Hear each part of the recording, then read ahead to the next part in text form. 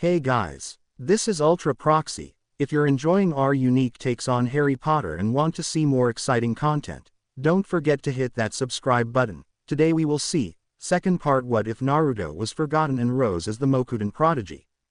Here is short summary. Forgotten by his family, Naruto carves his own path, awakening the legendary Mokuton and rising as a force the world can't ignore. But before we start, if you want more stuff like this, then be sure to subscribe and like this video. And if possible, share this video with your friends. Now let's start the story. Next day. I am impressed, Naruto. You and your team sound like you had quite the experience for your Chunin exams. And you finished the second round in 3 of the 5 days is an impressive feat. Hiruzen said as Naruto finished recounting the first 2 rounds to Hiruzen, Tsunade and Shizune, who had welcomed him back and told him well done for his efforts in the Chunin exams and for making the 3rd round. Now what do you know about your 2 opponents? Well, that's just it. I don't really know anything about them. I can only make guesses by their size and personalities. We did not have any chance to see any of each other's abilities. Tsunade pondered as she thought about it. You said one was called Akatsuchi who was from Iwa and the other was called Si who was from Kumo. How big would you say they were? Very big, bigger than other kids my age, he said, making them all nod. In that case I can bet they will favor their physical strength and will end up lacking in speed. We can work on your speed and make you faster than ever. Plus I will be drilling you into taijutsu every day until you can stand anymore, she said, grinning, making Naruto grin back. Plus I bet this boy from Iwa will use earth jutsus since they are very common for shinobi from Iwa, and the boy C from Kumo will favor lightning jutsus for the same reason, Shizune added, with Tsunade and Hiruzen nodding at the logic behind it. So we work on his speed along with teaching him jutsu to counter earth and lightning. Wind we can do, but Naruto does not have a lightning affinity. Then we focus on water and earth techniques. Counter earth with earth and then use water against lightning. The 2 are both each other's enemy, Hiruzen said. Plus I can work on my kenjutsu and fuinjutsu when I am on my own. They all nodded and made a quickly plan of what the training schedule for him would be like for the next month until it was time for him to leave for Suna again. Shizune would train him in the mornings until 1. Then an hour break for lunch until Tsunade would get him until 2 to 6. Then in the evening he could focus on his kenjutsu and fuinjutsu. Where are you up to in your fuinjutsu? Hiruzen asked. Naruto grinned and got out a small book from the storage seal on his right wrist.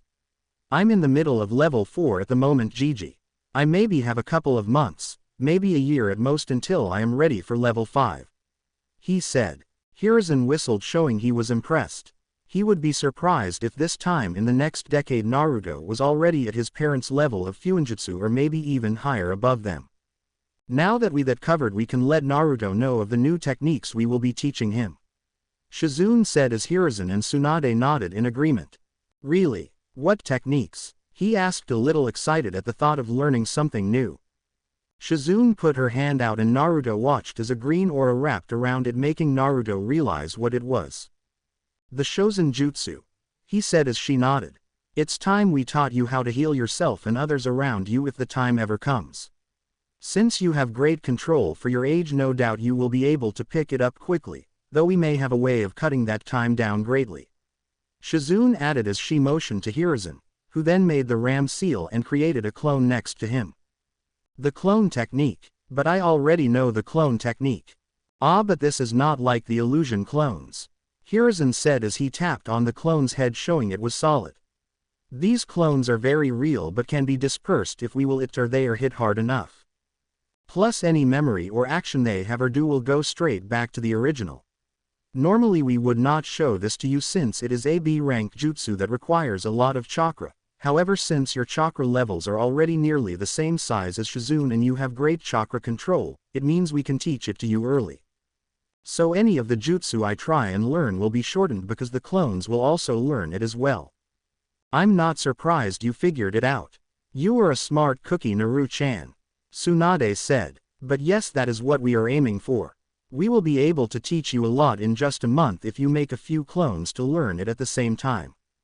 So for new techniques, Shizune-chan will teach me the Shozen Jutsu and Gigi will teach me the Kage Bushin no Jutsu, Then what are you going to teach me, Ba-chan? When he asked, Tsunade grinned while Shizune and Hiruzen looked a little panicked. No doubt they both knew what she was going to teach him. Are you sure you want to teach him that jutsu, Tsunade? He might not be ready for it just yet. Hiruzen asked almost in a pleading tone, but Tsunade waved it off. I have no doubt in my mind he will be able to learn it and master it to a degree in time for the Chunin exams. Besides, I have never taught this jutsu to anyone before, and I think teaching it to Naruto-chan would be the right thing to do. Naruto looked a little confused since he was unsure of which technique Tsunade was talking about, since she had a few techniques which she had never taught anyone, not even Shizune. Motioning him to follow her, Naruto was led outside by Tsunade, who had Hiruzen and Shizune following behind them, both looking a little pale. She stood in front of one of the Sarutobi clan training fields that the Sarutobi clan had, but Naruto swore he heard Hiruzen mumbling under his breath. This Naruto-chan is what I will be teaching you. When people see you do this, they won't want to go anywhere near you. Grinning to herself, she raised her right fist high in the air for the three to see. Her right hand glowed bright blue and Naruto could see it getting denser before it suddenly disappeared around her hand. Huuuuuaahhhhh, Tsunade cried out as she brought her right fist down onto the ground and punched it with all her might. As soon as her fist hit, the entire training field cracked and began burst in a big explosion, making a big cloud of smoke and gravelly smoke to go through the area. Naruto, Hiruzen and Shizune managed to use their chakra to keep them in one place, since some damage had been done even from behind Tsunade while the entire training field had been completely leveled. Whoa, Naruto said to himself. He had seen Tsunade use her super strength abilities many times, even in their spars together, but every time it made him look on in both amazement and a little bit of fear. Why, you're going to teach me that? Naruto said in amazement as Tsunade turned around to face him and grinned at him. I am, but remember Naruto, this technique of mine is very dangerous and therefore you must always be very careful, since one false move and all that chakra you build up in your hand could be released too early or too late and will result in your hand being blown to pieces. Naruto gulped. Also, you must not teach another person this technique without my approval. The last thing I want are too many shinobi knowing my trademark technique and it somehow being used against us. Understand? She asked and Naruto nodded his head. Naruto grinned happily. The three older shinobi smiled at his eagerness, but before they could push forward and begin the training, an Anbu appeared. Tsunade-sama, Sandaime-sama, Shizune-san, the Hokage has requested your presence in his office. He says it is of the utmost importance. The trio all looked in surprise and curiosity to what Minato was asking of them. We will be right there, Hiruzen answered as the Anbu disappeared. Well, Naruto-chan, you can stay here if you like and practice, or you can head on home and we can begin tomorrow. We best go see what your father needs, Hiruzen told the young Beyond. Okay Gigi, I'll see you all later, Naruto said as Shizune and Tsunade painted a key on his forehead each before they trio shunshined away. Naruto stood there and watched them go before a thought crossed his mind and took this as a good chance to do something without his parents or anyone else knowing about. I think I'll head home.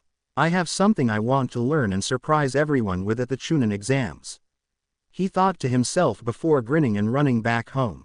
Hokage office. Tsunade, Hiruzen and Shizune arrived in the Hokage office and were surprised to see Minato, Kushina, Jiraiya and Kakashi all standing there talking amongst them before seeing the new group arrive. Ah, I am glad you are all here. Jiraiya here has important information for us which the three of you need to hear, Minato said, though they could see he had a happy smile plastered on his face.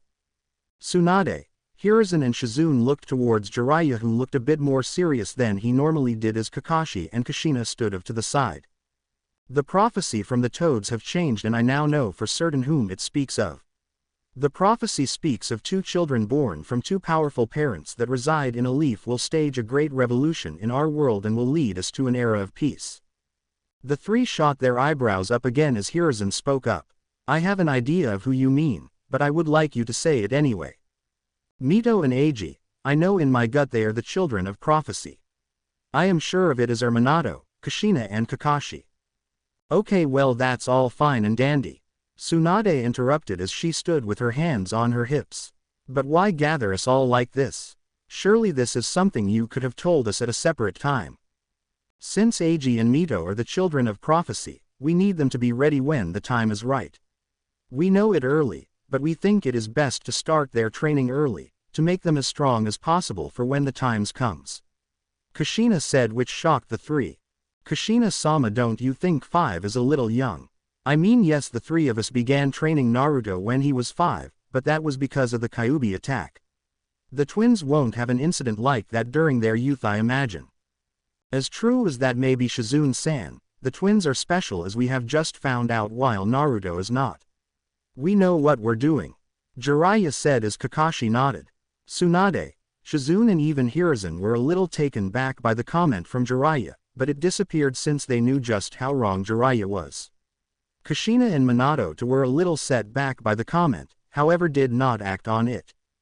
Anyway, with this information we will all be needed to begin training them as soon as possible.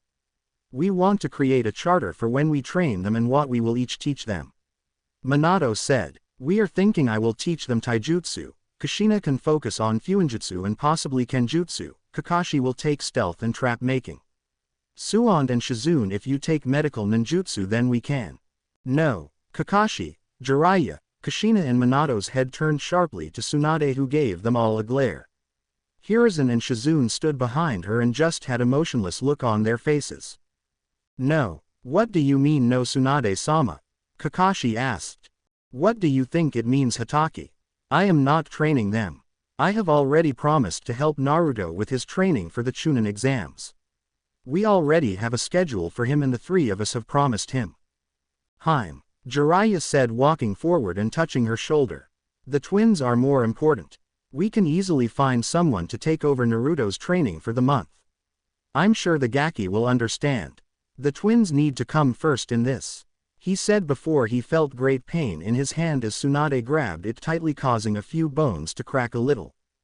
And when will you understand that I won't turn my back on him in his time of need? Unlike some, she said as she turned around and began walking out of the office. What do you mean by that? No one has turned their backs on Naru-chan, Kushina said, frowning a little at the statement, and felt more confusion when she heard Tsunade scoff. Tsunade left the room while Hiruzen and Shizune said their goodbyes before leaving along with the Senju woman. You all right, sensei? Minato asked as Jiraiya held his hand. I am surprised, Tsunade said. No. I thought she would have jumped at the chance to teach the twins.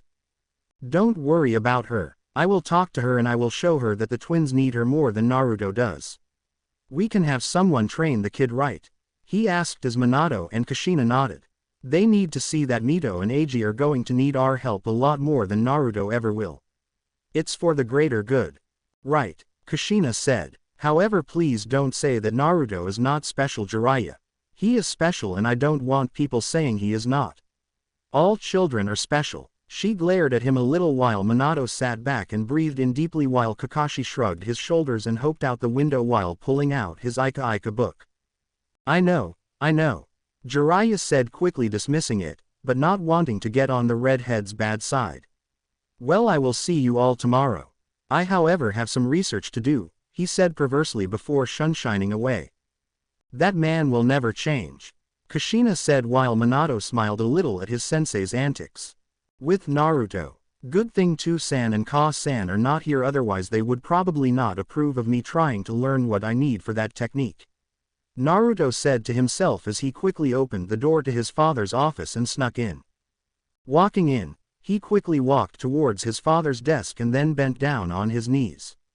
From underneath the desk he hit it 3 times before a small cabinet suddenly opened up, revealing a couple of scrolls.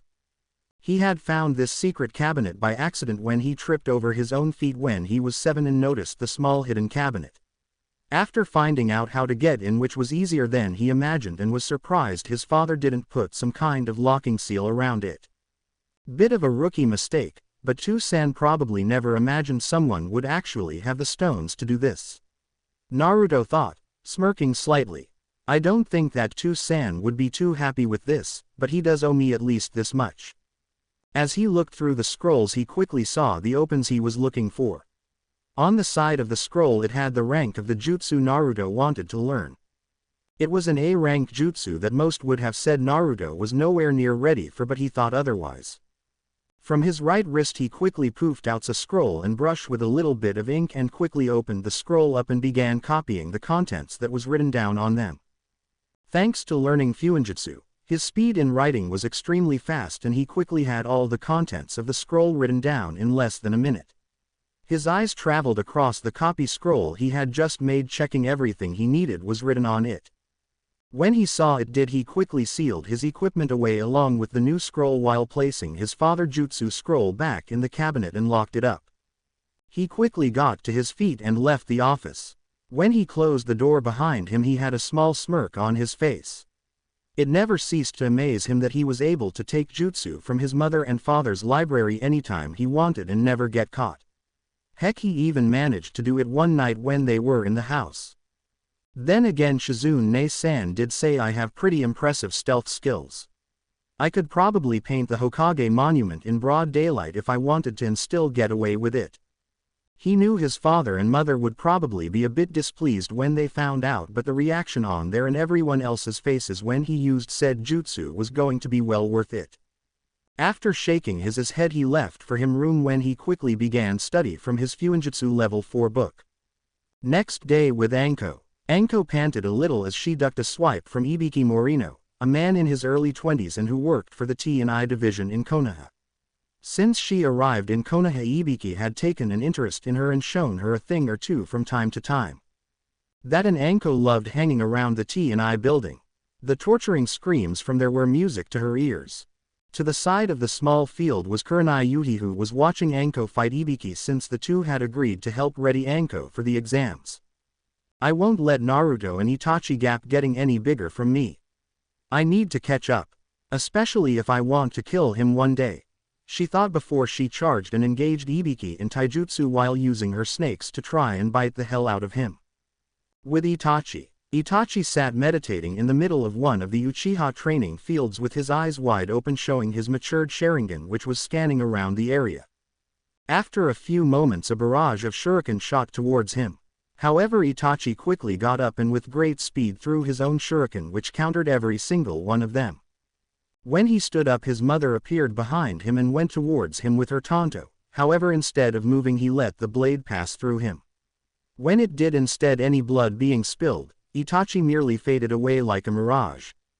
Very good, Itachi-kun, Makoto said as she looked to her right to see Itachi standing there nodding at his mother before her own Sharingan flared as mother and son lunged towards each other. With Naruto. Naruto breathed easy as he held the sheathed Shisui in his left hand as he crouched on his spot.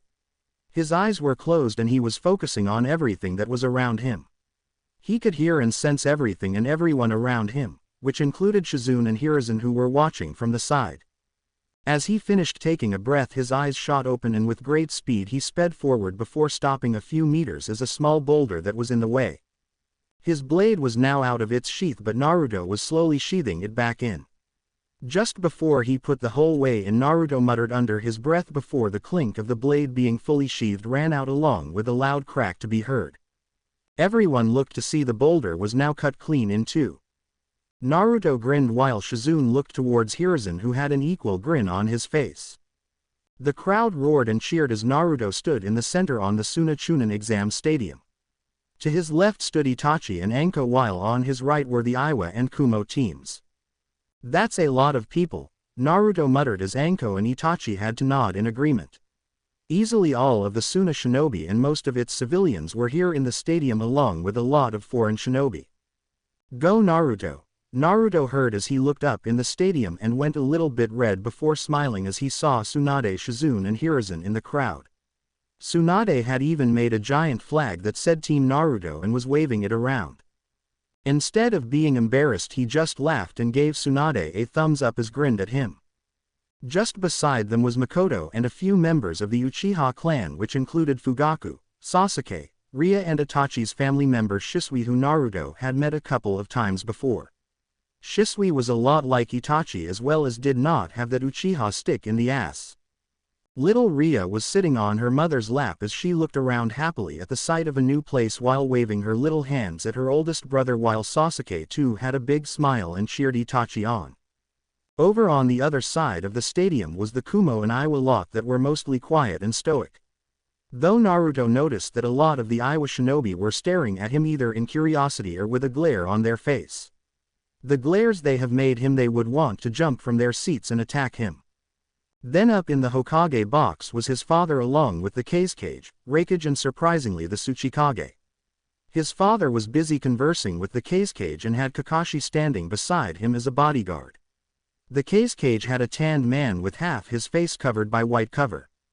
Beside the Tsuchikage who was an old man that was very short, old man with a triangular beard and a mustache that has angular corners, a big red nose and thick eyebrows. The top of his head is completely bald, although he has long white hair on the lower half of his head which is styled in a traditional Chonmage haircut. Over his shinobi coat he wore a mostly green and red coat. Beside him was a large man wearing the traditional red Iwa uniform but had no sleeve on his right arm, showing his larger arms. Then beside the Raikage was the same Jonin who accompanied him to Konoha just over a year ago. As Naruto waited for the proctor to begin the third exam, he knew that his own family was missing from the stands. Before they had left for Suna, Minato and Jiraiya had decided it would be best to keep the twins and Mina in Konoha since they did not want to risk any assassination attempts. Kushina had readily agreed, which made Naruto angry. He wondered if his parents actually remembered about him at all. They had not shown any concern when he left for Suna over a month ago and yet they were threatening over the twins. Instead of coming to Suna they would instead watch from the Chunin Stadium in the Leaf where they would be playing the Chunin exams on the big screen for those that had not gone to Suna to be able to watch it. His eyesight then turned towards the shinobi he and his team would have to go against but noticed that the Iwa Kunoichi was glaring at him. Kuretsuchi whose name he remembered outfit was the same as before but her eyes were brimming with confidence. I bet she has gotten a lot stronger since her grandfather is the Tsuchikage after all, he thought as he looked back up at the cage box to see Onoki looking down at his granddaughter with a prideful smile before he turned to Naruto gaze before narrowing a little and scoffed a little. Over in the stands Suon who was keeping close eye on Naruto saw where his gaze was going. San noticed Onoki looking at him. She let a growl build up in her throat promising pain to Onoki if he tried anything during the exams. Next to him Anko let her eyebrows shoot up a little. "You okay Naruto?" Anko asked as she tapped her friends on the elbow since she saw his frown on his face. Yeah, I'm fine.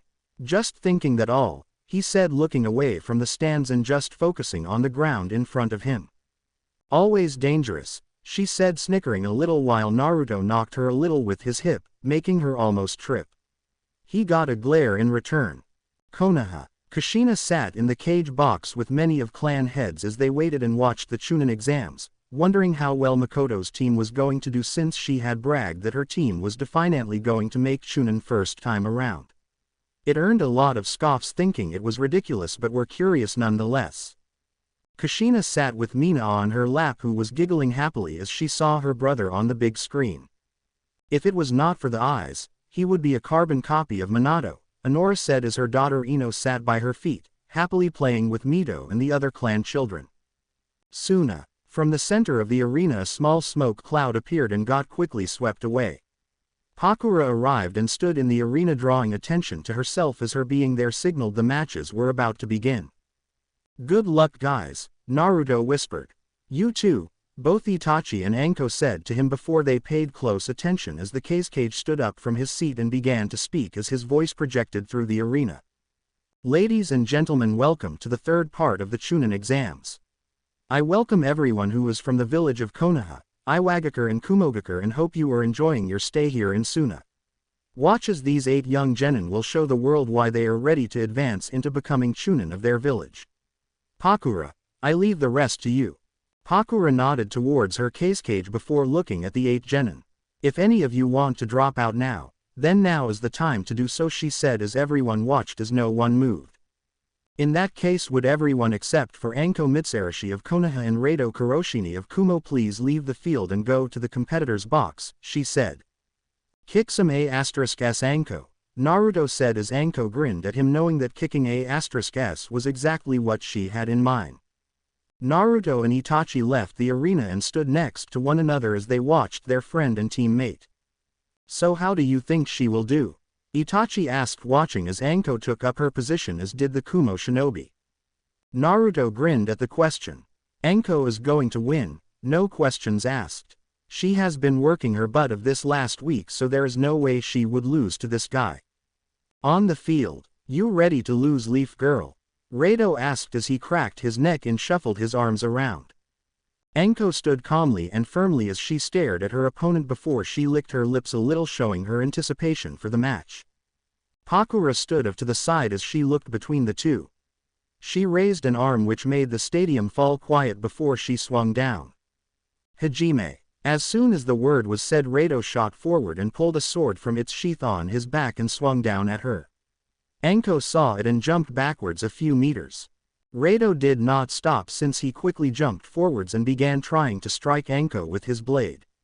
He was swinging in a mad frenzy, but Anko though was easily dodging the strikes. Raiden. Inazuma Zeppin, he said as he threw his hand forward to try and grab Anko's shoulder and sent currents of lightning going through her body. Anko however kawaramied away and reappeared 10 meters behind him, leaving a log in her previous spot.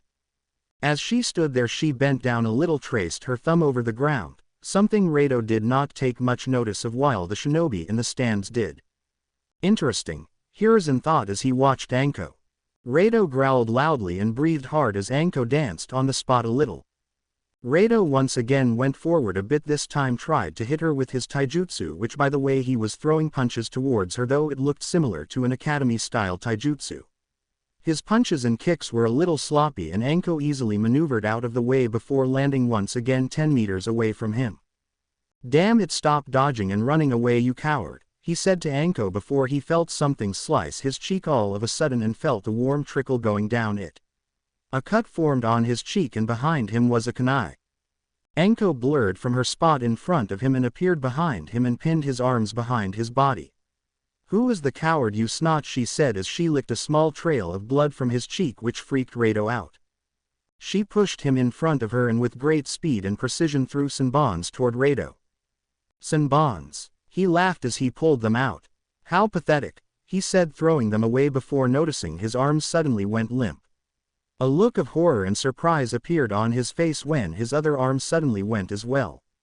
My arms. What did you do? Those pathetic senbons, as you called them, were lost in poison, she said, making Rado's eyes go wide like saucers. Don't worry, it's not harmful, but it will make your body go numb and limp for a few hours. Don't worry though, you should be fine by the end of the day. However, she said as a wicked grin appeared on her face. It means you are now all ripe for the taking. She makes a hand sign and out of the ground a large snake bigger than Rado comes out of the earth and wraps around the numbed boy, who now looks ready to drop to the ground in fear. Now you can either surrender or I could have my friend have you as a snack. He has not been fed in a few days, so he is mighty hungry, she said, patting its head before the snake hissed loudly at Rado. Everyone watched as the snake opened its jaws and elongated its fangs towards him. Just as the snake's mouth was about to devour him whole, Rado called out. I give up. I surrender. Darn, that takes the fun out of things, Anko said before shrugging as she called off the giant snake and watched as Rado dropped to the ground like a sack of potatoes. Pakura, who was standing a little off to the side, smirked a little before holding up her hand. The winner of the match is Anko Mitsurashi of Konoha. When she spoke, the audience clapped while those from Konoha cheered. Pakura auctioned for a stretcher to come onto the field and they quickly took Rado away. That girl is pretty good. She might have a bright future in the Leaf, Hiruzen said. Though I wonder where she learned to use poisons. Both Hiruzen and Suand glanced over towards Shizune, who shuffled a little in her seat before returning to the field. Up in the Hokage box, the Raikage grumbled a little while Onoki looked at the girl curiously. How is it that she has the snake contract? He asked. I'm not at liberty to say that, Minato said firmly as Kakashi eyed the older Kage while the guard of Onoki's looked in Kakashi's. I would not bother asking Tsuchikage. When it comes to sharing information, don't expect to get anything back from him or that village of his. Minato glared a little from his seat while the two Kages huffed. Not surprising. The boy always was full of himself, Onoki muttered while Kakashi glared at him before Onoki glared at Kakashi. Boy, if you don't stop glaring at me you will be joining your father in the afterlife, he threatened as Minato put his hand on Kakashi's shoulder as things went quiet in the Hokage box. Good job out there, Anko. You showed him who was boss, Naruto said as Anko shrugged. I did what I could, she said before looking at Itachi. You better win your match because I will be waiting for you in the next round, she said as Itachi nodded and began walking onto the field. Itachi arrived on the field as he looked across from his opponent, Deidara of Iowa. The blonde Iowa shinobi was grinning as his hands were very close to a pouch on his side. Uchiha-san, are you ready to behold my art? It is quite a bang, he said as Itachi furrowed his brow.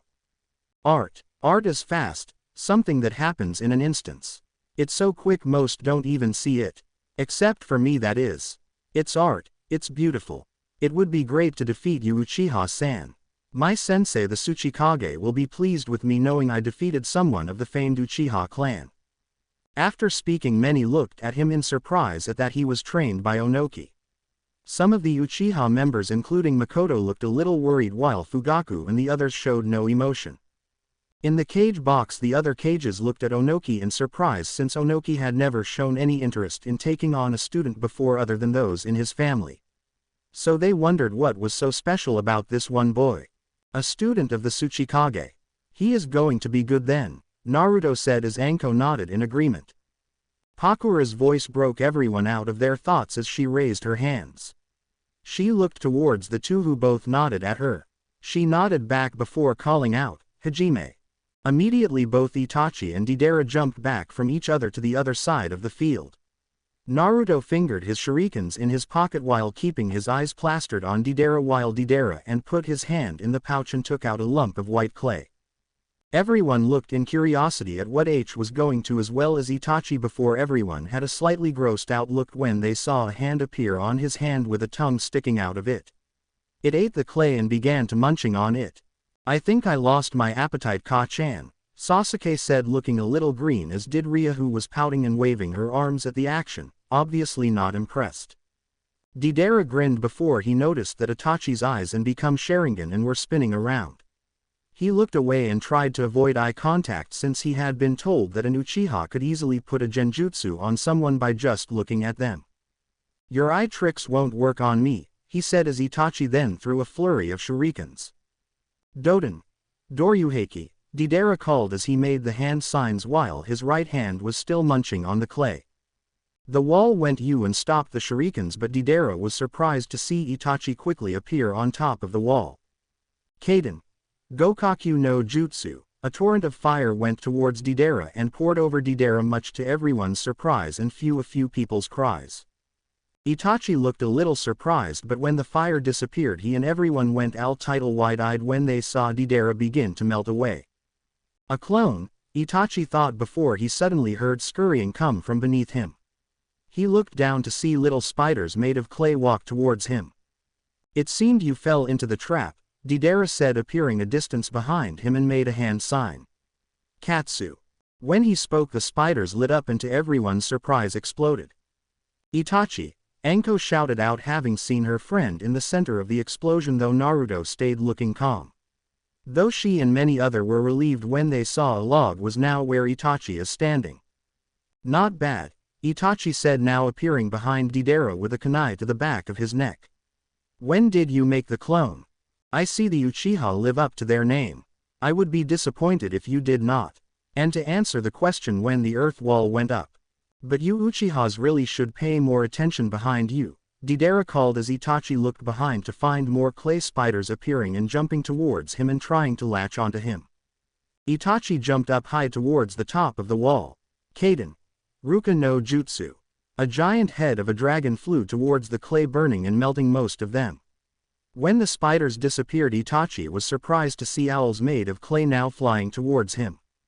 Frowning he made a new set of hand signs. Raiden. Raiko Senbon no Jutsu, a range of lightning-made senbons formed in front of him and he threw them towards the clay-made owls. Since when does Itachi know lightning jutsu? Anko asked since she was unaware he even knew Nei light jutsu since he was mostly fire-based like she was. Must have picked it up during his training, Naruto answered. The lightning made Senbons hit the owls and they all went tumbling down. As Itachi looked toward Deidara, he saw a grin was plastered on his face.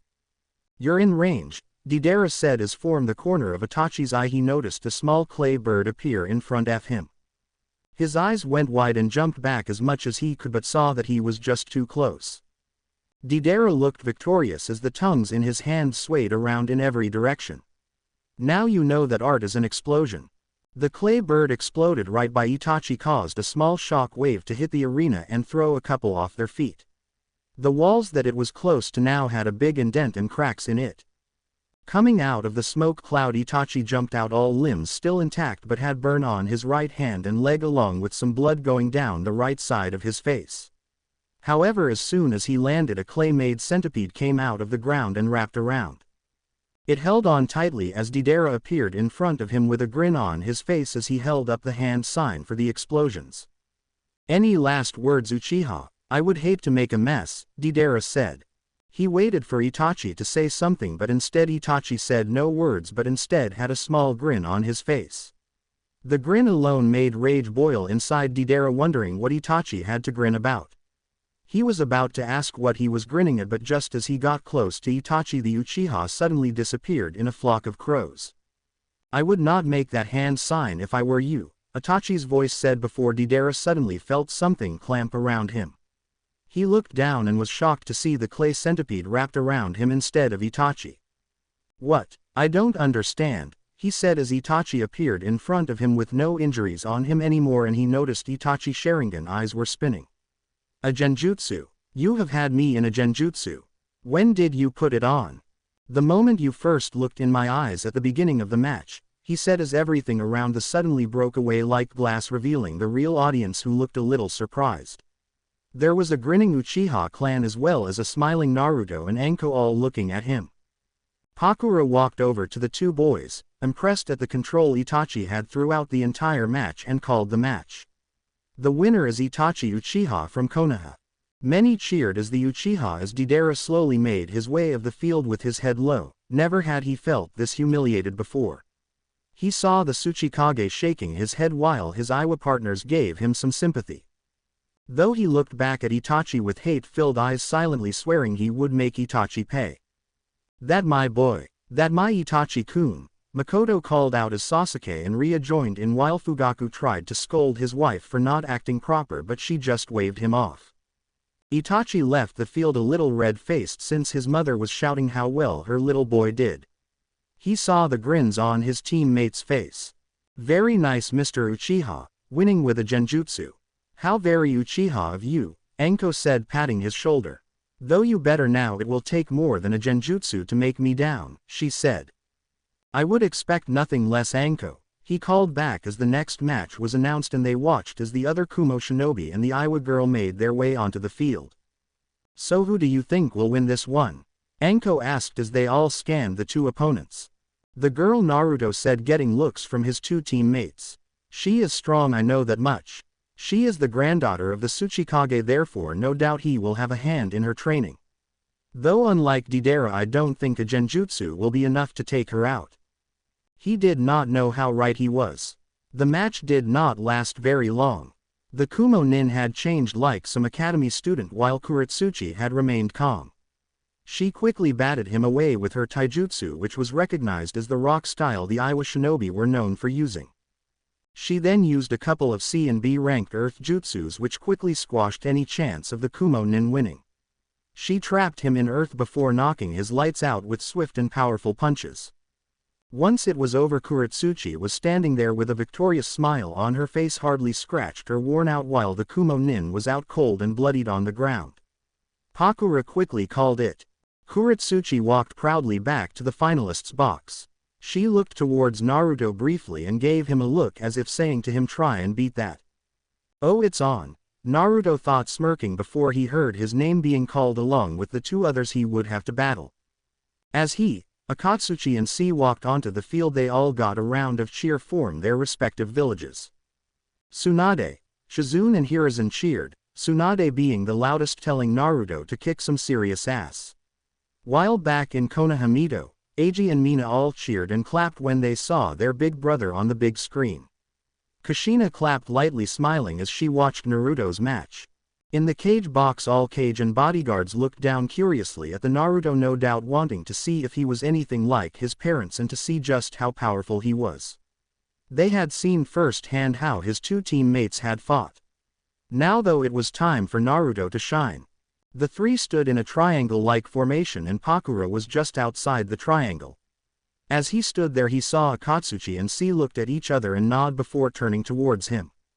He, along with many others, saw it and inwardly cursed. Though Naruto had stayed perfectly calm and now prepared himself.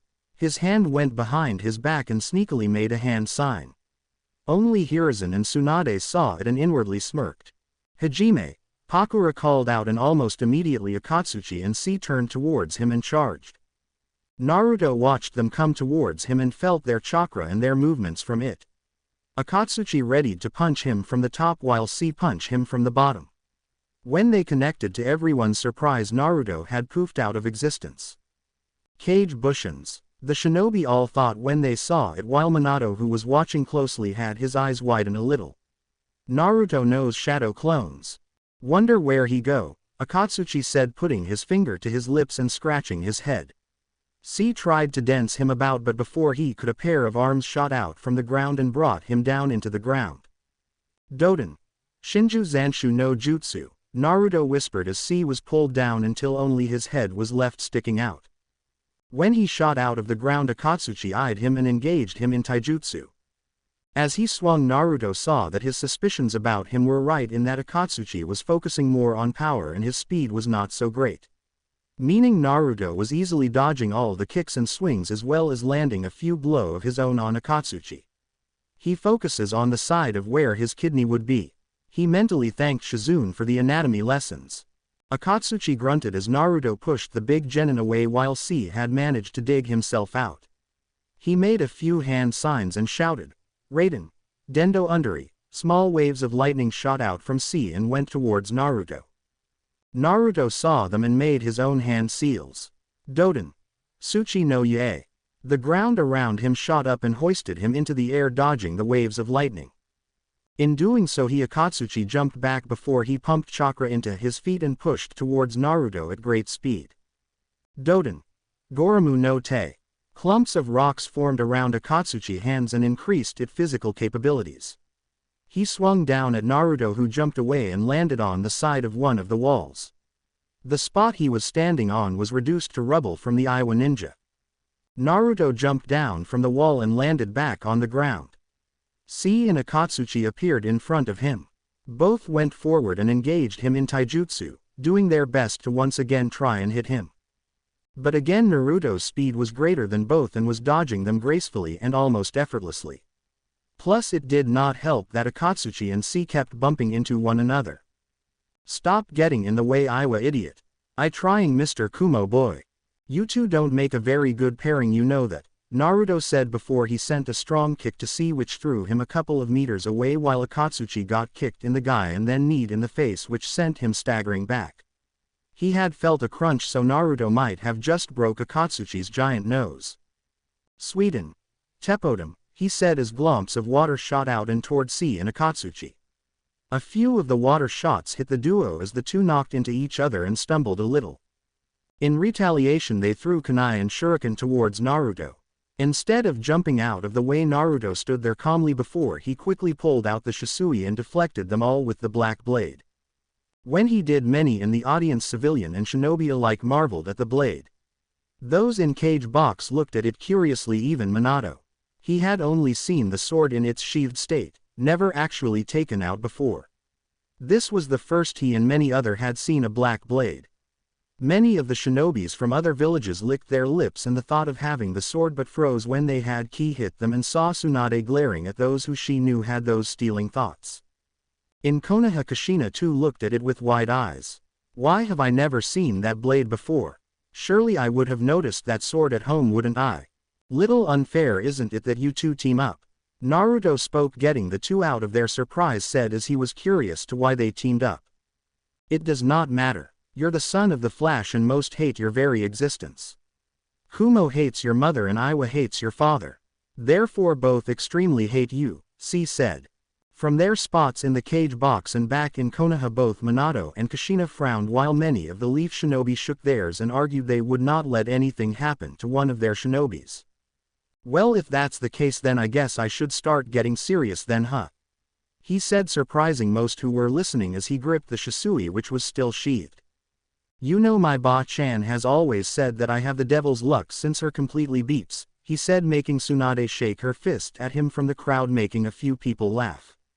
So I think I can end this soon, since watching you two fumble over each other leaves little to be desired, he said, as well as thinking, I can end this in one move. Guess it's time that I finally used it. His fingers traced along the hilt of his resheathed blade. You think so? Well, I will show you, C declared, forgetting about the teamwork with Akatsuchi.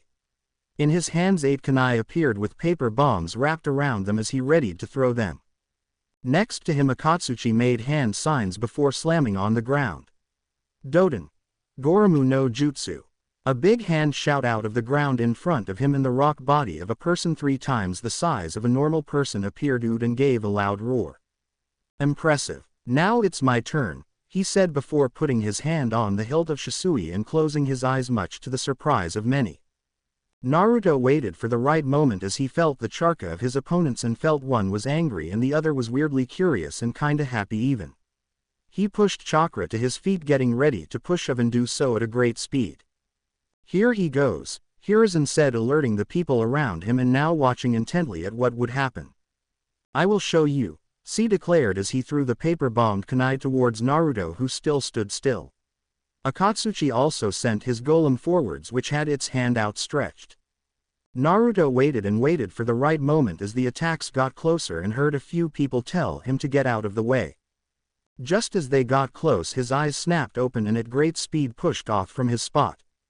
It all happened in a blur as Naruto was standing in one spot 1 second and then the next he was behind Akatsuchi and C.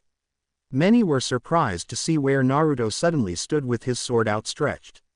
All they heard for that few seconds were what sounded like tearing the whipping of wind.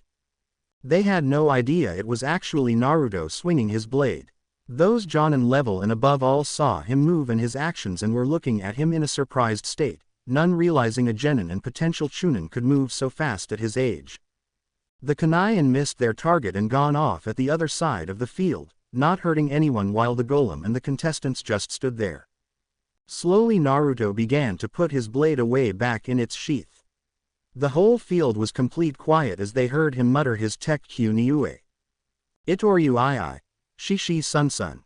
He then fully sheathed the blade, making the clink sound echo through the arena. When he did, everyone watched as the golem suddenly fell to pieces and C and Akatsuchi had blood spurt from their chests as they suddenly fell down to the ground. No one moved as they were all a little wide-eyed, while Hiruzen, Tsunade, Shizune, Makoto, Itachi and Anko stood there with big smiles on their faces.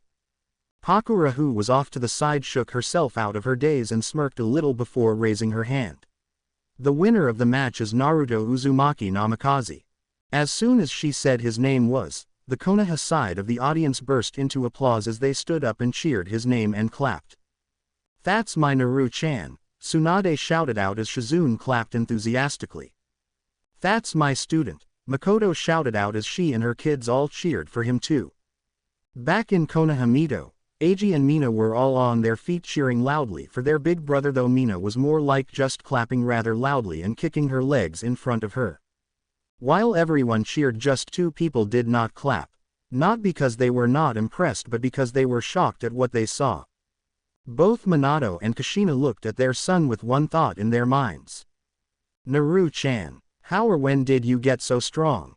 After the first round of the third task had finished, everyone was given 30 minutes to take a rest and gather their bearings before they moved on to the second round and on to their next fights. Makoto, Tsunade, Hiruzen and Shizune had come down from their spots in the crowds and wanted to see how the trio were doing and to make sure they had no major injuries, despite already knowing they were all perfectly fine. The adults praised each one of them, especially Naruto, since his sword technique had apparently been the talk of the crowd since he used it. Watching him take down 2 shinobis and a big rock golem in a single move was something to be impressed with. That was a great first round, Naruto-kun. You were doing very well and you won it with revealing little of your strengths.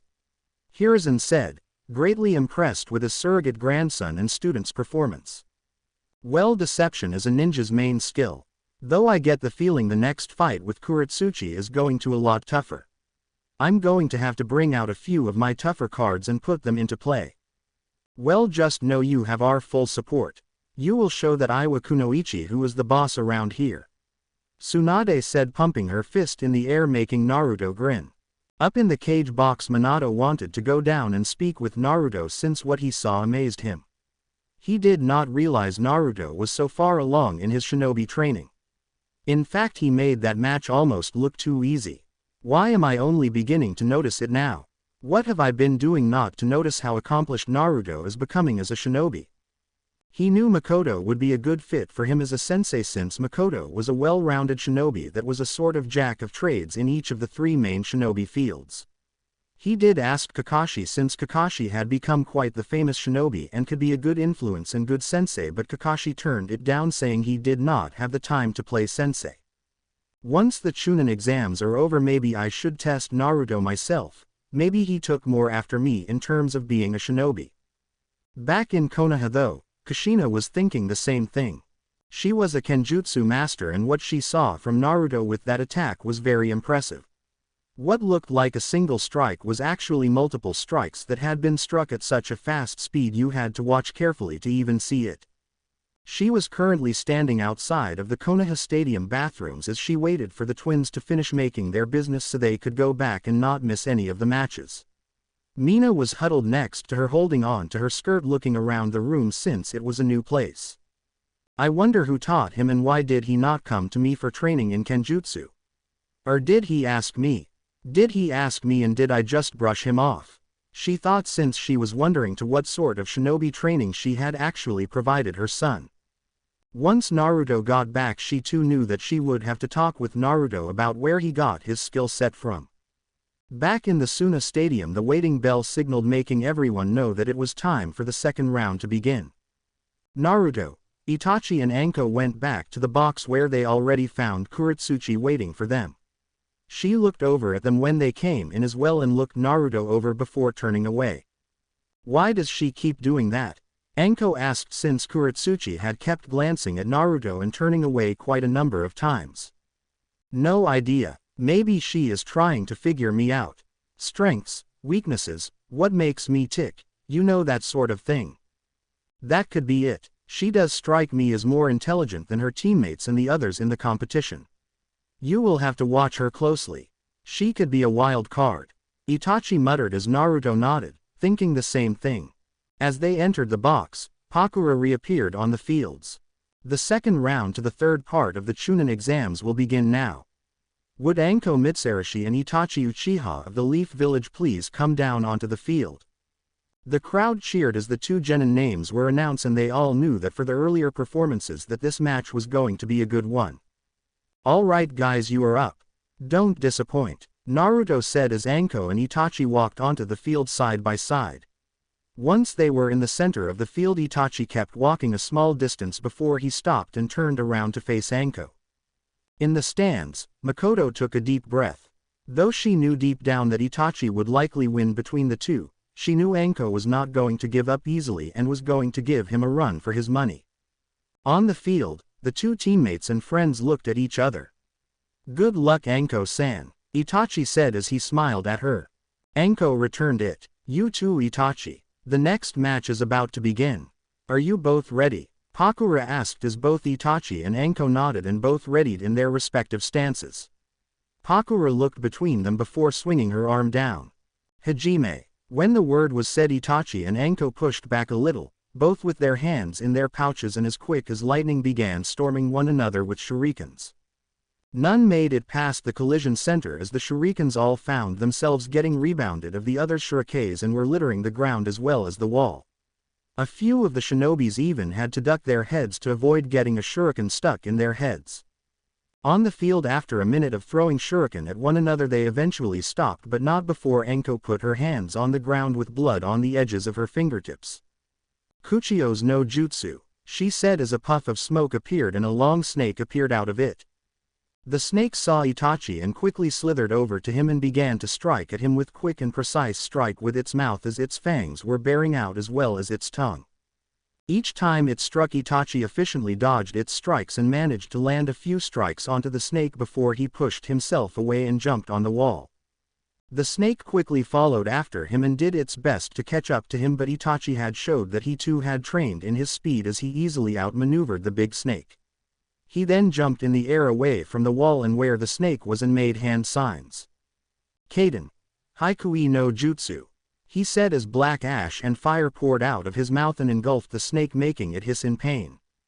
That's going to hurt, Naruto muttered as many in the crowd thought the same thing. They would not want to be that snake right now. When the ash cloud disappeared, the snake was still there, but its skin was burnt in multiple places. I am going to be SSSSSSS shedding for weeks SSSSS, the snake hissed out before it disappeared in a cloud of smoke. When Itachi landed on the ground, Anko came up behind him and pulled a kunai over his neck. You should remember to watch your back, she said as Itachi smiled at her. I could tell you the same thing. Anko's eyes winded when Itachi suddenly disappeared in a murder of crows and could hear something soaring through the air and coming towards her. She turned around in time to see kunai heading towards her. Her eyes counted how many there were and in retaliation threw the same amount of shuriken. Her shuriken collided with Itachi's and cancelled them out.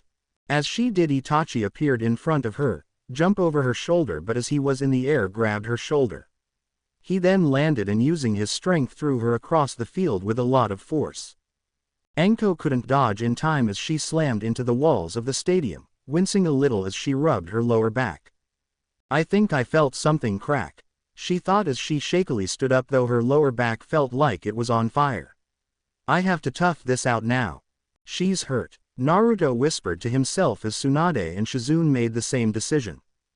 Anko made a few hand signs and Itachi, who had his Sharingan active, copied the movements. Kaden. Enden no Jutsu. They both said as two giant fireballs blew out of their mouth and collided with one another, making a shockwave of heat hit the closer audience members. Fugaku meanwhile turned to his wife. That is an Uchiha clan jutsu. Why does someone who is not an Uchiha know it? He asked as Makoto shrugged at her husband's question. Itachi must have shown her it. She does have a fire affinity, so it would be a helpful jutsu to know. Fugaku obviously was not satisfied with the answer but had to accept it since Makoto had now turned back to the match at hand. Kaden. Hai no jutsu shi aim. Anko said as she shot fire into the air and everyone watched as the fire looked as if it began to break apart into multiple little pieces and rain down on the field. Itachi responded by calling out, Doden. Doiki no jutsu. As a wall of earth suddenly erected up in front of him and blocked the rain. Doden. Since when do you know Doden? Anko asked. I asked Naruto to show me a Doden that would be handy for defense, though in return I had to promise him that I would show him a Kaden jutsu at some point in the future. No fair, she whined, pouting before she went into her pack and grabbed a few senbons. Itachi recognized them as the senbons she used in her previous match that had some kind of venom on them. Can't get hit by those, he thought as Anko made her way towards him with 3 senbons gripped in each of her hands. She got closer towards him and swung at him, but Itachi easily maneuvered out of the way. When she did though, Itachi swept her feet and went to hit her in the gut but noticed his legs went through her. An illusion, he thought to himself as he turned around to see a senbon implanted in his shoulder. Sometimes you have to go back to basics, right? Anko said as Itachi chuckled. Very true, and it seems your poison managed to get me. I am guessing my arm will be out of commission for a little while. He asked as she nodded. Then I guess I better get rid of it before it spread too far. He said. As he said that, he grabbed a kunai with his other hand and drove it into the wound where the senbon went in, effectively getting the poison out of his system. Many in the audience were surprised to see him do such an act, but the shinobi saw it as dedication since not many would willingly injure themselves in order to get rid of the poison. That should be enough, he said before he quickly hit Anko in her stomach as she looked at him in surprise at what he had just done. Anko hit the ground but quickly got up. Sanejishu, she said as 2 snakes shot out of her sleeve and headed straight towards Itachi. To her surprise they hit, but a moment later a poof was heard and a log was now in his place. "You're not the only one who can go back to basics," he said as Anko turned around to try and stop him but instead felt a thud hit the back of neck. Her eyes went dreary and her vision went black before she collapsed to the ground knocked out. Itachi looked towards Pakura who nodded. The winner of the match is Itachi Uchiha of Konoha. The crowd cheered and clapped at the two genin who gave them another good performance as Itachi's siblings once again cheered loudly for their big brother. Itachi looked down at Anko and quickly picked her and carried her over to the medic bay where they would take a quickly look over her and check her vitals were all fine. "You did good, Anko-san. You pushed me quite a bit. I look forward to any future battles we should have," he said as he patted his friend's shoulders before he made his way back the contestants' box. In the stands, Makoto gave both her son and her female student a loud round of applause, knowing that they both deserved it and that she was very proud of both of them. "Good fight. Anko put you through the ringer," he said as Itachi winced a little from the cut on his shoulder. "Yes, well, as tough as that was, it is now your turn to fight against some feminine fury," he said as they looked over to see Kuretsuchi move onto the field. "Looks like it is my turn again," Naruto said as he cracked his shoulders and followed after. When they both walked onto the field, the Konoha and the Iwa side all erupted into cheers, no doubt having been waiting to see this match happen for some time. It was essentially the family of Iwa versus the family of Konoha. And it was time to see which one was better. Naruto and Kuretsuchi stood apart from one another as the two looked across from one another. Naruto raised an eyebrow at her calm demeanor and noticed she was not listening to the shouting of the crowds. "You're different from the rest," he said as Kuretsuchi raised an eyebrow. "Different how? For starters, you are not insulting me because of who I'm related to. I know my dad can be an A*S at times, but you don't need to take it out on me," he said as many in the crowd snickered at his words. In the Hokage box, Minato coughed and looked a little uncomfortable as the other cages laughed in their seats, no doubt finding it funny that the man's son called him what they all thought he was. "Not that it's any of your business, but I don't hold that petty grudge that others in Iowa carry. While I don't really like you all the same, I don't hold a grudge over what happened in the Third War. It was war and casualties and deaths were bound to happen. Even though I agree, your dad can be an ass." Now Minato just wanted to crawl away as the cages laughed even harder, as did Tsunade, Shizune and others in their section. "What about those times where you just looked at me? Like you hated me? Just observing you, wanting to see what your strengths were, any weak points, what made you tick? And did you get any answers?" he asked as Kuretsuchi smirked at him. "Well, I guess you will just have to find out," she said, making Naruto back in return. "Okay, love birds, if you two are done flirting with each other," Pakura said as Naruto and Kuretsuchi blushed a little and looked the other way, drawing a few laughs from everyone. "Then we can begin this match." They both nodded and got in their respective stances. "Hajime, Doden, Daichi no Supaiku," Kuretsuchi called as a massive spike of earth shot out of the ground towards Naruto. Naruto jumped back 10 meters and missed the spike as he unsheathed the Shisui. Kuretsuchi went forward with a kunai in each hand and began swiping at Naruto, who easily defended with the Shisui. Sparks flew from the kunai and blade when they connected with one another. Kuretsuchi used her slim body and used her flexibility to perform a couple of very agile and well-balanced moves as she tried to hit him in some of his vital spots. One of her kunais went for the jugular, showing Naruto just how serious she was being. He moved his head back and just felt the graze of the tip of the kunai hit his throat. In response, he swept her legs with a vicious kick, but Kuretsuchi quickly jumped in the air before she unleashed a kick of her own. He caught the kick and threw her over his shoulder, but she easily rolled with the throw. "Doden. Doro no Gazo," she said as glomps on mud shot out of her mouth and rocketing towards Naruto. "Futon. Daitapa," he said as he took a deep breath and forced a large swirl of wind out of his mouth. The wind rushed forward and knocked into the mud shots, sweeping them away or destroying the others. "Futon. Doden and Suiten Jutsu," Kushina thought as she watched the screen of her son fighting the Iwa Kunoichi. "How does he have 3 elements? He should have taken after either myself or Minato, yet he has inherited both along with another." Back on the field, Naruto defended from a few quick strikes from Kuretsuchi, though he was too fast and managed to block each strike and counter with his own. No, she would block and do the same. Eventually her kunai and Naruto's sword locked onto each other and began fighting for dominance. When they entered a stalemate, Naruto used his superior physical strength and pushed her back and sent her flying back a couple of meters. So he is not all show. He has physical strength too, she thought. Kuretsuchi easily backflipped and landed on her feet. Kage Bushin no Jutsu. Naruto called as 3 shadow clones shot forward and began attacking Kuretsuchi as Naruto placed a hand on his blade's hilt. He's going for it again, Hiruzen said as Suon nodded. It's early for him to be going for it again. When he watched the clones get her in the right spot, charged. Itoryu. Shishi Sun, he said as he suddenly shot forward and went to slash Kuretsuchi again. However, when Kuretsuchi saw what he was doing and noticed him ready to charge, she already knew the general dynamics of the attack. She ran forward towards one of the Naruto clones and jumped onto its shoulder before pushing herself into the air. In the air she successfully dodged the attack as Naruto went past, having missed his target. Up in the cage box, Onoki grinned at his granddaughter's display.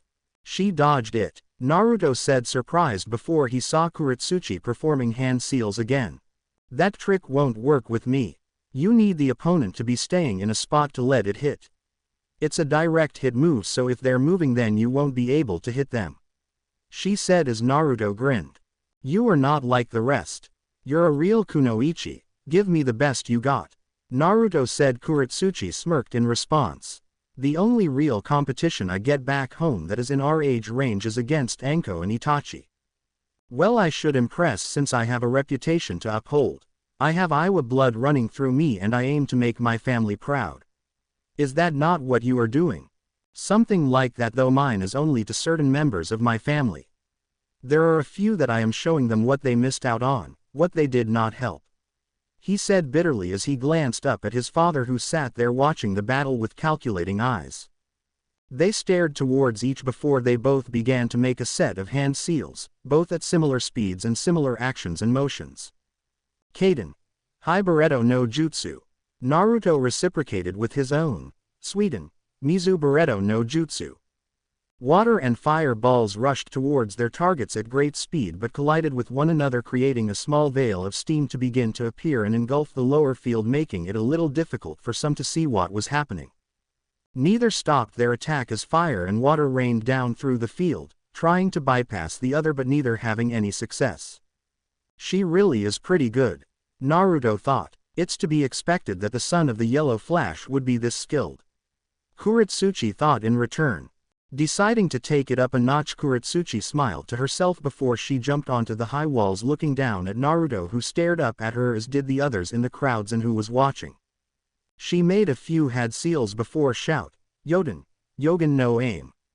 She called out as she took a deep breath and shot out large glomps of lava from her mouth high into the air and watched as it began to separate from large glomps and into small and smaller pieces until it was just like bits of hail.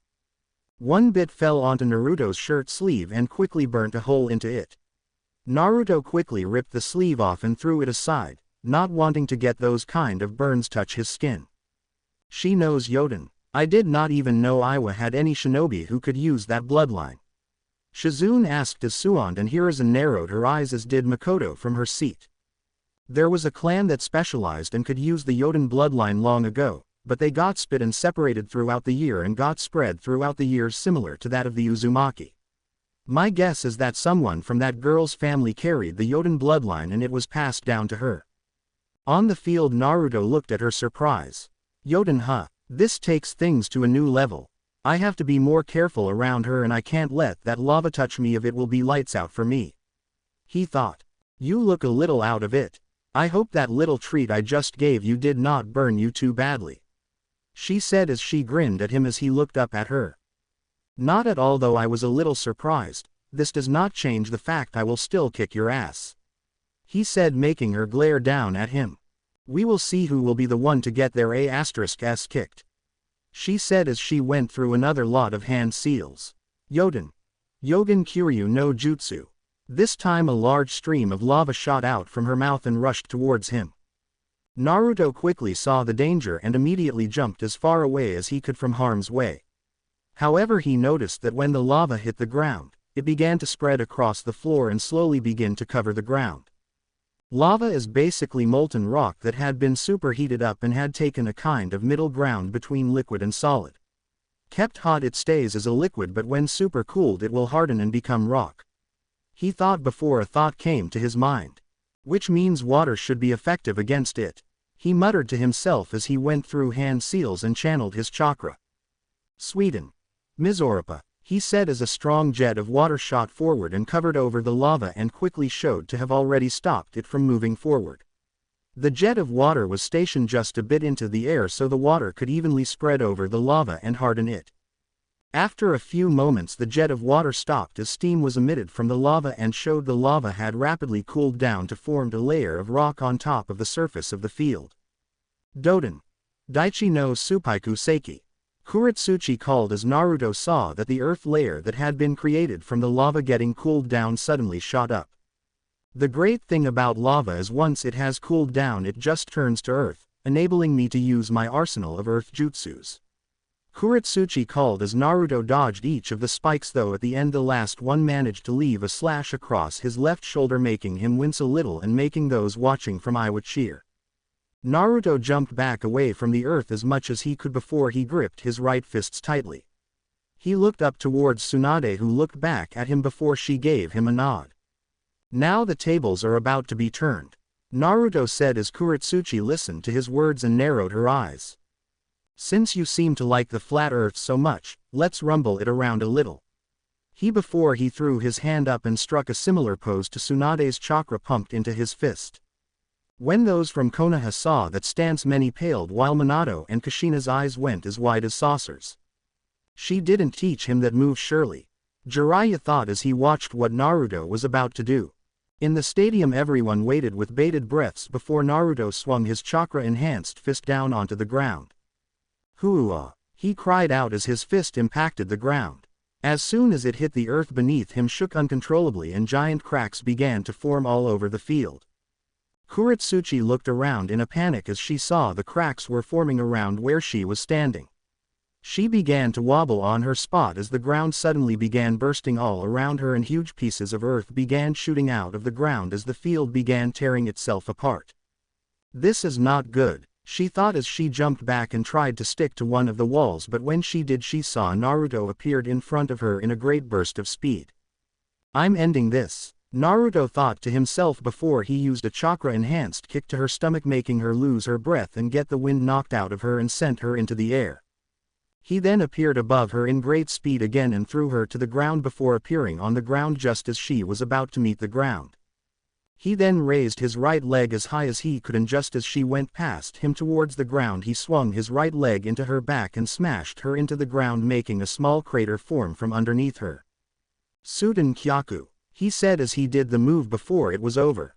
He looked down towards Kuretsuchi and saw that she was still conscious but was pretty battered and would not be getting up any time soon. He sighed and swept a hand through his hair and dropped down next to her on his butt. Though his control with the super strength was good, it was still not quite enough to not leave him a little fatigued. You beat me, she said sadly as she tried to raise her head but couldn't. I guess I did, though if it helps you gave me one hell of a fight. You did not make it easy, he said as she nodded. I guess that's okay then, she said as Naruto looked over towards Pakura, who nodded and gave the signal. The winner of the match is Naruto Uzumaki Namikaze. Once she did, many in the audience cheered while the audience members from Iwa groaned a little and looked away, not happy their shinobi lost to him. His siblings in Konoha cheered loudly again as little Mina stood up on her mother's lap and cheered with her arms in the air, smiling and giggling happily. Kushina clapped but was out of words to say from her eldest son's performance. Kuretsuchi lay on the ground. She knew her grandfather would no doubt give her a telling off for losing, which made her groan. How was I supposed to know how good he was? She thought before she felt a relaxing feeling spread through her back that felt nice and cool. She looked over to see Naruto with his hand on her back with his hands glowing green. What are you doing? She asked, furrowing her brow at him. What does it look like I am doing? I'm healing you, of course. he said, surprising her. Why not? He said, shrugging. It won't tire me out if that is what you were thinking. I have a lot of chakra. More than both my parents put together when they were my age. Kuretsuchi did not say anything, but after few minutes felt the pain lessen before the medics took over and put her on a gurney. As they took her back, she looked over to see Naruto walking back to the fighter box. When she did, their two eyes met, and for just a moment they both thought about how pretty the other's eyes were. Naruto walked back to the box to find Itachi standing there looking towards him. I guess it's just us left now. Are you going to give me your best, Naruto? Itachi asked as he leaned against the wall. Naruto grinned. As long as you give me your best, then I will give you mine. Then we are in agreement. As the two stood there catching their breath and letting themselves get small rests before they go out onto the field. Cage box. So it's another Konoha-filled finals. There is a surprise, said as he leaned back and put his head in his hand as he lounged lazily. Yes, though my granddaughter put up a good fight, I guess it just was not enough. We will have to up her training, he said to the big man next to him, who nodded silently as he looked down towards the field. The cage turned to Minato. I did not know Tsunade had taken on an apprentice, let alone taught someone the secret to her super strength. You looked just as surprised as everyone else did. I take it you did not know. Inwardly, Minato was more surprised at what his son had managed to do, and knew that once they were back in Konoha he needed to speak with Naruto and Tsunade. Outwardly though, he was playing it cool. I guess my son has the art of deception down since he surprised all of us, he said as the cage nodded, while Minato looked back at Kakashi, who was no doubt surprised as well. Konoha. Kushina, you never told us Naruto was so developed in his shinobi skills. By his performance I would say he should have been made Chunin long ago, Yoshino said as her son Shikamaru slept just in the seat beside her. The other mothers had all said the same thing. None had known that Naruto was at his current level. He even surprised them when he healed Kuretsuchi, since everyone else would have just walked and left here there. Kushina stared but never continued. She did not know what to say as his eyes were just fixed on the screen where her son was. Her children were all sitting by her feet now, with Mina sitting on Mito as the sisters played together while Eiji was with little Kiba in Izuka. Naru-chan, she whispered as her bottom lip trembled. Stadium. Makoto waited with bated breath as she waited for her son and her student to walk out on the field, not entirely sure who she wanted to win. She did not want to play favorites, yet her mother's side of her wanted her boy to win it, even though she did not mind which of the two won in the end. Fugaku meanwhile sat with a stoic expression along with many of the other members of the Uchiha clan. She did not need to guess who he wanted to win. He had told Itachi before they left for Suna that he was to win at all costs, so that he could show everyone why the Uchiha clan was to be respected and feared. Itachi had said nothing and had just nodded. Tsunade, Hiruzen and Shizune meanwhile sat little nervously, knowing this would be the fight Naruto would have most trouble with. Fighting against a Sharingan was difficult on many levels, and one had to try and not look them in the eye. If they did, then it was all over. They had taught him all he knew, and now it was time for him to put it to the real test. Everyone chatted silently as Pakura looked up to the cage box and saw the nod from the cage indicating the 10-minute break was over. The final match of the Chunin exams are about to begin. Would Naruto Uzumaki Namikaze and Itachi Uchiha come onto the field? She said as cheers immediately began to sound out through the stadium. Both boys walked onto the field and stood in the center before they turned to face one another. Naruto and Itachi looked at one another from across the field, both with serious and focused looks plastered on their faces. Good luck, Uchiha, Naruto said, grinning at him as Itachi did the same. And to you, Uzumaki. Pakura stood beside the two boys and saw they were both ready and just waiting for her signal.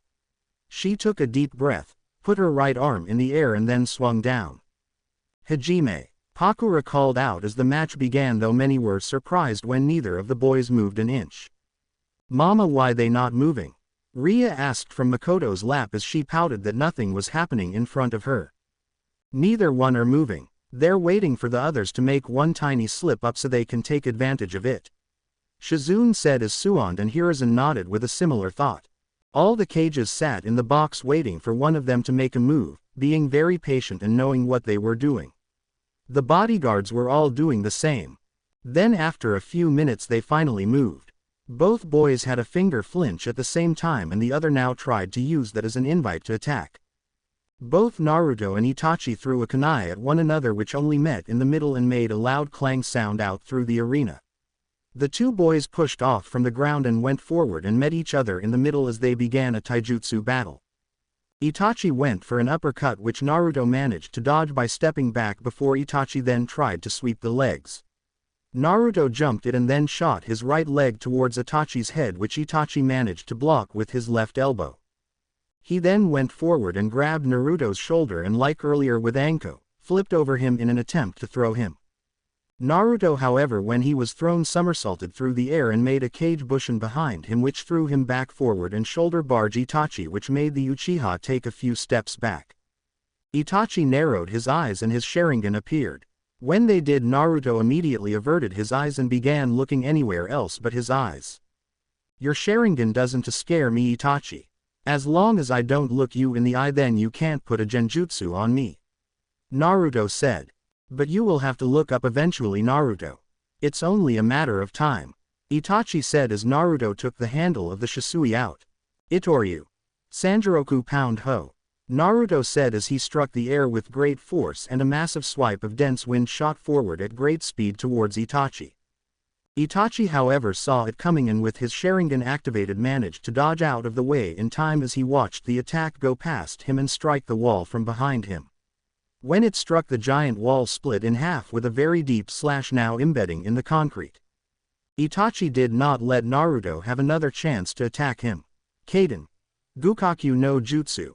He called as fire shot forward and towards Naruto. In retaliation Naruto gripped Shisui and swung it with great force as he sent another great slash like he had just used towards the fireball. When they met a small explosion went off which got a plume of smoke to from. Naruto looked around the field as the smoke from the blast obscured his view. Though he did not have to search long as he then looked up to see Itachi in the air with kunais with paper bombs attached to them in each hand and then threw them towards him. Seeing the kunais coming towards him Naruto made hand signs. Sweden. Mizu Barreto no Jutsu. He said as glomps of water shot out of his mouth and began taking out the kunai. He hit 9 of the 10 kunais but one that was hiding behind the shadow of another kunai managed to get past and landed beside Naruto. He saw it and saw the paper bomb light up before it suddenly exploded beside him. Naru-chan. Shizune and Tsunade called out while some of the Uchihas along with Fugaku grinned at the event. Itachi landed on the ground just a few feet from where Naruto was standing and looked at the post where his friend and rival had previously been standing. Where did you go Naruto? He thought as he saw empty spot where he had been standing. Front, left, right, up, behind. That only leaves, he started as he looked down to the ground beneath him. Just as he did the ground began to crack and shake making Itachi's eyes widen slightly and jumped back as quickly as he could. A tan chakra enforced fist shot out of the ground and missed Itachi by an inch and sailed past him. Though that missed Naruto brought up his left leg and kicked Itachi in the stomach making the boy keel over slightly and before getting pushed back and skid along the ground though managing to still stand. Itachi though in slightly pain did not allow any more time to be lost. Kaden. Susei no Hai. He said as thick glomps of fire shout into the air, covering a small portion of the arena as small comet-shaped fireballs began raining down towards Naruto. An interesting move. I don't think I have seen that one before. Hiruzen said as he examined the jutsu. Some of the other fire user in the arena watching were thinking the same thing. On the field Naruto saw the small fire comets coming towards him. Sweden. Sujinheki. He called as shot water out of his mouth and built up a wall in front of him that went about 10 meters high into the air.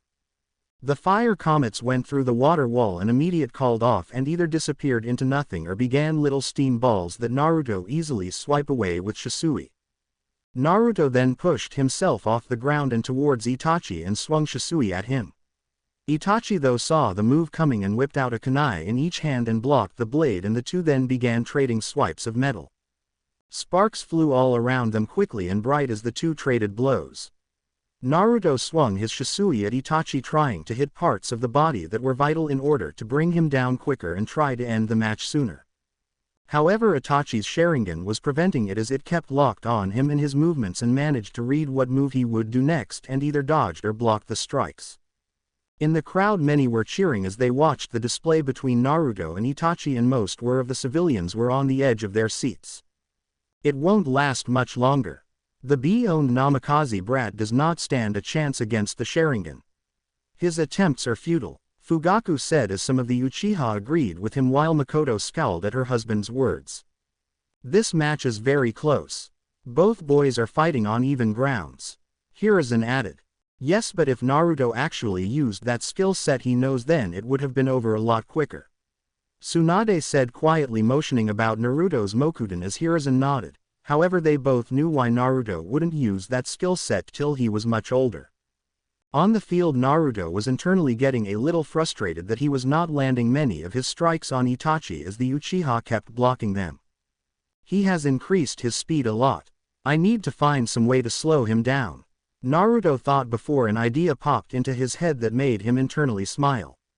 Itachi watched as Naruto swung his blade again towards him and his Sharingan easily followed the movements.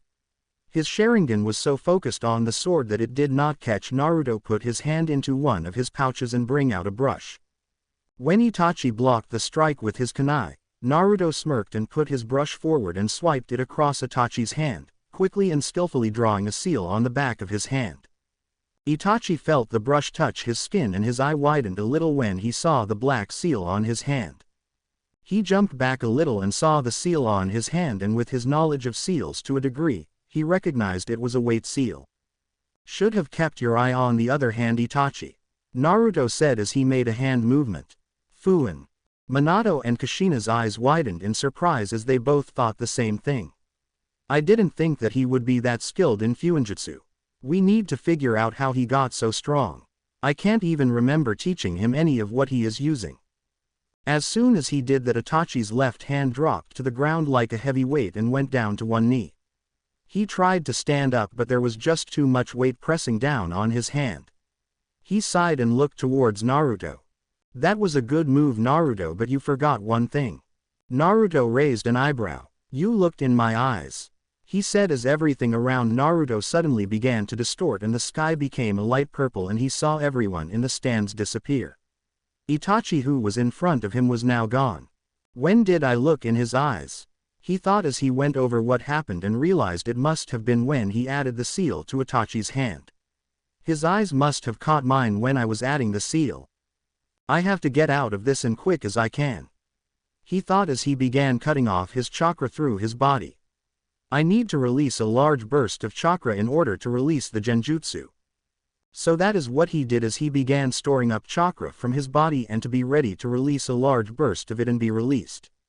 He had plenty of chakra left, but after the long day he could feel his body and his muscles aching as the day began to take its toll on him. You're a failure, a voice suddenly said from next to him as he turned beside him to see his dad standing there scowling at him. You're a failure of a shinobi. We didn't bother teaching you because I know you were not worth the effort. You could never be the child I always wanted to raise. Naruto widened his eyes a little at that, but he looked forward. This is not real, it's just an illusion, he said as he suddenly felt some kind of strike hit his face. He looked forward to see Kushina now standing in front of him with her palm outstretched. I pushed you away because I did not want you anymore. Why would want you when I have 3 perfect little children that I can love and spoil? I never wanted you to begin with, she said as she glared at him. This is not real, he continued to say to himself as he stored up more chakra to release.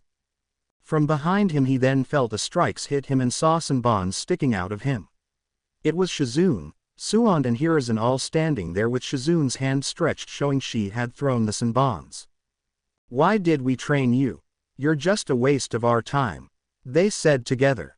Then from all around him other people began to appear. Makoto, Anko, Mina, Mito, Eiji, Kakashi, and Jiraiya all stood there glaring towards him, all circling around him, all saying the same thing. This is not real, this is not real, he kept saying to himself, not noticing that while he focused on what they were saying, he was storing more chakra than necessary.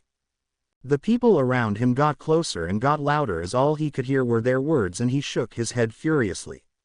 "Shut up," he shouted as he unleashed the chakra he had stored up and that shot out from all around him. The illusion around him flickered before it faded away and the crowds and Itachi came back into view. His chakra continued to burst around and caused large cracks to form in the ground as well as rubble to get swept away from how powerful it was. Many in the audience were left speechless, his father included, at how much chakra he had and how powerful it was.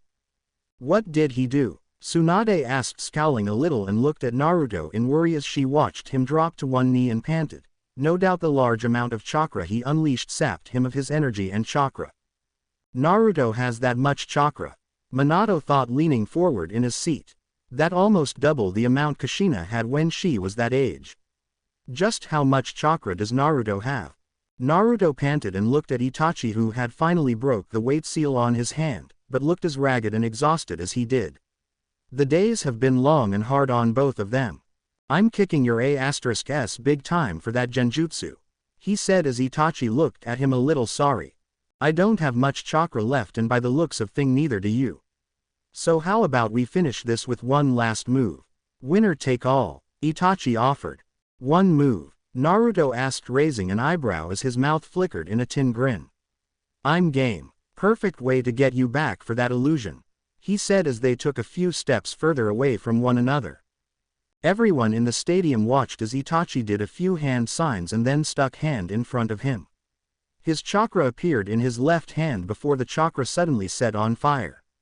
He then put it to the side and the fire then spread around his hand and up just past his wrist. The shape of the fire went to a spear shape. Many again looked at it in fascination, Uchihas included.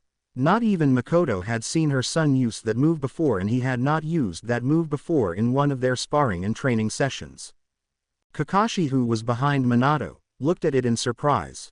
"It's like my Reikiri, only instead of lightning, it's fire. He is recognized as a genius. It should not be that surprising that he made his own version," Minato said as Kakashi nodded while the other Kage all looked in fascination. "Wow, that's pretty cool," Naruto said as Itachi readied to shoot forward. "But now it's time for my move. One I am sure many will recognize." Naruto then stood up and put his right hand out with his palm facing upwards. It was then that Konoha Shinobi heard the familiar swirling sound that made Minato, Tsunade, Kakashi, Shizune, Hiruzen and others widen their eyes to epic proportions when they realized what he was doing. In Naruto's hand, chakra began to swirl around in his hand before it began to form and take the shape of a sphere. It made a swirling sound and it pulsed in his hands. Itachi looked a little surprised before he went back to have an emotionless look on his face. How does Naruto know the Rasengan?" Minato asked, standing up from his seat. "I'm not sure, but I had to guess. It seems Naruto has been going through your things. It's the best explanation to him knowing that jutsu," Kakashi added.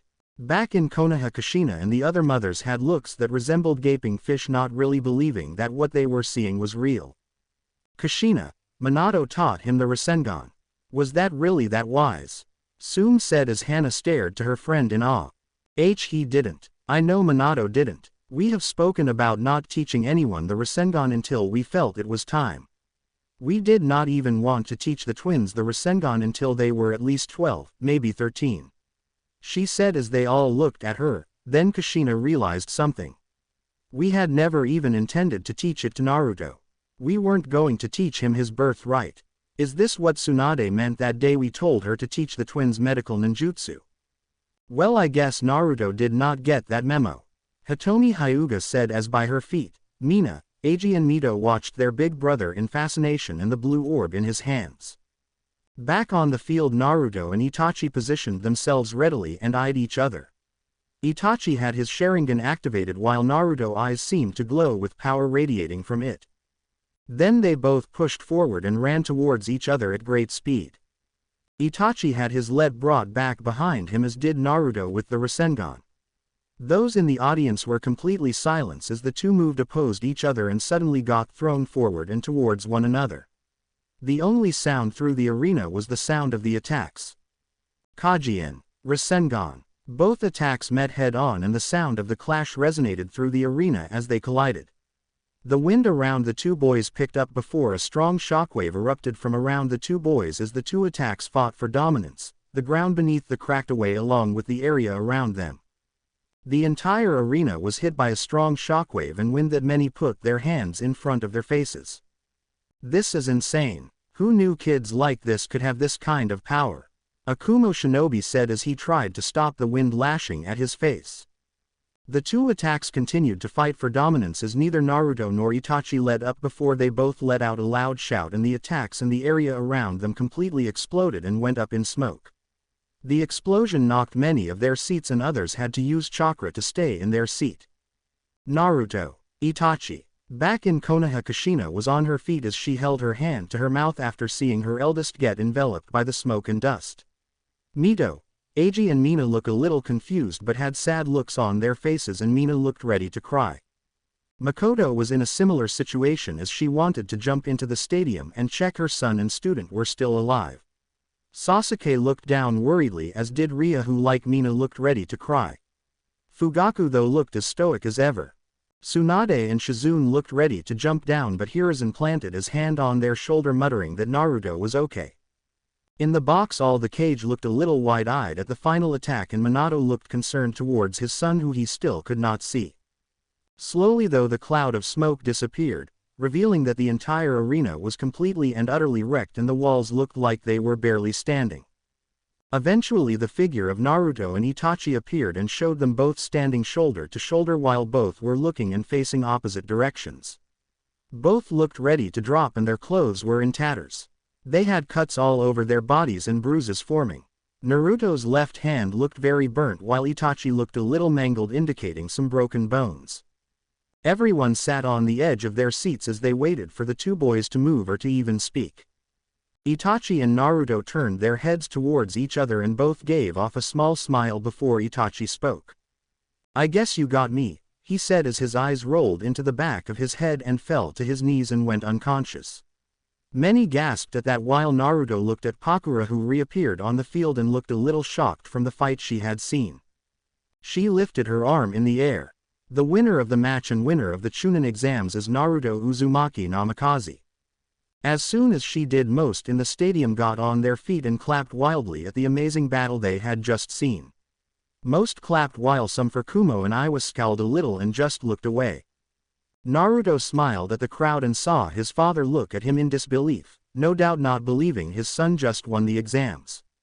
With the match over, Naruto breathed out a heavy breath before he fell backwards, the exhaustion of the day now taking its toll on him. Uzumaki or not, he had his limits. When he did, Tsunade, Shizune, Hiruzen and Makoto left their seats and jumped into the stadium. Makoto went straight to her son with Shizune coming up behind her to check him over while Tsunade and Hiruzen checked on Naruto. "Let's get them both to the med bay. They will need some serious resting after today," Tsunade said as she picked up Naruto up gently on her back, with Makoto doing the same for Itachi before they quickly left the stadium. Shizune hurried with them while Hiruzen picked up Naruto's blade in his hands and followed after them. "So first and most importantly, I want to congratulate Team 13 for their great performances in the Chunin exams in Suna 5 days ago, and of course well done to my son Naruto for winning the Chunin exams," Minato said as he sat behind his desk. In front of him stood Naruto, Itachi and Anko with the two boys covered in bandages. Naruto had his right hand covered up as well as his shoulder and had a few patches on his face. Itachi had the same on his left arm but had bandages wrapped around his chest and a few patches on his cheeks. Anko though was mostly okay and just had a set of bandages around her chest from breaking 2 ribs during her fight with Itachi. Since the end of the Chunin exams 5 days ago, most of the bruising and small cuts had vanished thanks to Tsunade and Shizune personally looking after Naruto and his team and pouring medical chakra through their systems. They stayed in Suna for 2 days to rest and recovered before all the Konoha visitors left and took 3 days to arrive back home in Konoha. His father though had talked with him a lot during those 3 days, and Naruto had a feeling it was because he was curious at Naruto's strength and how he managed to attain it. Once he got home he was expecting some kind of interrogation from his parents, since when they arrived back home his mother had a curious gaze on him as if trying to figure him out. His sibling though welcomed him back happily, and Mina had clung to him ever since. It had taken some blackmail with ice cream to get her off him, since he and his team were requested in Hokage's office. Around the room multiple members of the Konoha Shinobi Council stood watching and smiling at the three young shinobi and clapped lightly. On that side was also Makoto, who was smiling the biggest proud smile she could muster, with a feeling that she had done a good job with her team and that she had helped three great future shinobi. On the other side was Tsunade and Hiruzen, who were standing with Kakashi, Kushina, Shizune, and a few more of the Konoha Jonin. Then on the other side of Hiruzen were his former teammates and fellow Konoha elders Homura, Kaharu and Danzo. The two elders he did not mind, though Naruto found them both to be a couple of sticks in the mud, always acting very serious. While the other guy Danzo gave Naruto an eerie feeling. Plus his Jiji, Tsunade and Shizune had warned it was best to stay away from him. Now I think everyone here would agree with me when I say these three have all proved themselves ready to become Chunin. Around the room everyone murmured in agreement. Then in that case I believe it's only fitting to have these handed out. Minato said as he pulled out a scroll from his desk and unsealed the contents of it. Out of the scroll he revealed 3 Chunin flak jackets and handed them out. First to Anko, then to Itachi, and then to Naruto, who he happily ruffled his hair. Naruto though did not react from it and just stood there as he listened to his father. Then today I would like to congratulate Anko Mitsurashi, Itachi Uchiha and Naruto Uzumaki Namikaze on becoming Chunin, he said as more murmuring and clapping rang out through the office. Many of the clan heads stepped forward to congratulate the 3 new promoted Chunin and shook their hands, telling them well done in the exams and how well they thought they all fought. Makoto eagerly came forward and wrapped all 3 in a big hug, telling them all how proud of them she was and how sad she was now that they were technically not a team anymore. Since her team became Chunin, Makoto decided to return back to being a full-time housewife, since now that her oldest was a Chunin and proved he was strong and had good friend with him, she wanted to turn her attention in now helping her middle and youngest child. Though she would still help the trio train when she could and maybe go on a mission from time to time, her duty now was to help Sasuke and Ria. Though when Makoto had passed Kushina and the others Konoha moms, she smirked at them. "I told you. 1 year and my team became Chunin," she said proudly as the other moms nodded that she was telling the truth and had lived up to the expectations that Makoto liked to brag about. Kushina thought, scowled, and internally promised that she had to somehow beat her eternal rival. "Chunin Uzumaki Namikaze now," Hiruzen said as he, Shizune and Tsunade came up to Naruto, with Shizune hugging and keying him on the forehead, with Tsunade also doing the same thing. "You have come far since we began teaching that little 5-year-old who wanted to learn to be a ninja. It feels like only yesterday that I found you in the park trying to read that book on chakra," Shizune added. Naruto smiled as he hugged his older sister figure. "I never did thank you for helping me with that." Shizune smiled and settled her head on top of his. "And you never have to. Well, now that the exams are over it means we can get back to training. Don't think because you're a Chunin now that we have nothing left to teach you. Because we all have heaps loads to drill into that hard noggin of yours," Tsunade said as she tapped his head. "Good, because I would have it no other way," he said as Tsunade grinned down at him. Around them the heads of Konoha began to pile out, with the elders of the village following after them as well as some of the shinobi. Kakashi and Shizune followed on out along with Itachi, Makoto and Anko behind them. Naruto and Tsunade was about to leave too, but their leave was cut short. "Naruto, Tsunade, I was hoping the two of you could remain here for a moment," Minato said as he sat back in his seat with Kushina at his side. Kakashi nodded to Minato as he shunshined away while Jiraiya was out of the village. Naruto and Tsunade raised eyebrows simultaneously, which looked a little odd, but they hung around. Makoto, Itachi and Anko looked back in surprise, but after Naruto nodded to them they left. They did the same with Shizune and Hiruzen, who were surprised at the action. Naruto stood in front of his parents, who eyed him curiously while Tsunade stood a little to the side. "Is there something wrong?" Naruto asked his parents as they continued to gaze at him. "No, there is nothing wrong," Kushina answered, taking a step forward and looking at her son. But we have some questions we need answering. Naruto, while you showed great promise in the Chunin exams, myself and your mother were surprised at just how far along you were in your studies, and we both noticed you use jutsus that were in the R library, with the Rasengan being the most noticeable. Can you please tell us why we had no knowledge of this? Minato asked. Naruto looked at his parents looking at him and raised an eyebrow while putting his hands in his pocket. He looked over at Tsunade, who just nodded at him. Because neither of you cared enough to help me, so I took matters into my own hands. He said, giving them both an answer neither were expecting to hear. What? Naru-chan, that's not true. Kushina said, defending herself and her husband, but Naruto just gave her a light glare. Really? Okay, then tell me, in the past, what have either of you actually helped me with? What did you train me in? He asked and watched their reactions closely.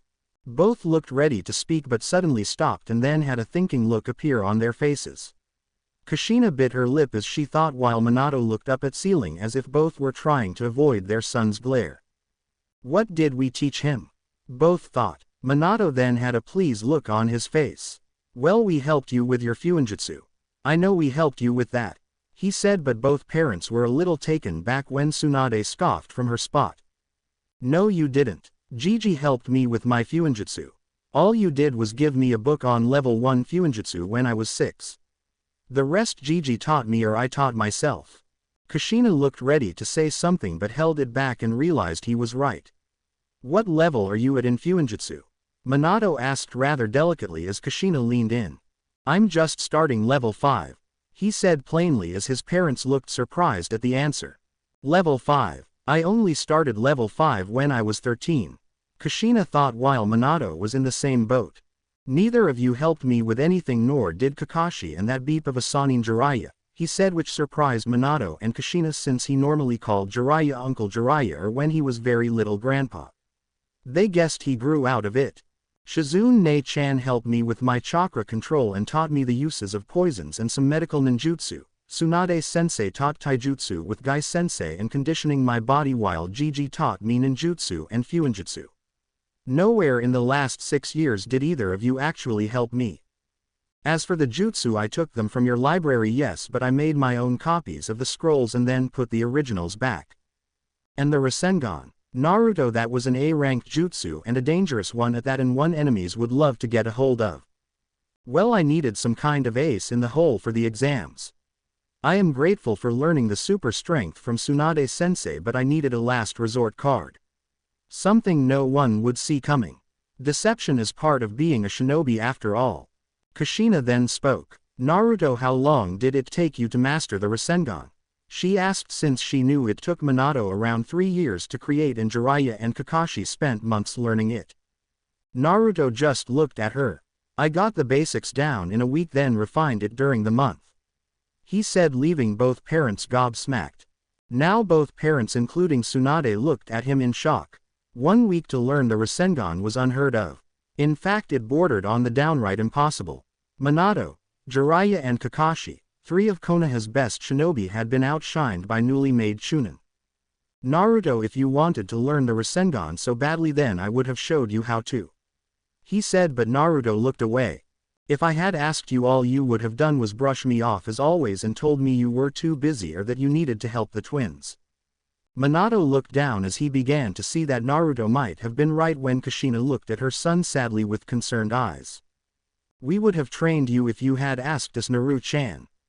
I don't remember you asking for much help, she said, and both saw Naruto look at her in disbelief at the question.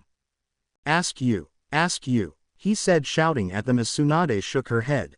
You are my parents. I shouldn't have to ask you. For the first 4 years that I training to be a shinobi, all I ever did was ask you to help me and train me. But every time you brushed me off for the twins. You pushed me aside like I didn't even matter, and Eiji and Mito got everything. I understand for the first year or 2 since they were babies and needed the added attention, but neither of you ever even tried. It was Mito this, Eiji that.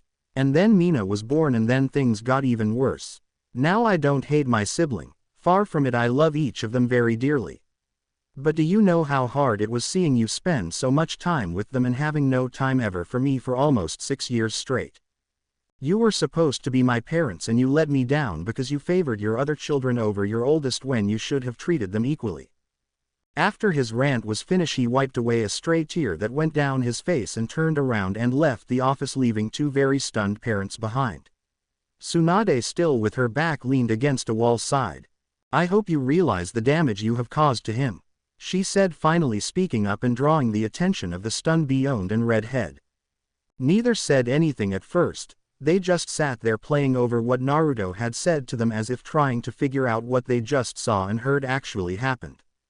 Minato struggled with his wording as he spoke. What Naruto said. I was not true, was it? I mean, did we favor the others more so than with Naruto? I just don't know what to make of this, he said, still struggling with what he just saw and heard. Kushina shook her head defiantly. It can't have been true. We would not favor our younger children over our eldest. I know it. It has to be some kind of mistake. Naruto, he is just confused and he is tired, that's all. He needs his rest. The exams were taxing on him. Tsunade narrowed her eyes and walked over to the pair and stood a little in front of Kushina. When she did, a loud slap echoed through the office and Kushina went stumbling back and dropped to the ground. Kushina held her cheek as a red mark began to show and it began to sting. Minato got up and went to his wife. When he did, Tsunade stood over the two of them, glaring down at them with her hazel eyes, making both feel rather small. You both really don't see the damage the two of you have been doing to him, do you? Just because you two idiots have not seen it does not mean no one else has seen it, she said, surprising both of them. I have seen you ignore Naruto for the good part of the last 3 years. The last few years were not as bad, but it still happened. I noticed it, Sarutobi-sensei noticed it, Shizune, Makoto, hell, even Makoto's kids and Naruto's friends saw it. I wouldn't be surprised if other shinobi or even civilians began to see it. If that's true, then why did no one say anything? Minato asked a little angrily, but backed down at the glare Tsunade was giving him. No one said anything because Naruto asked us not to. He got in his head that you would finally see what you were doing and that you would finally start paying attention to him, yet you never did. In fact, it got worse to the point that he even started feeling like he was a stranger in his own home. By now the down Kushina was doing her best to stay together, but it was evident in her eyes that she wanted to start crying. All he ever wanted was for the two of you to notice him, to teach him how to be a shinobi like all the other parents in the village and the other villages do. You two are supposed to be two of the village's best, you are supposed to be setting an example for the younger generations, and you are supposed to look after this village. Tsunade's glare intensified and picked them both up by their collars and brought them close to her face. How are you supposed to do that when you can't even see when your oldest child is in pain? Whether you want to admit it or not, you two have failed Naruto. She then dropped them to the ground and walked out and slammed the door behind her. As she left, Kushina and Minato just sat on the ground with emotionless faces as Tsunade's words began to hit them, as Minato's eyes widened in shock while Kushina put her hand to her mouth, muffling the sound of her sobs. Home. Naruto didn't stop as he arrived into his home and went up the stairs, not listening to the sounds of his siblings welcome him home. He went to his room and slammed the door shut as he threw his Chunin flak jacket against the side of the wall. The nerve. How dare they think that I'm lying to them? They really can't see what they have done wrong, can they? He shouted in his mind as his anger got too much and he punched the side of the wall, making a fist-sized hole in the wall. His breathing was a little ragged as he dropped down onto his bed as he just stared up at the ceiling, allowing his eyes to get a little red at letting a few tears stroll down his cheeks. As he laid back, he heard his door open and heard little footstep coming towards him. He already knew who it was by the footsteps. He looked over to see Mina standing there with a few crayons and a piece of paper, no doubt wanting Naruto to join her in some coloring. Hi Mina-chan, you want to do some drawing? He said, sitting up, but Mina's looked at him with a tiny crease in her brow. She then shakily and with a bit of help from Naruto got on the bed and waddled to Naruto and put her hands forwards to his cheek and to his surprise began wiping away the tear marks. Naru, no cry, she said squeakily as Naruto gave her a little smile and put her in his lap, making her giggle a little. I wonder how much you understand, Mina-chan. he thought as he put the piece of paper on his bed and took the blue crayon from Mina to her delight and together began drawing pictures on the paper together. When Minato and a still teary-eyed Kushina came home, they had tried to speak with him, but Naruto quickly left the house and made his way to Hiruzen's, where he planned on spending his dinner and evening, not being able to look at his parents right now. A month later, Naruto strapped his sword to the side of his hip as he began making his way out of his room and to the training field where he would be meeting up with Itachi and Anko to get some morning sparring done. It was early morning, so the only person who was up was Minato, who had already embarked to his office while Kushina was still asleep, as was his siblings, since it was a Saturday. The month had been awkward to say the least. Minato and Kushina had tried to speak with him, but Naruto just had nothing he wanted to say to them. Kushina had made more attempts than Minato, since everyone knew that before the twins and Mito was born, Naruto and Kushina had a very close bond to one another, and it was rare not to be seen together. To her, what she had done to her eldest child was unforgivable, and she was going to make it up to him somehow. As he was about to open the door, he heard light footsteps behind him and turned to see Mito standing there rubbing her eyes. "Oni-chan, where are you going?" she asked, gazing up at him curiously. "I'm going to train with a few friends," he stated, simple, and Mito's face had a delighted look appear on it. "Let me go with you, please," she asked, looking at him with her big round blue eyes, and gave him a puppy dog look. Naruto could feel himself breaking as she stared at him. "Please see," she asked again, make her lip quiver a little before Naruto sighed. "You have 5 minutes to get dressed," he said as she squealed a little before jumping up and giving him a sloppy key on the cheek before she ran upstairs. Naruto went into the kitchen and left a note behind telling Kushina when she woke up that Mito was with him and that she would be back by lunch. A few minutes later, Mito came rushing down the stairs in her day clothes with her hair tied up in a little ponytail, and the two set out. As they walked, Mito grabbed a hold of Naruto's hand, making him raise an eyebrow, but he smiled as she hummed a little song and kicked her feet as they walked. After about 20 minutes of walking, they arrived at their training ground to see Anko already sparring with Itachi. The purple-haired girl was annoyed that she missed out on her teammates' battle, but had sworn that eventually she would train until she was up their level and could stand beside them. As they fought, Mito looked star-struck as she watched them, and her presence eventually went noticed when Anko and Itachi stopped their sparring. They both headed over, with Anko smiling towards Mito. "You brought a little munchkin with you today, huh, Naruto?" she said as she patted Mito on the head, making the younger girl smile up at the older girl. "That was so cool. Can you teach me how to do that snake move thingy?" she asked, using her puppy dog eyes like she had done to Naruto earlier, but thankfully Anko was immune of such a move. "Maybe when you're older, munchkin," she said, making Mito pout. Itachi and Anko looked at him and he explained why she was with him today. Both patted him on the shoulder. "Ria-chan does the same with me," he said, understanding the situation, while Anko rolled her eyes. For the next few hours the trio trained and sparred with one another, while Mito sat safely away a good distance with wide eyes and a big happy smile as she watched them. The 3 older kids sparred 1-on-1 with the other, sitting with Mito and talked with her and answered any questions she had on some of their moves or techniques. For a lot of it, it was Naruto sparring with Itachi, and Anko would point little things out to Mito, who was paying close attention to the older girl. During their small breaks, when Mito asked if they could show her how to do one of their techniques, they thought about it and figured there was no harm in it. She had not unlocked her chakra yet, so they focused on her kunai throwing. Itachi and Naruto helped her with her aim, while Anko helped with the speed she threw them at. Since they only had metal kunais on them, Naruto made sure the end was blunt and that he was always within a close distance to his little sister. "Oni-chan, can I see your sword please?" she asked as she eyed Naruto's blade in his right hand. Naruto raised an eyebrow at the request, but he thought there was no harm in it. He unsheathed his blade and Mito got a little closer as she looked it over with big excited eyes. She went to touch the tip, but Naruto quickly placed his hand over her. "No, Mito-chan, it's very sharp and you might cut yourself," he said as Mito nodded, but the message obviously did not go through quite enough when she had an excited look appear on her face and grabbed one of the kunais on the floor but picked it up at the sharp end. She gasped a little as she held her hand and gave a small wail and a cry. Naruto dropped his blade next to him and took Mito's hand as he gave her a reprimanding look. Mito-chan, I told you, you need to be careful and not to pick any of them up without asking one of us first. He said, though he said it softly. I'm sorry, I didn't mean to. She wailed out as she sniffled. Anko came up behind her and gave her a hug from behind. Naruto sighed and gave her a small smile. Here, let me heal it for you.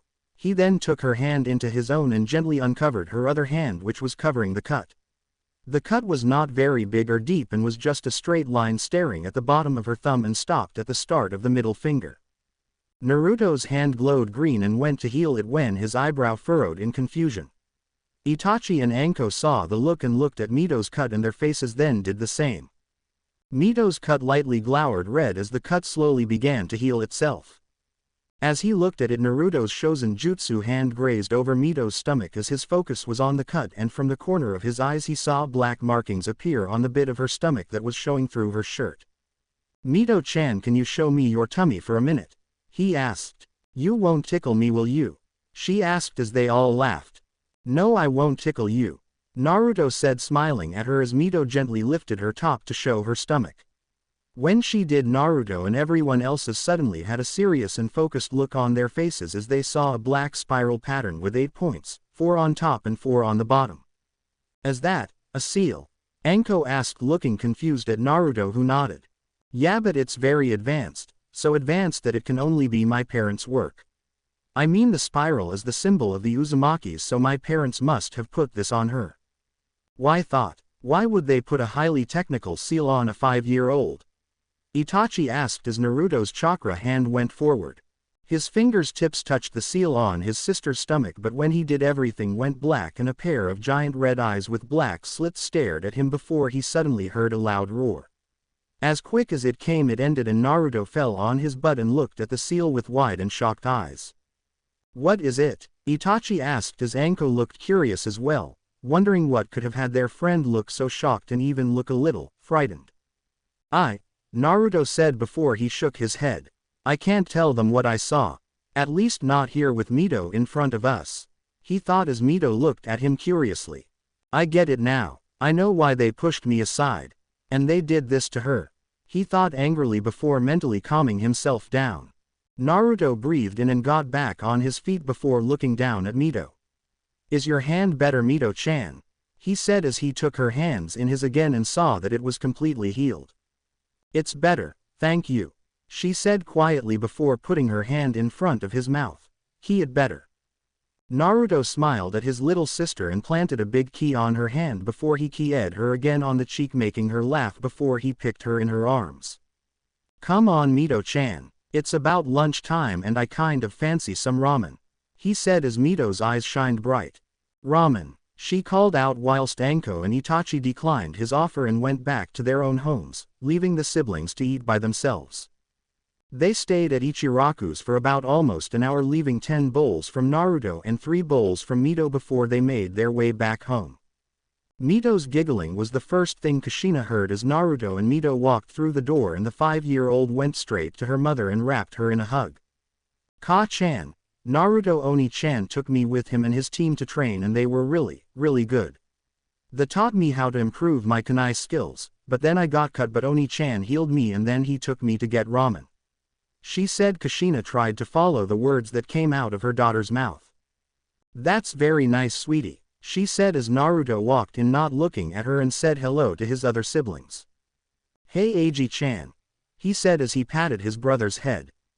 Hi Oni-chan, Eiji said as he ate his sandwich before he turned to Mina, who was pouting at him and was puffing out her cheeks. Naruto thought she looked adorable and went down to her level. Mina-chan, are you mad because I didn't take you with me this morning? He asked as Mina just continued to pout at him and her little cheeks went red. Next time I will take you with me, he said, staring at her before a couple of seconds passed and her pout turned into a big smile as Naruto leaned forward and keyed the tip of her nose, making her nose wrinkle in the process. Naruto, Kushina called as Naruto turned around and looked at her, not showing any emotion on his face.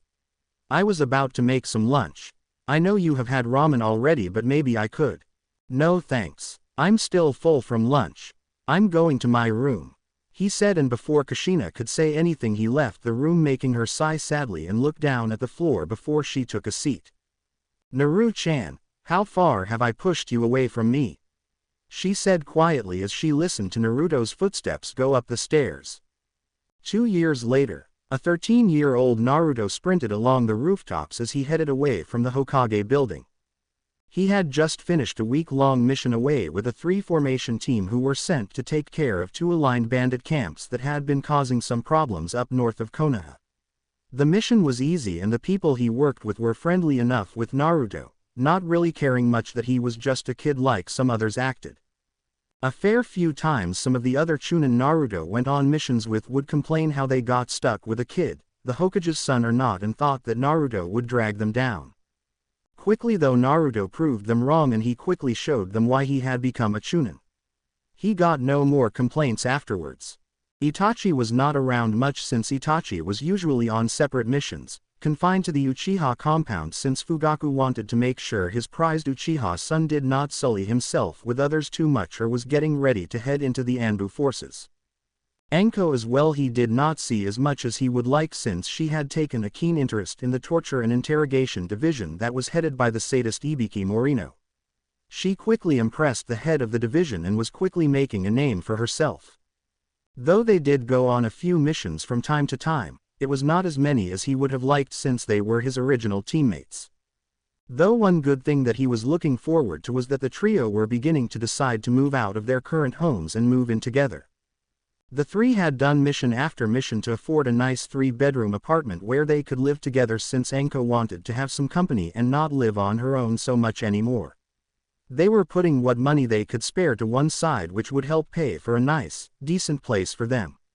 Most of their money went into their training equipment, new clothing, etc. While Naruto and Itachi wanted their space from their family since Fugaku and some of other clan members of the Uchiha clan were pushing Itachi down a path he did not want, while Naruto felt suffocated by his parents. They figured they would look around for a year before settling with a place that the 3 of them made. Since the big confrontation after the Chunin exams 2 years ago, Minato and Kushina had done everything to try and make it up to Naruto, but the Beyond boy was just not interested. They were doing it out of pity, and pity was the last thing he ever wanted from them. After seeing Naruto in the Chunin exams, they wanted to find out just how strong he was and how he got so strong in such a short time. Both were gobsmacked when they were told from people like Tsunade, Makoto and Hiruzen that Naruto was truly a prodigy and a genius of both natural talent and of hard work. Their son had been a once-in-a-lifetime genius and prodigy alongside Itachi Uchiha, and neither had even noticed. Since then both wanted to help Naruto in his training, but it never went very well. Minato constantly asked him whether he wanted help with his Fuinjutsu, and each time Naruto rebuffed him, saying he was fine on his own and that he could handle it. He never saw the sad and sorry look Minato would give his distant son. Kushina, however, was the worst. Since that day, she had tried to cling to him and bring her baby boy back to her, but Naruto stood away every time. She wanted to help him with Kenjutsu multiple times, but like Minato, she got rebuffed. It had made her sad that her son did not want her help, but then again she realized that it was probably what she deserved. Naruto did not want to be cruel to his parents. He loves them like a child should love his parents, but he just felt let down by them. He had made it this far in becoming a great shinobi, and he would finish it without their help, or at least until he was ready to begin accepting it. Everyone has a goal, and his was to surpass his parents. Whether it be in Fuinjutsu or Kenjutsu, he would surpass them. Ka-san, Tu-san, Naruto thought as he jumped across the rooftops before he stopped and saw Yugao, Hana and Hayate down below walking in the streets. Smiling, he jumped down and landed next to Hana, who yelped in surprise before she swatted his arm. "Naruto, I told you to stop doing that," she said, growling, while Naruto just laughed and petted her 3 ninken who were barking for his attention. "Hey guys, I missed you too," he said as they licked his hand before his attention went back to the trio. "So where you guys headed?" he asked as Yugao answered. "To get some food down at the Akamaiki barbecue place. Kushina-sensei finished our training an hour ago, but we decided to do some light sparring for an hour." Naruto nodded. He was genuinely surprised that his mother had decided to take on a genin team, though he had a feeling it had something to do with her arch-rival and his team sensei Makoto Uchiha rubbing it in her face that her first genin team became chunin in a single year, something that never been done before since the Sannin. The trio had been a team for about 6 months and Kushina was hoping to get them ready for the chunin exams in 6 months' time. Never would she allow Makoto Uchiha to get the better over her. How was the mission? Yugao asked. Kushina-sensei has been worried ever since you left. She kept looking in the direction of the gate every 5 minutes trying to sense if you had arrived back yet. She knows I am a big boy and that I can take care of myself. Besides, I had teammates with me. True, but she still worries. I don't think she can help it since she is your mother. Hayate said before coughing into his hand while the other two nodded. Okay, well, I will see you guys later. I got some training to catch up on, he said as he said his goodbyes, jumped away, and headed towards the training grounds. He sprinted past each training ground, watching the shinobi as some of them as they trained and practiced their jutsu. Eventually he wound up at an isolated and far-off training ground that Anko had showed him and quickly fell in love with. Training Ground 44, currently known as the Forest of Death. Anko had showed it to him about a year ago and he was amazed he had not found this place before. It was the most dangerous of all the training ground because of the giant animals and insects that live inside it as well as all the natural hazards and nature's traps. It was the perfect environment for training and Anko and Itachi went there as often as possible. Approaching the fences that lay around the training ground, he quickly jumped on top of the metal beams and pushed himself forward and onto one of the giant trees. He leapt along the tree in branches when he sensed a large object heading straight towards him with quick speed. Instead of panicking, Naruto just rolled his eyes before he halted and kicked his leg out with super strength packed behind it. When his leg went forward, it connected to a large spider 4 times the size of Naruto, sent it hurling 40 meters into the air, and sent it far away from him. I think I might have kicked it to the other side of the forest. He thought before shrugging, knowing it was the spider's own fault for attacking him in the first place.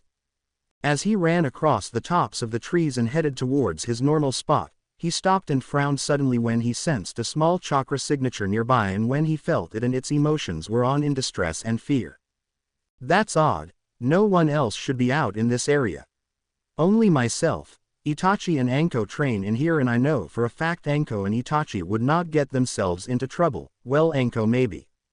Turning left and running towards it at his top speed, dodging the branches and sharp edges of trees that stuck out before he quickly landed beside a large plot of quicksand that was about 10 meters long in length and width. At first, he frowned because he could not see anyone nearby, but he still sensed a chakra signature nearby and wondered if he had just been sensing some kind of giant animal. Looking towards the center of the quicksand, a small indent on the surface of the quicksand made him realize whoever it was already drowning in the sand and would meet their death in a matter of moments. It felt scared and helpless and Naruto had to help whatever it was. He made a few hand signs before slamming his 2 hands together. Wood style. Wooden pillar jutsu. He called out as wood shot out from the ground and made its way towards the center of the quicksand before it evened out and formed into a makeshift bridge. Naruto ran across the small wooden bridge and channeled chakra into his arms to give him more strength before he dived his hands into the quicksand and wrapped around whoever was sinking. With great strength, he fought against the quicksand and pulled whoever it was out. He stumbled back a little and landed on his butt. He took a deep breath since he had to use more strength than he thought he would against the quicksand, something many shinobi hated since there were very few ways to get out of it. Whoever it was in the quicksand was very small, so small in fact that if he squeezed them any tighter then they might have popped. He looked down to see the person he just saved. Though who he saved was not a person at all. Looked down he saw it was a small cat, very small in fact that he could probably put her on top of his head. The little cat was completely white and had black stripes all over its body. Its paws were tiny, almost as tiny as a baby's hand. A pair of sharp teeth were protruding from its mouth. Hey there, little guy, what are you doing in a big scary place like this? He said as the little cat opened its eyes to reveal big green eyes looking back at him with a cat slit-like pupil looking back at him. It stared at him for a moment before it let out a small meow and licked his cheek affectionately, making him laugh a little. "Ha ha, that tickles, little fella," he said as he patted its head. "Thanks you, mister. I thought I was gonna die," the little cat said, making Naruto look at it in surprise. "You talk?" he asked as it bopped its head up and down. Of course I talk." "Wells, that's pretty cool. I have never met a talking cat before. Talking toads and slugs, yes, but never a little cat." He guessed he said something wrong because the little cat began hitting its tiny paws against him while it made a facial expression that he guessed was a pout. "I'm not a cat, you big dummy. I'm a tiger, a white tiger from the White Tiger clan. And stop calling me fella, I'm a girl," the little tiger revealed, making Naruto look at her in surprise. "Oh well, I am sorry about that," he said before he put his hand out to her. "My name is Naruto. It's nice to meet you," he said as the little tiger cub looked at him with her big green eyes before she copied his motions and placed her paw on top his hand. "My name's Kiara, part of the White Tiger clan," she said as Naruto nodded and stood. He walked away from the quicksand with Kiara still in his arms. He held her close so that she did not fall back into the quicksand, and he gently stroked her beautiful coat of fur, removing bits of sand from it as he did. I don't think I have ever heard of a White Tiger clan before," Naruto said. "I am aware of the toads, snakes, slugs, monkeys and dogs, but white tigers are a new one on me." Kiara moved her little head to look up at him. "Ka-san doesn't like our kind going out in the world too much. She says long ago people killed the small tigers for sport and lots of us died. So Ka-san wants us to stay in our homeland since it's safe there and no one can hurt us." Naruto smiled. "Your Ka-san sounds very smart, and she sound like she cared a lot for her family." Kiara bobbed her head. She is very powerful. Ka-san is the chief of the White Tiger clan. A lot of the other tigers are a little scared of her since she is very strong. But I think Ka-san is a big softie." "Yeah, I bet," Naruto thought. "If you are not usually allowed to leave your home, then why are you in this forest?" he asked. Kiara gave him a very toothy smile. "Ka-san says I'm a very curious child and I always want to see what's outside of home. But Ka-san likes it when I'm close by since I am mama's only cub. So she's very protective over you," he said as Kiara nodded. "Very, so she might be a little mad that I am out here," she said before she jumped out of Naruto's arms. "You should meet her. I think she would like you since you saved me." "I don't think that would be a good idea," he said, waving his arms, but Kiara did not listen and placed her paw on the ground in front of them. As she did, black marking appeared on the ground, as Naruto recognized the summoning seals. A second later a large cloud of smoke appeared and it made Naruto go very nervous. He thought the cloud would be small, about a man's size of bigger, but instead it was enormous, covering parts of the forest, and went far over the tops of the trees. "Oh crap," he thought, hoping that Kiara's mother would not turn him into cat food. As the cloud began to disappear, Naruto unconsciously took a step back, and for good reason. The creature in front of him was the very definition of enormous. She towered over the trees' tops, and if he had to guess, he would say that she was even bigger than his father's summon Gamabunta, at least a good head taller. Not quite as big as the Kyubi no Yoko he had seen when he was 5, but she was not far off. Her fur was like Kiara's, snow white with long black stripes over her body, but her coat had a shine to it that he guessed came with age. Her eyes were jade green as well, and her claws on her paws were even bigger than his Shisui. On the top of her head was what looked like some kind of tiara with an emerald in the center of it, and her tail and shoulder muscles had this grayish silver armor to it. The enormous white tiger looked round in confusion. "Where am I?" she called out in a strong but very elegant sounding voice. The voice had nobility laced all over it. "Ka-san down here," Kiara's squeaky voice called, and at first he wondered if the giant tiger would even be able to her. But she obviously did when her large head looked down and towards Kiara. "Kiara," she said in a stern voice as her head lowered down to the ground to look at her daughter. "What have I told you about leaving Mount Rainier? You know I don't like you leaving our home without me knowing her at all." Kiara stood up on her hind legs, which would have reached to Naruto's knee, against her mother's enormous nose. "But Ka-san, it's so boring at home. And I met a new friend. See, she said looking over at Naruto, whose eyes went a little wide as the enormous eyes of the white tiger chief moved towards him and narrowed. A deep growl came out of her throat that made the area vibrate, and Naruto could feel the hairs on the back of his neck stand up. "Did this person hurt you, my little cub?" she asked as the mother tiger rose to its full height, making Naruto wonder if anyone else from the village could see the enormous tiger, since he doubted anyone could ever miss her. Naruto gulped and readied himself to defend himself if possible, but Kiera leapt in front of Naruto and looked at her mother with a pout on her face. "Ka-san, please don't hurt him. He saved me. I might have died if he had not arrived." The great tiger obvious looked a little put back when her daughter spoke before her eyes narrowed again and went back down to look at Kiera's. "Start explaining, daughter," she said, though it sounded more like a command. So Kiera began to explain what had happened, how she fell into quicksand as she chased a butterfly around and was drowning in it when Naruto arrived and took her out of the sand before it could completely engulf her. Naruto stood to the side as the mother tiger scolded her little cub at her foolish actions before her giant nose touched Kiera's body. "I thought I might have lost you," she said softly as Kiera stood on her hind legs again and licked her mother's nose in comfort. Naruto smiled. She just a mother worried about her child. The giant tiger moved her head and looked towards Naruto before she stood at her full height again, making Naruto take a gulp. No words were spoke for a moment as the mighty white tiger chief boss looked down at Naruto with her large green eyes gazing right into him. After a moment of silence she spoke. "Saving my daughter as you did have put you in a favorable light, and your actions have gained my thanks, young man. Few would dare to risk saving another from death, less likely counting we are of different species. For saving my daughter, you have my thanks. I am Shiba, chief of the White Tiger clan of Mount Rainer." Knowing to be polite in this situation, Naruto bowed to the giant white tiger leader. "I am Naruto Uzumaki Namikaze. It's nice to meet you," he said as Shiba nodded to him. "You will have to forgive my earlier rudeness to you, young cub. My kind have had bad experiences with humanity, so we tend to avoid interaction with them. You are the first human I have spoken in many decades. He is real nice, Ka-san. He cleaned me and got rid of the sand," Kiera said as she showed her mother her clean fur. "It was no problem at all, Shiba-sama. I was just glad that I could help and save your daughter when I did. If not, then I dread to think what might have happened."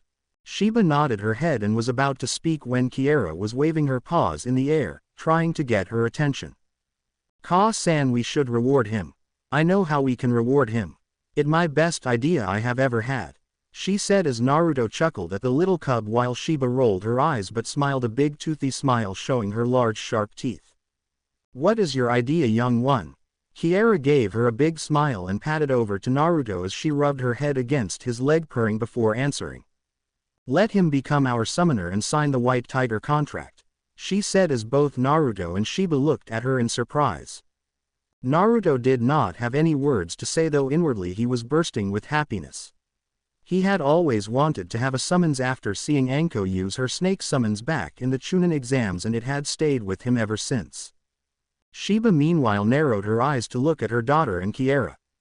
"Kiera, might I remind you we have never had a summoner before. Why should we start now?" Kiera frowned. "But Ka-san, this could be a good way to get back into this world, plus Naruto would be a good summoner." "Right?" she asked as Naruto quickly nodded his head. Shiba stood tall as she looked down at Naruto with her piercing green eyes staring intently into him, almost as if she was staring into his very soul and trying to see if he was worthy enough to be their first summoner. "What would you do if we gave you permission to sign our contract? Would you use us simply for our power? To gain respect and make people fear you?" Shiba asked as if testing him. Naruto quickly shook his head.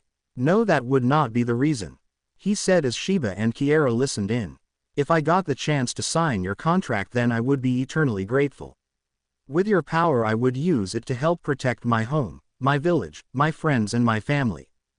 I would use your power to fight the evil and the darkness of this world and keep it at bay while keeping everything I hold dear safe and protected.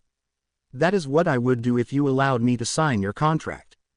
Shiba said nothing as she stared down at Naruto as she listened, contemplated his words in her head. Beside Naruto, Kiera beamed up at him and was rubbing her body against his leg while purring happily, showing her like to the words that he had just spoken. After a moment Sheba looked down towards Kiera and gave her a small nod which made the little cub bounce in happiness before she placed her paw on the ground and another poof went out, though this time was only a tiny one. Out of the smoke was a large scroll, about the size of the one Jiraiya carried on his back for the toads. It was gray in color and on each end had a silver tiger heads while the kanjis for white tiger was written on the side. "Open it up," Sheba said to Naruto, who quick nodded and did so. He opened up the scroll to show long empty columns, once again proving that they really had never had any summoners before. Cool, he thought as he went down to his knees and looked the scroll over as Kiera sat beside him and Sheba looked over him. "How do I do this?" he asked looking up at the tiger boss. "Bite your finger and write your name in one of the columns with your blood. Once your name has been applied to the scroll, the contract will be complete." Sounds easy enough, he thought before he took his right thumb and bit into the skin. He saw a tiny bit of blood flow out of the wounds and quickly began to write his name into the scroll. After a few moments he took his hand away and looks at the scroll that now had his name written in the first column. "And that's it," Sheba said as the name glowed for a moment before it turned black, now permanently becoming part of the scroll. "You are now officially the first summoner of the White Tiger summons. Don't disappoint us," she warned as Naruto quickly nodded, though he had a big smile plastered on his face. As she quickly told him the hand signs for the summoning jutsu and Naruto familiarized himself with the set, Sheba looked to Kiera. "Kiera, since this was your idea, you will be the boy's familiar." Kiera happily nodded before she jumped up and climbed on Naruto until she sat comfortably on his head while an amused Naruto looked up at her. Sheba coughed, getting their attention back to her. "If that will be all, then I shall return home. I want you home before sunset, Kiera," she said as her little cub nodded at her mother before Sheba disappeared in a large puff of smoke, leaving behind a very happy Naruto and Kiera as the two began to get to know one another a little better. Namikaze household. Kushina swept the floor with her broom as she kept looking towards the front door of her house, wondering when her eldest was going to step through it. Since the big reveal of how they had been pushing their eldest away despite doing so unknowingly, Kushina had tried to bring her eldest back to them, but it was proving to be more of a challenge than both thought, and deep down Kushina's heart was cracking. "It's nothing more than I deserve though. We did this and we can't expect to have forgive us so quickly. 5 years he had to suffer because of our stupidity," she thought. She rarely saw him at meal times since he either had it with Anko, or around at the Senju compound with Tsunade, or at the Sarutobi manor. After she finished sweeping, Mina and Eiji came down the stairs with Eiji chasing Mina with a pillow while Mina squealed in mock horror. She knew Mito was at the Yamanaka's house at the moment, having a girly afternoon with Inora's daughter Ino. Kushina chuckled at her two children antics and put the broom away before she went to one of the cabinets in the hallway. She began looking through it in order to give it a quick tidy up, but saw 4 photo albums at the back. 3 were quite clean and had obviously been used recently, but her gaze was fixed on the one at the bottom. She pulled it out and blew on it, removing some of the dust that was on the top of it. It was a little smaller than the other 3 but was very fancy looking, with a gray cover and gold leaf designs around it. On front she read what it said and was surprised at what she saw. "Naruto's baby book. I forgot all about this," she thought to herself before she stood up, went into the living room and sat on the largest sofa as she brought her legs up onto the couch and placed the photo book on her lap. She opened up the first page and immediately felt her eyes water. The first picture was the ultrasound of when she was still pregnant with Naruto and was about 6 months into her first pregnancy. The photo was a little torn around the edges, but other than that it was fine.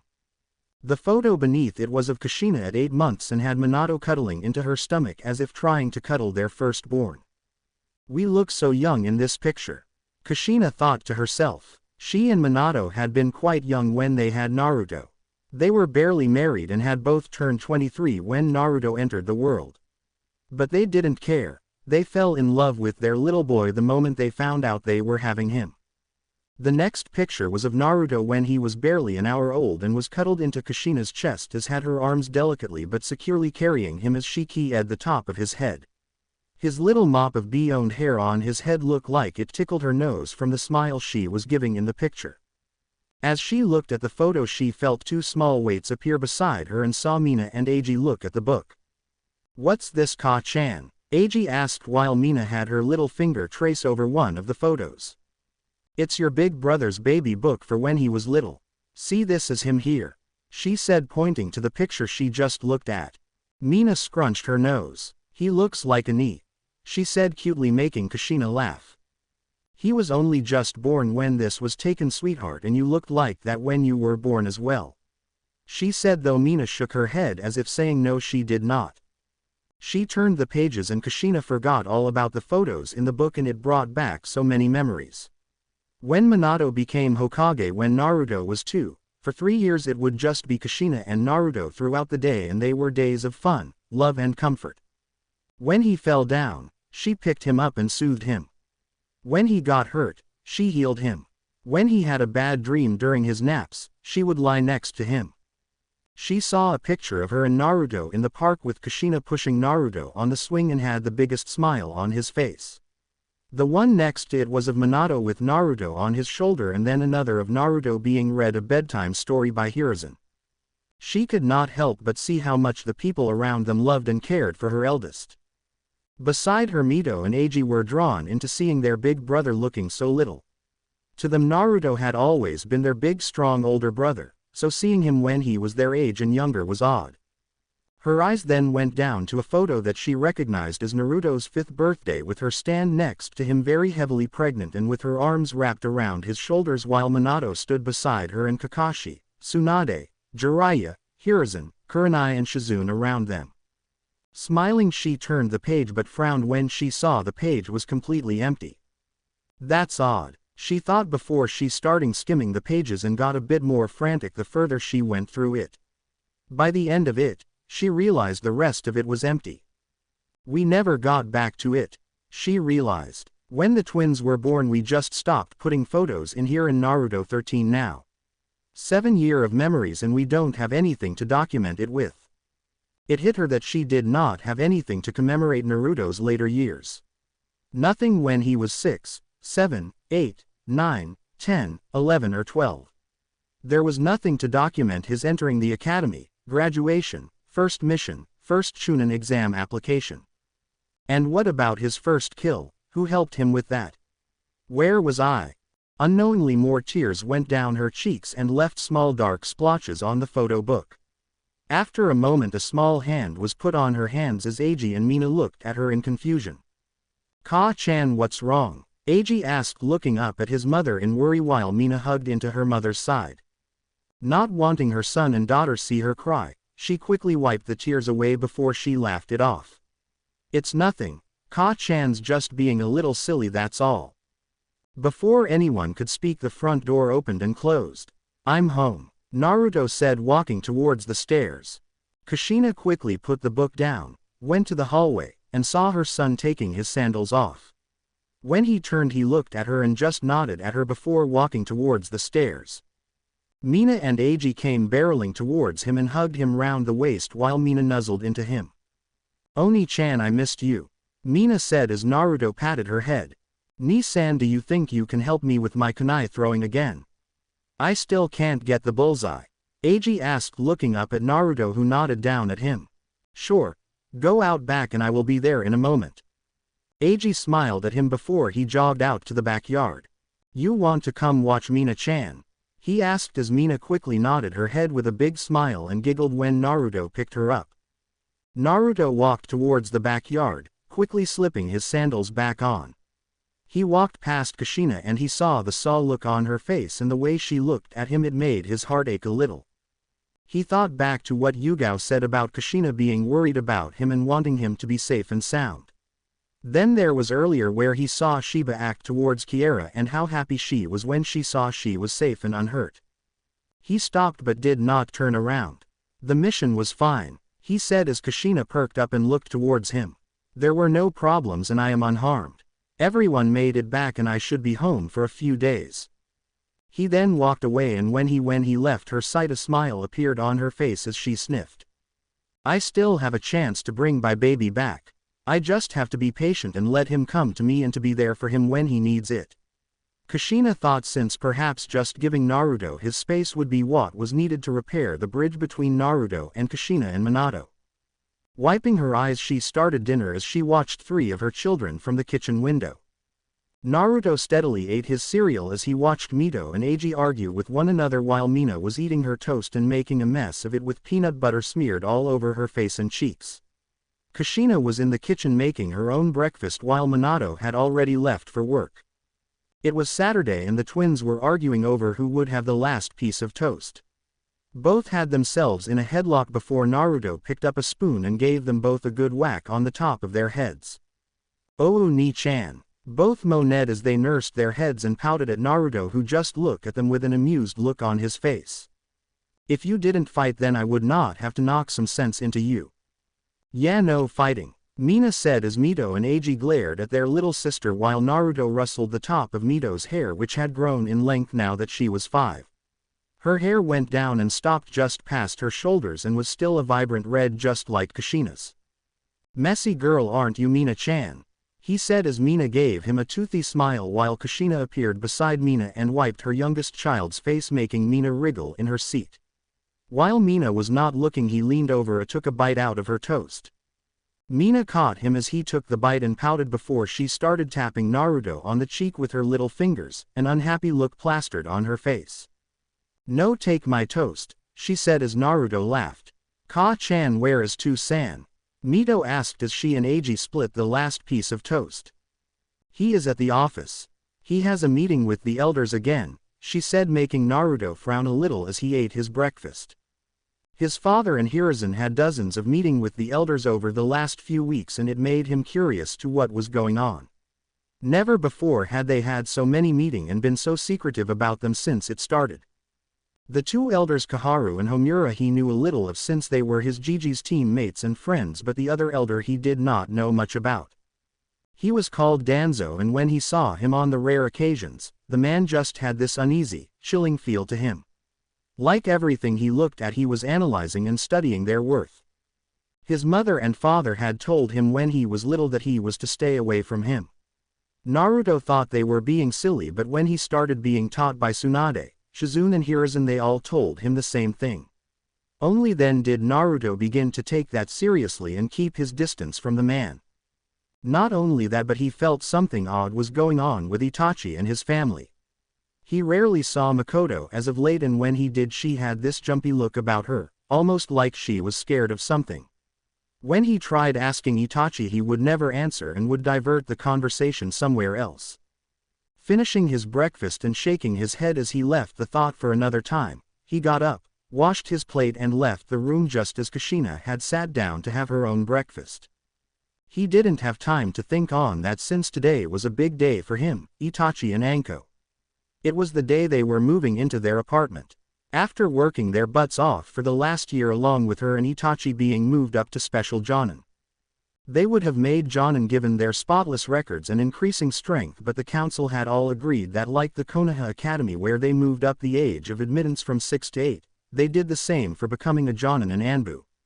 Now the age was 14, which neither Itachi nor Naruto minded since it meant they only had to wait 1 more year. Anko was not quite ready though, but they knew within the year she would work her butt off and try and match them. As he walked to the stairs to begin to pack, Naruto stopped at a small cabinet and looked at framed photo that sat on top of it. The picture was of Mito and Eiji on their first day of the academy with their arms around each other's shoulders. They had joined little under a month ago and so far they loved every minute of it.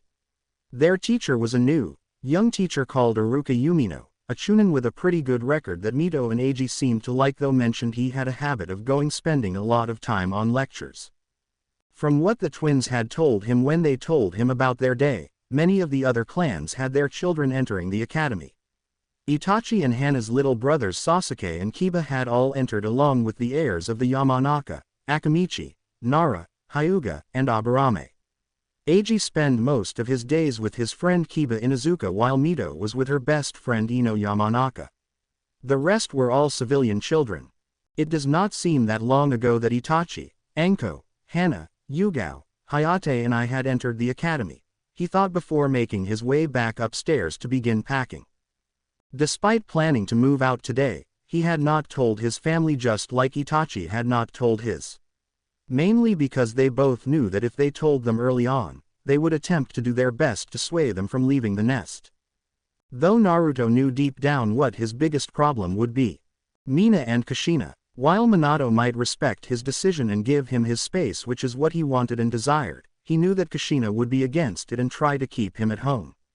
The very thought of one of her children leave the nest at 13 would no doubt hit her hard and try what she could to stop him and keep him in her grasp. Mina meanwhile was always with him when he was home.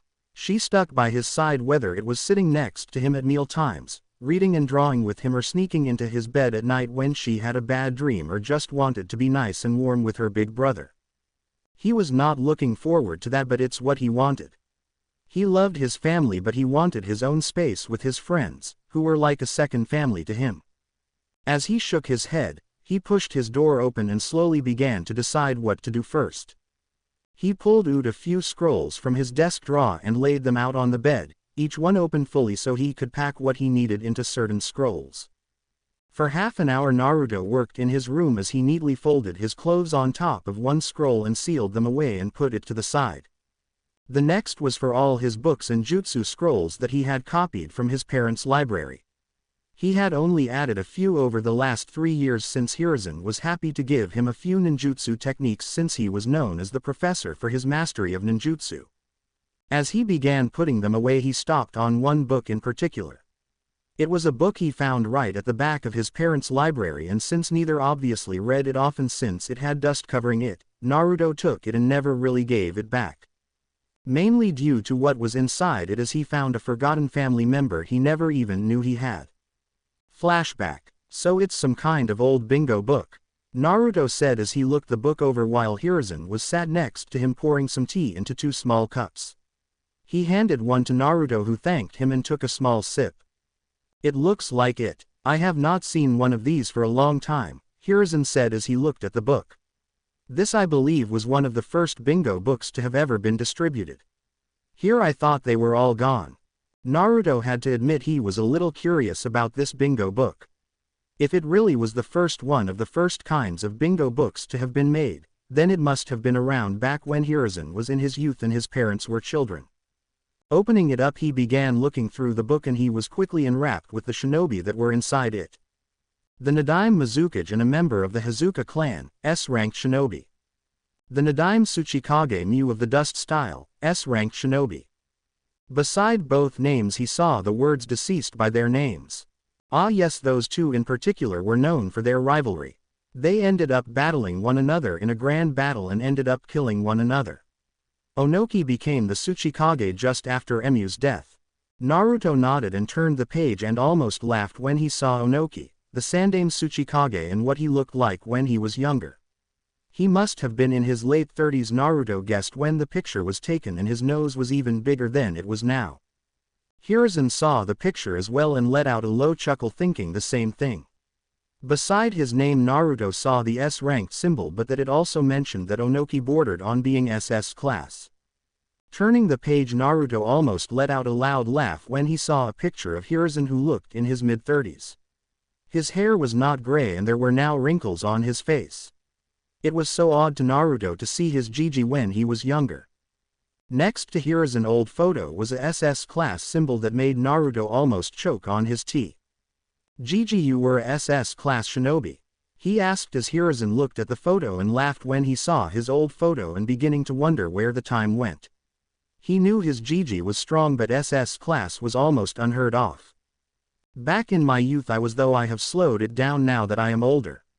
Though I can still give most a good beating if they push me enough. He said as Naruto knew that was true. He could easily fight on par with people like Tsunade and Jiraiya even now in his early 60s. As Hiruzen turned away to drink his tea, Naruto turned the page and stopped immediately at the person he saw next. His brow furrowed in confusion as he read the top name. Jiji, do you know who this person is? He asked. What is their name, Naruto-kun? He asked as took a sip of his tea. Beside him Naruto took a breath as he reread the name in his mind before he spoke it aloud. Genryusai Uzumaki. Turning to look at Hiruzen, Naruto noticed that Hiruzen had just frozen and his cup that was touching his lips was completely still. Naruto began to wonder if he said something wrong. After a moment of just sitting there in silence, Hiruzen gently took the book from Naruto and looked at the page. He saw Hiruzen looking at it intently before a very tiny smile appeared on his face. Genryusai Uzumaki. Now there is a name and face I had not seen or heard of in a long time. You know him, Gigi? Naruto asked as he saw Hiruzen nod his head. In a manner of speaking, I did. He is someone battled in the past as well as someone that I have the utmost respect for, he said, turning to look at Naruto and handed the book back and gave him an inquisitive look. As you can tell from the name, he was part of the Uzumaki clan as well as its clan head before it fell. This is the first time you have ever heard of that name, isn't it? He said as Naruto nodded. Should I know him? Naruto asked as Hiruzen nodded his head. Yes, though I am not surprised you do not know of him. Your mother rarely speaks about him to anyone, even to your father. My mom. So this guy was someone special to my mom then? He asked as again Hiruzen nodded. Yes, Naruto. Genryusai Uzumaki was the clan head of the Uzumaki clan back when your mother was a girl. But more importantly, he is your maternal grandfather, Naruto. Your mother's father. My grandfather, Naruto said in shock as he looked back down at the picture. The man had black hair on the sides of his head, and was bald on top.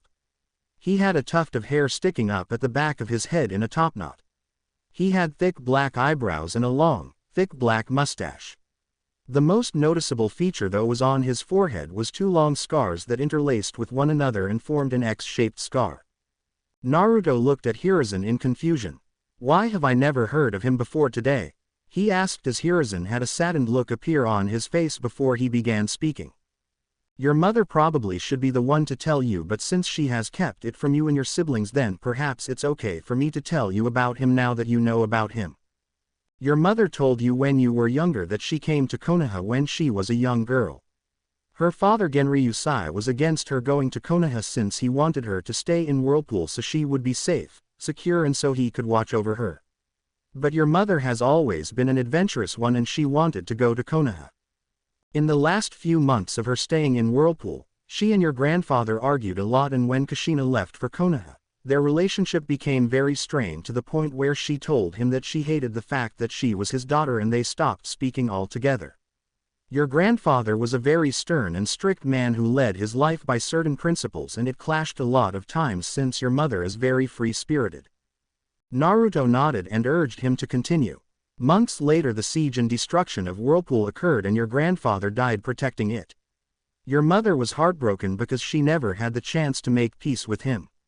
She only told very few people about him, and I guess thinking about it hurt a lot, so she just kept it quiet. I guess she thought it was better not to tell you and your siblings since she felt ashamed at what her last conversation with her father was. Naruto listened intently before he spent the next half an hour asking questions about his grandfather. Though he understood in a way why his mother never spoke about him, she wanted to know about his grandfather. End flashback. Looking at the old bingo book, Naruto quickly sealed it into one of the scrolls.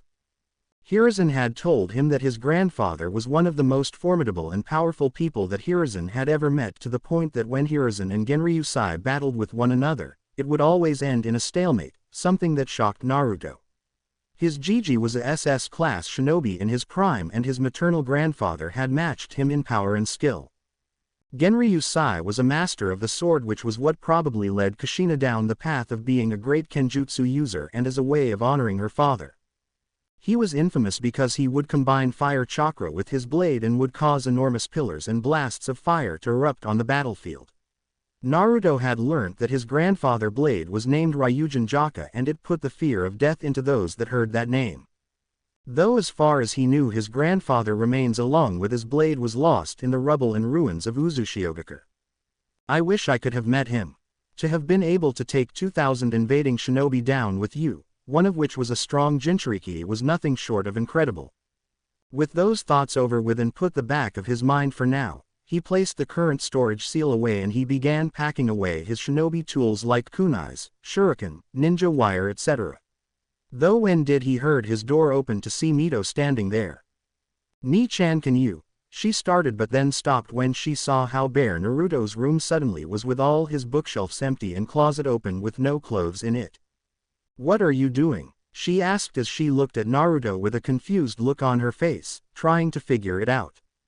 Naruto stopped for a moment before deciding it was best just to answer truthfully. "I'm moving out, Mito-chan. I'm not going to live here anymore." As soon as he spoke the words, Mito looked at him a little confused before she made sense of what he just said, and Naruto watched as her face looked sad and heartbroken. Naruto turned away and kept sealing stuff away. She sniffed a little before she did what Naruto knew she was going to do. "Ka-chan." Mito's shout echoed through the house, and as soon as she shouted, Naruto could hear footsteps racing up the stairs and Kushina's chakra signature getting closer to them, feeling panicked and confused. Kushina appeared in the doorway and went down to Mito's level. "Sweetheart, what's wrong? Why are you shouting?" she asked as Mito sniffled and pointed to Naruto. Kushina turned to look at Naruto but then noticed how bare the room was, just like Mito had noticed just moments ago. Her eyes went all over the room before they eventually looked at Naruto, and her eyes looked confused. What's going on? Why is your room completely bare, and why are you sealing stuff away into that storage scroll? She asked, though deep down an ugly feeling was building as if already knowing the answer. "I'm moving out," Naruto said again, and from the corner of his eye saw Kushina go completely pale as her eyes look at him in shock.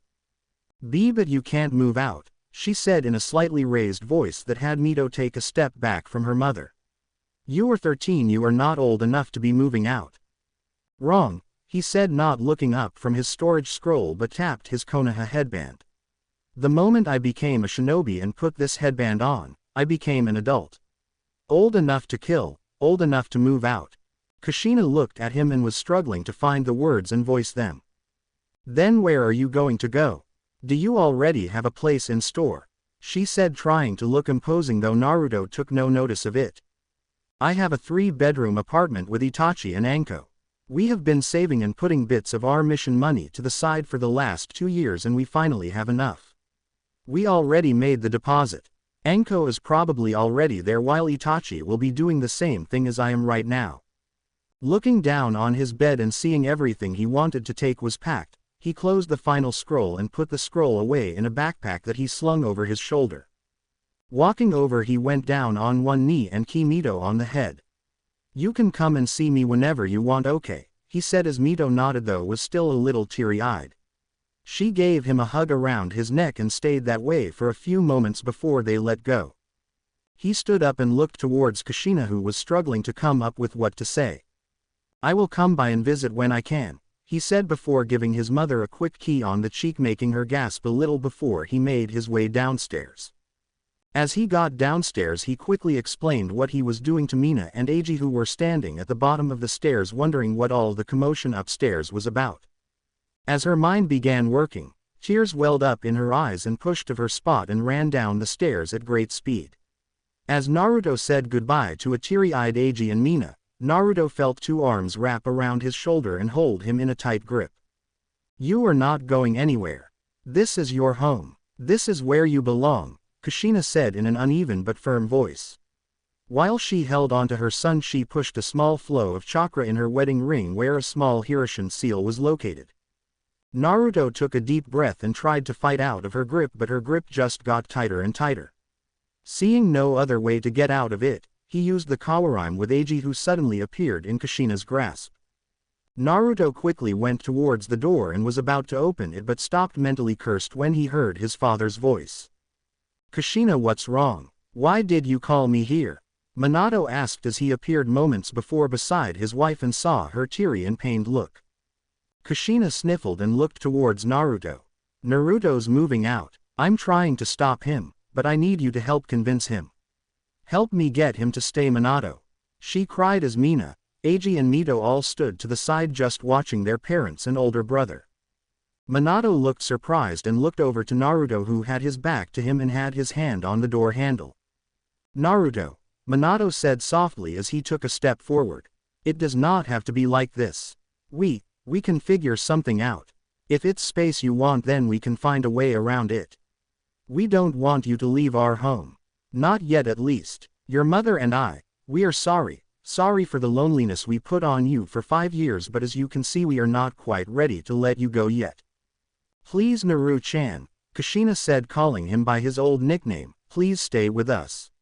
Stay with me. She whispered the last part, but Minato and Naruto both heard her. Naruto stood there a minute not saying anything before he slowly turned his head just enough that they could see his left eye. I'm not the little boy that needs to coddled anymore, and I have been taught how to look after myself since the day after the fox attack. Neither of you helped, so I learned on my own or from those that were willing to help me. Now I want to branch out on my own and become my own person with my own life away from home, he said before his eye narrowed. You owe me that much, he said as both Minato and Kushina flinched. Neither Minato nor Kushina answered at first as they played it over their minds. While Kushina was still set on him staying with them, Minato's mind however was thinking something different now. If his eldest child and first son wanted to leave the nest, then maybe they should let him. He needed his own space and needed time away from his family, though mainly Minato and Kushina. Just maybe giving Naruto his own space could help build that lost bridge between them and their son. Minato sighed before he took a step back. If you want to go, then I won't stop you. But know you are always welcome to come home. You will always have a home in this house, he said as Kushina looked at him in shock while Naruto looked at him before giving a small nod and a very tiny smile as if saying, thank you, to him. No, this is his home. I don't want him leaving us just yet, Kushina said, but before she could get close to Naruto, Minato's arms wrapped around his wife, halting her. Let him go, Kushina. He's ready, Minato said, but felt his heart break when he heard his wife's sobs. Minato watched as Naruto finally pushed the handle down and walked out of the door before gently closing it behind him. Letting out a small cry, Kushina wriggled out of Minato's grasp and ran upstairs and into their bedroom, closing the door behind her as she cried and sobbed as her eldest left the home at only 13. As Mito and Eiji went back into the kitchen and wiped their noses, Minato walked upstairs to comfort his wife before he had to leave to go back to his meeting. As he did, he never noticed his youngest child bolt towards the door and slip out. With Naruto taking a steady breath as he set foot out of the door, Naruto began to walk forwards away from the house he grew up in when he heard the door creak open.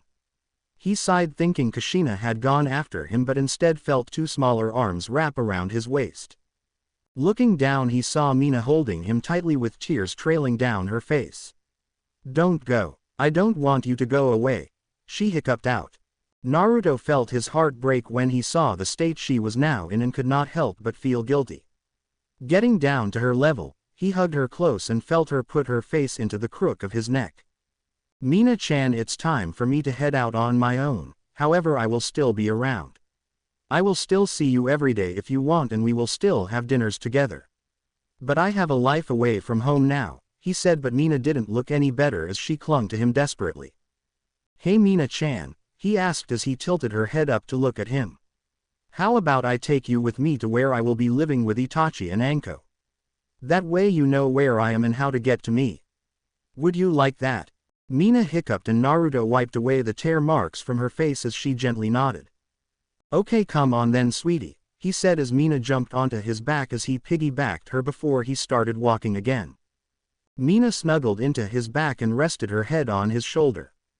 As they walked together, the villagers of Konoha noticed the two together and all smiled, and the women awed at the brother and sister duo.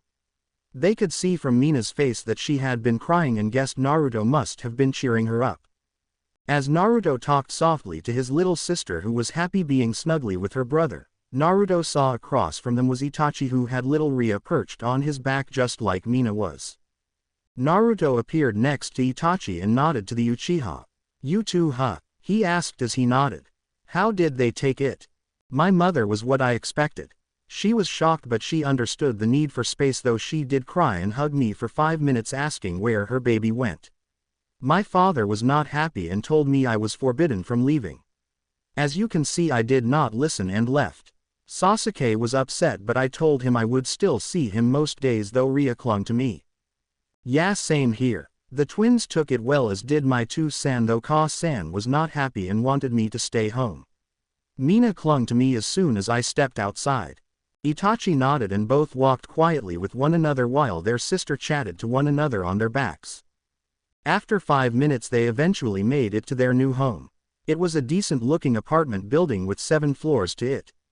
It was a creamy-colored building with a light red wooden roof on the top. It looked relatively new and was one of the better looked-after apartment building in the Konoha since some tended to be a little worn. It was only 15 minutes away from his old home. Both boys entered and walked up all the flights of stairs until they entered up on the top level. They walked down the corridors and with their news key opened up the last door on the end of the hallway. As soon as they entered, they saw Anko sitting on a couch they had bought together eating a late breakfast. She looked over and grinned when she saw them. "Yo, it's about time you got here. And you brought the little munchkins too," she said happily as she grabbed and spun Mina and Ria around, making the two girls laugh, forgetting their earlier sadness as the purple-haired older girl cheered them up. "Can we keep them?" she asked and pouted when Itachi and Naruto shook their heads. "As nice as that would be, I don't think our parents could handle another child leaving the home." Anko winced. "That bad, huh?" "Pretty much," they both said before they went to put their things away in their new rooms. Naruto walked towards the room that was opposite Anko's and walked into a room that was nearly twice the size as his old room and had a double bed stationed in the middle of the room. The bed had dark gray covers and pillows and the wall of the room was painted dark blue. A window was stationed on the right side of the bed and two along with a bedside table on the right and a decent-sized wardrobe to the left. Naruto smiled at his new home and began to pack his stuff away. Midway to putting his clothes into the wardrobe, he saw Mina walk in and look around his new room.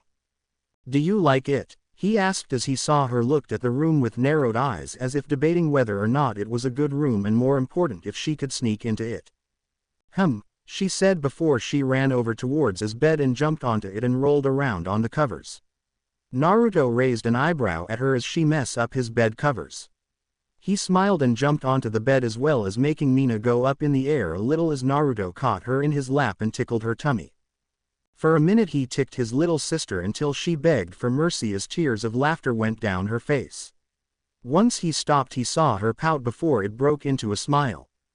"I love you, Mina-chan," he said as he kissed the top of her head. In response he got a big smile and a sloppy kiss on the cheek. "Love you to Ni-san," Mina said as brother and sister just sat there for a few minutes as they enjoyed each other's company and Naruto playing with Mina's longer hair, which made the little girl giggle. After a few minutes Itachi appeared in the doorway with Ria holding his hand. "We need to go pick up the coffee tables and the wardrobe for Anko. She did beeper us into getting it for her," he said as Naruto nodded. "Mina-chan, Itachi and I just need to go make a few errands. Stay in the apartment and play with Ria-chan. We won't be very long," he said as the little redhead nodded and ran out of the room and into the living room with Ria. Cracking his shoulders, Naruto stood up and with Itachi left the apartment together after seeing Ria and Mina playing with Anko. "Do you think we should be worried, leaving her alone with those two?" asked Naruto, remembering their friend's new hobbies. "I'd rather have them take after her than those fangirls," said Itachi, shuddering slightly as they walked out of the apartment building, making their way to the furniture store they had ordered from, which was on the other side of the village, much to their annoyance, so they jumped on top of the buildings and ran over. Though after a minute of running Naruto suddenly stopped and his head snapped to the right of him. In front of him Itachi had stopped and jumped next to him, looking at him curiously.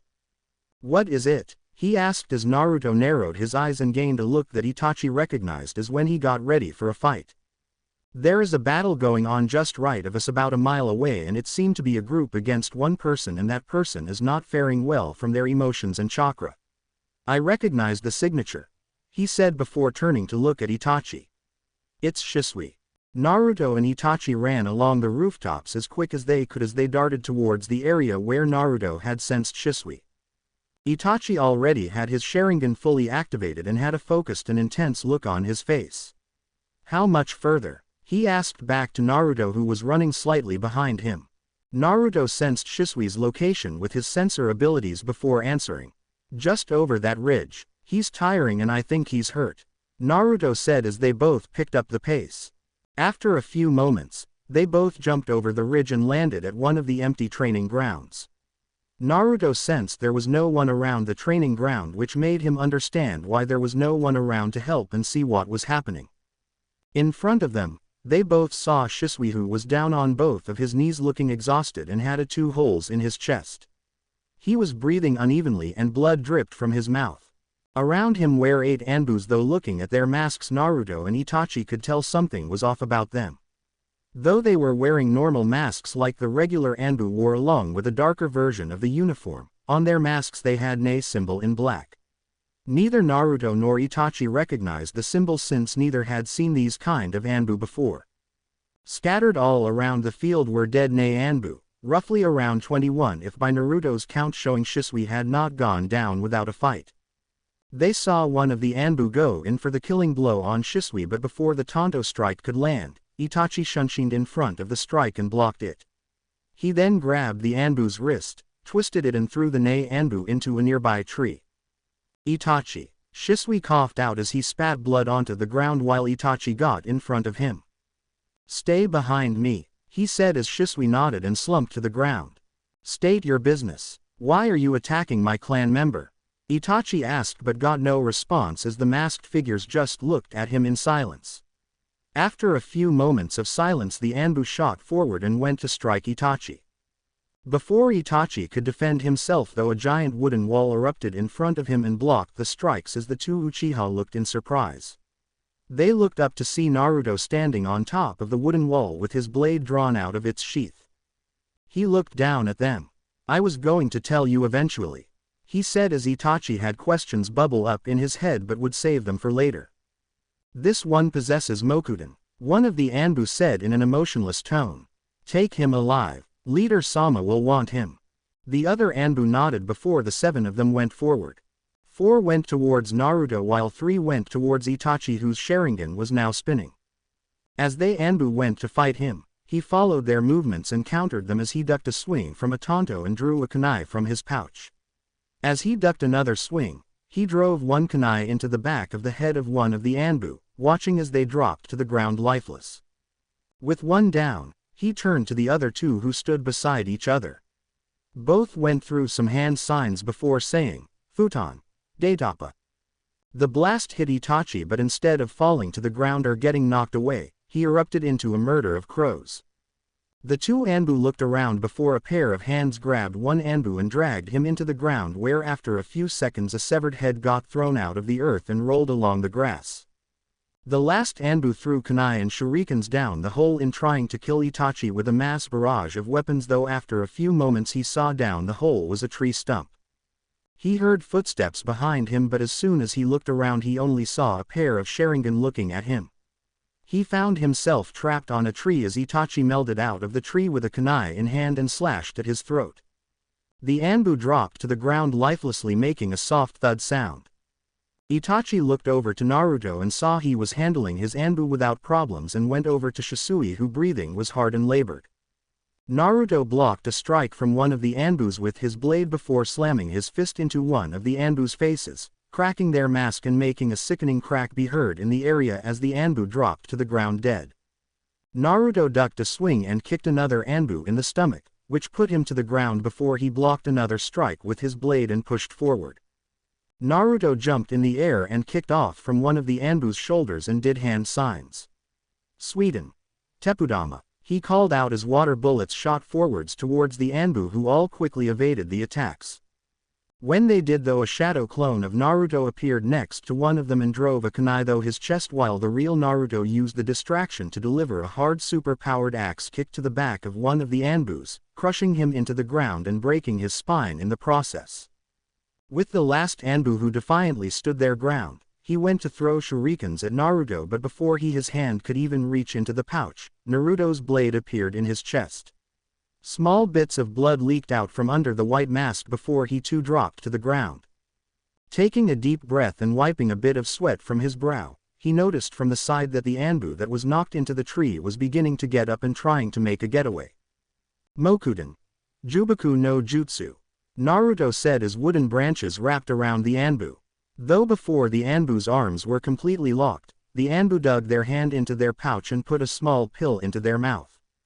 Naruto appeared in front of the Anbu, but before he could even speak he saw white foam coming out from underneath the mask, making his eyes widen before growling out. He tore the mask out and saw foam coming from the mouth, indicating he had taken a cyanide pill.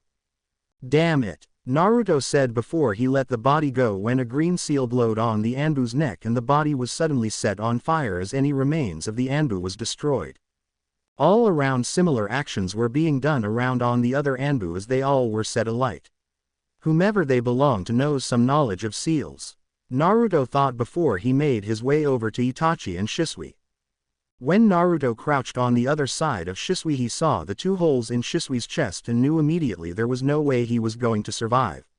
He looked up at Itachi, who looked at him for a moment before Naruto gently shook his head. Itachi's face fell as he looked back at Shisui, who was getting very pale and was coughing up more blood. "Itachi, Naruto, listen to me," he gasped out as he motioned for them to lean closer. These Anbu were not regular Anbu. They were part of Danzo's root shinobi.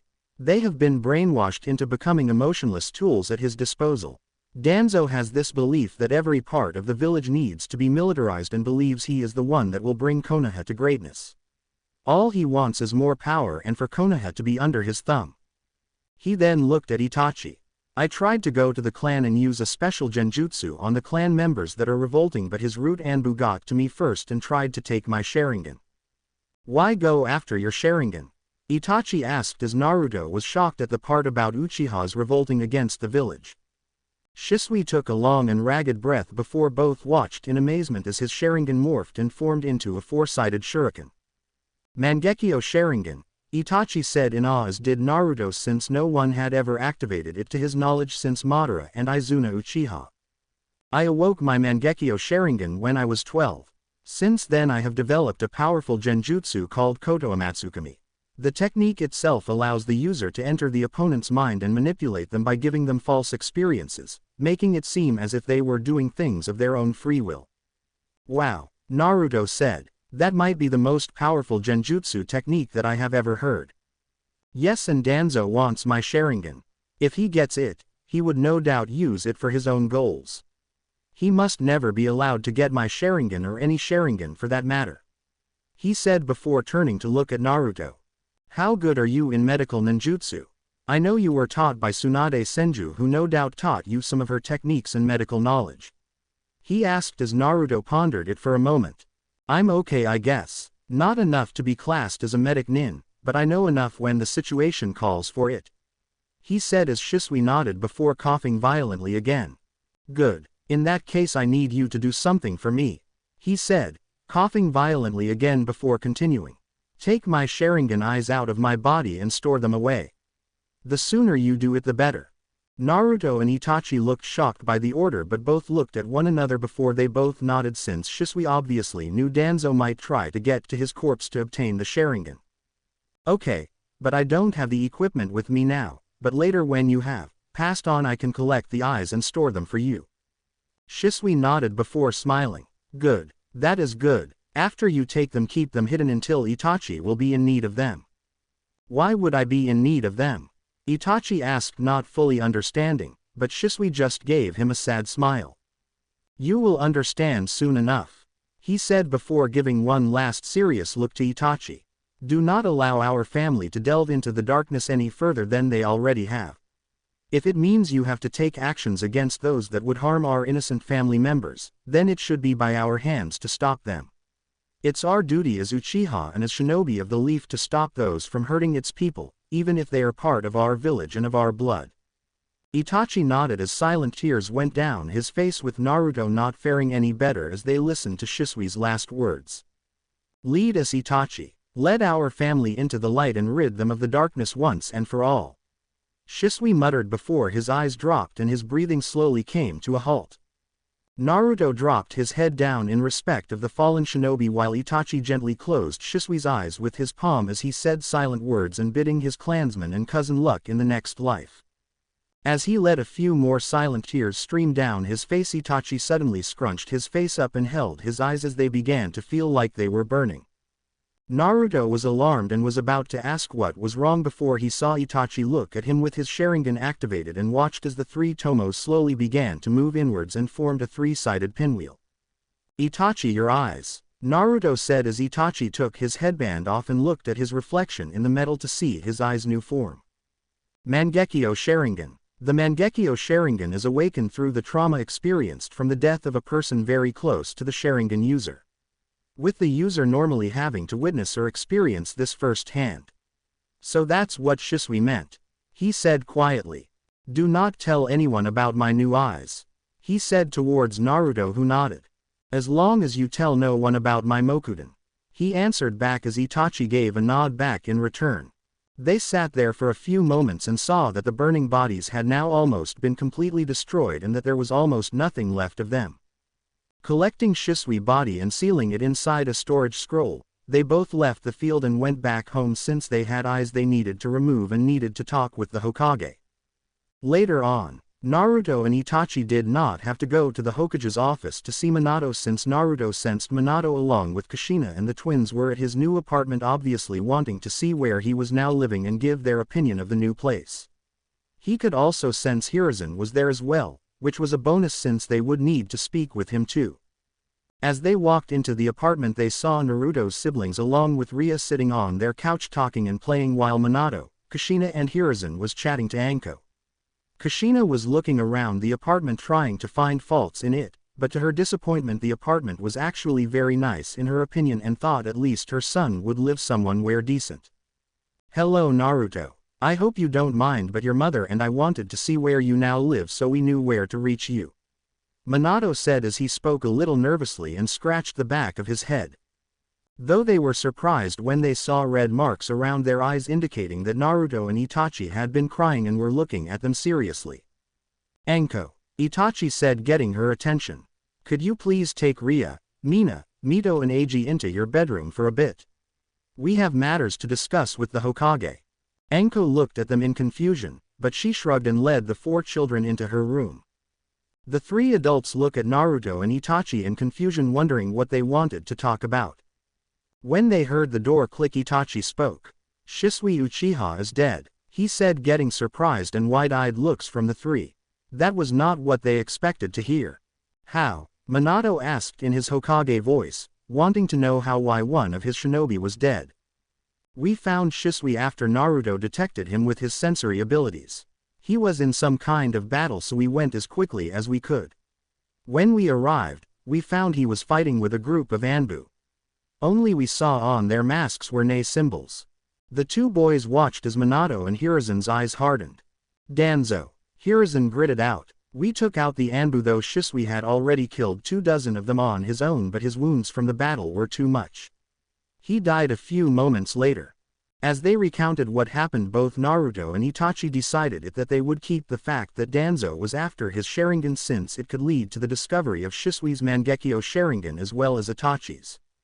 "Shisui told me that he was going to try and use a genjutsu he created on members of the Uchiha clan. He does not want them to rebel, so he thought it could change their thoughts about it, but Danzo got to him first."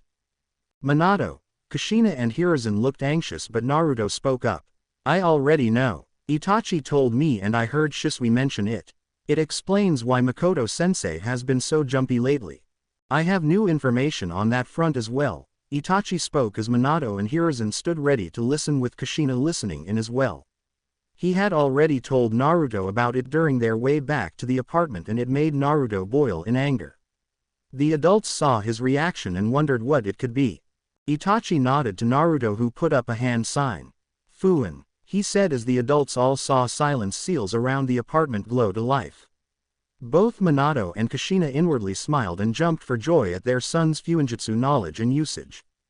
"My father along with the Uchiha members that are going through with the coup d'etat had a meeting last night. They are going to attempt the coup within the next few days since they are tired of waiting," he said as Minato nodded, knowing arrangement had to be made now. "However, during the meeting the subject of your daughter Mito sprung up," he said as the adults' eyes all widened. "The Uchiha clan knows Mito as the Jinchuriki of the nine-tailed fox and they plan on breaking the seal," Naruto answered as they all snapped their heads to look at him. Minato and Kushina looked at Naruto in a loss for words. Naruto. Kushina whispered. How do you know what your sister contains? Naruto sighed. I found out when I was 10. I saw the seal by accident, and then when I went to look at the seal I must have accidentally entered some kind of mindscape, because the next thing I know I saw a pair of large red eyes looking at me and threw me out with a roar. Plus I could never forget its chakra after that night. Minato and Kushina looked at him sadly, and as much as they wanted to talk to him about it, right now it had to wait. How does your family know about Mito's status? It was kept very tight-lipped about it. Only myself and a selected group are aware of it. Minato asked as he narrowed his eyes at Itachi. I am unsure, though I do have a suspicion, he said as Minato motioned for him to continue. When I listened into what they were saying, I heard a voice that I did not recognize.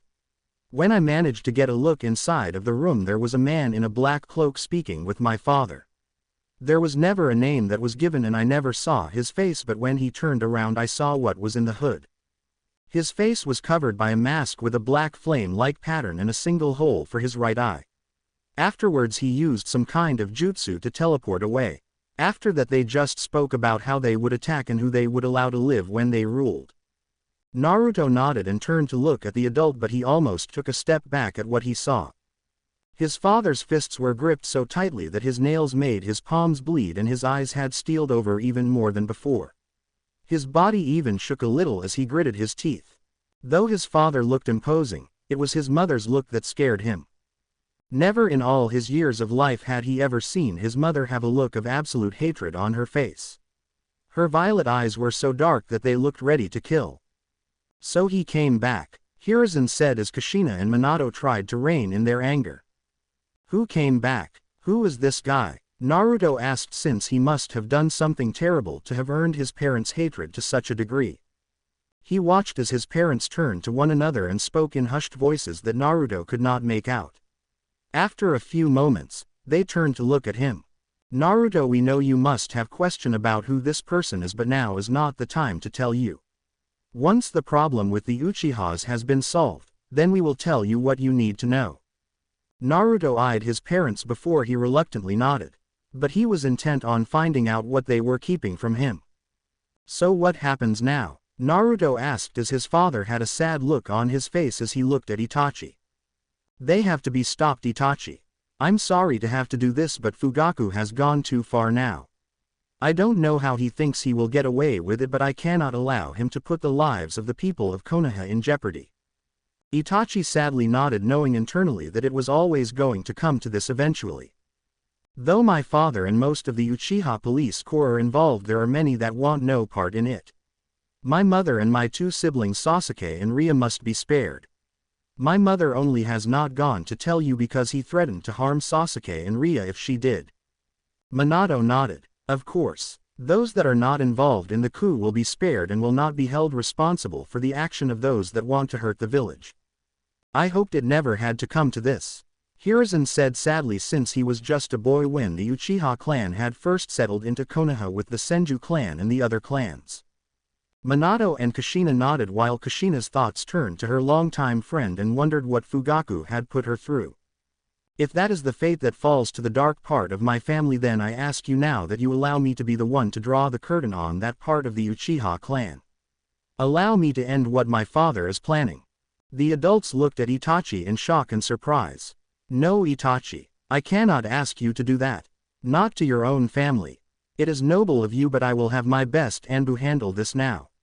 I can't allow you to take on this burden by yourself. Itachi shook his head. I thank you for the consideration, however this is my family. If someone is to be the one to stop the evil that has corrupted my family, then it must be left to me. Shisui told me before he died to help bring the Uchiha out of the darkness and back into the light again. I will do just that. Minato and Hiruzen looked with difficulty as they both admired the fact that he wanted to be the one to stop it, but could they really let it fall to a 13-year-old to murder part of his family? If I may make a suggestion, Itachi said, if you do not feel easy with me going in alone, then I can think of a fair agreement. You may send with me 2 of your best Anbu to accompany me, but on the condition that I have one person I can fully trust with me. Minato and Hiruzen looked at one enough, having a silent conversation before they looked back and nodded at Itachi. That is agreeable. I know which two Anbu to send with you, though please state who you will pick. We need to know that they are skilled enough and can be trusted. Minato and Hiruzen watched as Kushina gave a little gasp when Naruto stepped forward. No, absolutely not. Kushina said, putting her foot down, but Minato obviously was not listening since he looked down at his son in sympathy and pride at wanting to help his friend with this action. Naruto, are you sure about this? I know you are strong for your age and could probably defeat all Chunins and many of the Jonin of this village, but are you positive you want to help with this task? Minato asked, since it made him uncomfortable that his son wanted in on this mission. I'm positive. I won't let Itachi do this by himself. I will help my friend in this task, and I will not let him take the life of some of his family members all on his own. Itachi gave him a nod of thank you. There is no one I trust more in this village than Naruto or my other teammate Anko. They are the only two I would fully feel comfortable watching my back. The adults all looked with heavy breaths. While Kushina did not like it one bit and showed it by the frown on her face, she knew Minato had the final say in it. Minato and Hiruzen once again had a silent conversation between one another before Minato turned back to face the two boys. Very well. Naruto, you will accompany Itachi as well to Anbu to infiltrate the Uchiha clan compound and kill those that are attempting to join the coup on the village. Be at my office at 5 p.m. where I will give the briefing to the other two Anbu as well as get you fitted for Anbu gear. He said as both boys nodded. Minato then left with Hiruzen and a reluctant Kushina, knowing that plans had to make for tonight and protection had to be issued to Makoto and Itachi's siblings as well as Naruto's siblings. Kushina was not going to let a soul get to Mito on this night. When she got her children from Anko, she took Mito's hand and gripped it gently, but firmly as she led her away. Mina and Eiji were picked up by Minato as they waved goodbye to Naruto. As they left, Itachi and Naruto quickly went to Naruto's room as threw up some more silence seals. Anko was curious what the pair were up to, but before she could get an answer they locked the door. Her eyebrow rose at the action, but she dismissed it as one of the weird boy things. Inside the room, Shisui's body was unsealed on the floor of Naruto's room as Naruto had a scalpel and some medic supplies by his foot as well as a jar full of an unknown substance. Taking a deep breath, he gently opened the deceased Shisui's eyelids and with the scalpel began to make incisions around the eye so he could safely remove the two Sharingan.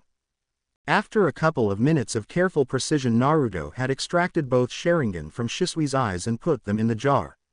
This liquid should conserve them and keep them from them alive, so to speak. Itachi nodded and took the jar before he took a storage scroll and sealed the Sharingan inside before he sealed that scroll on his arm. Where better to keep it safe than on your own body? That night, nightfall had arrived as the moon was high in the sky and many were on their way home for the night or were just starting to enjoy Konoha's nightlife. On the rooftops overlooking the Uchiha clan compound, 4 figures stood as everyone around them did not even notice they were there. All 4 wore masks on their faces that were porcelain white with various markings that represented an animal.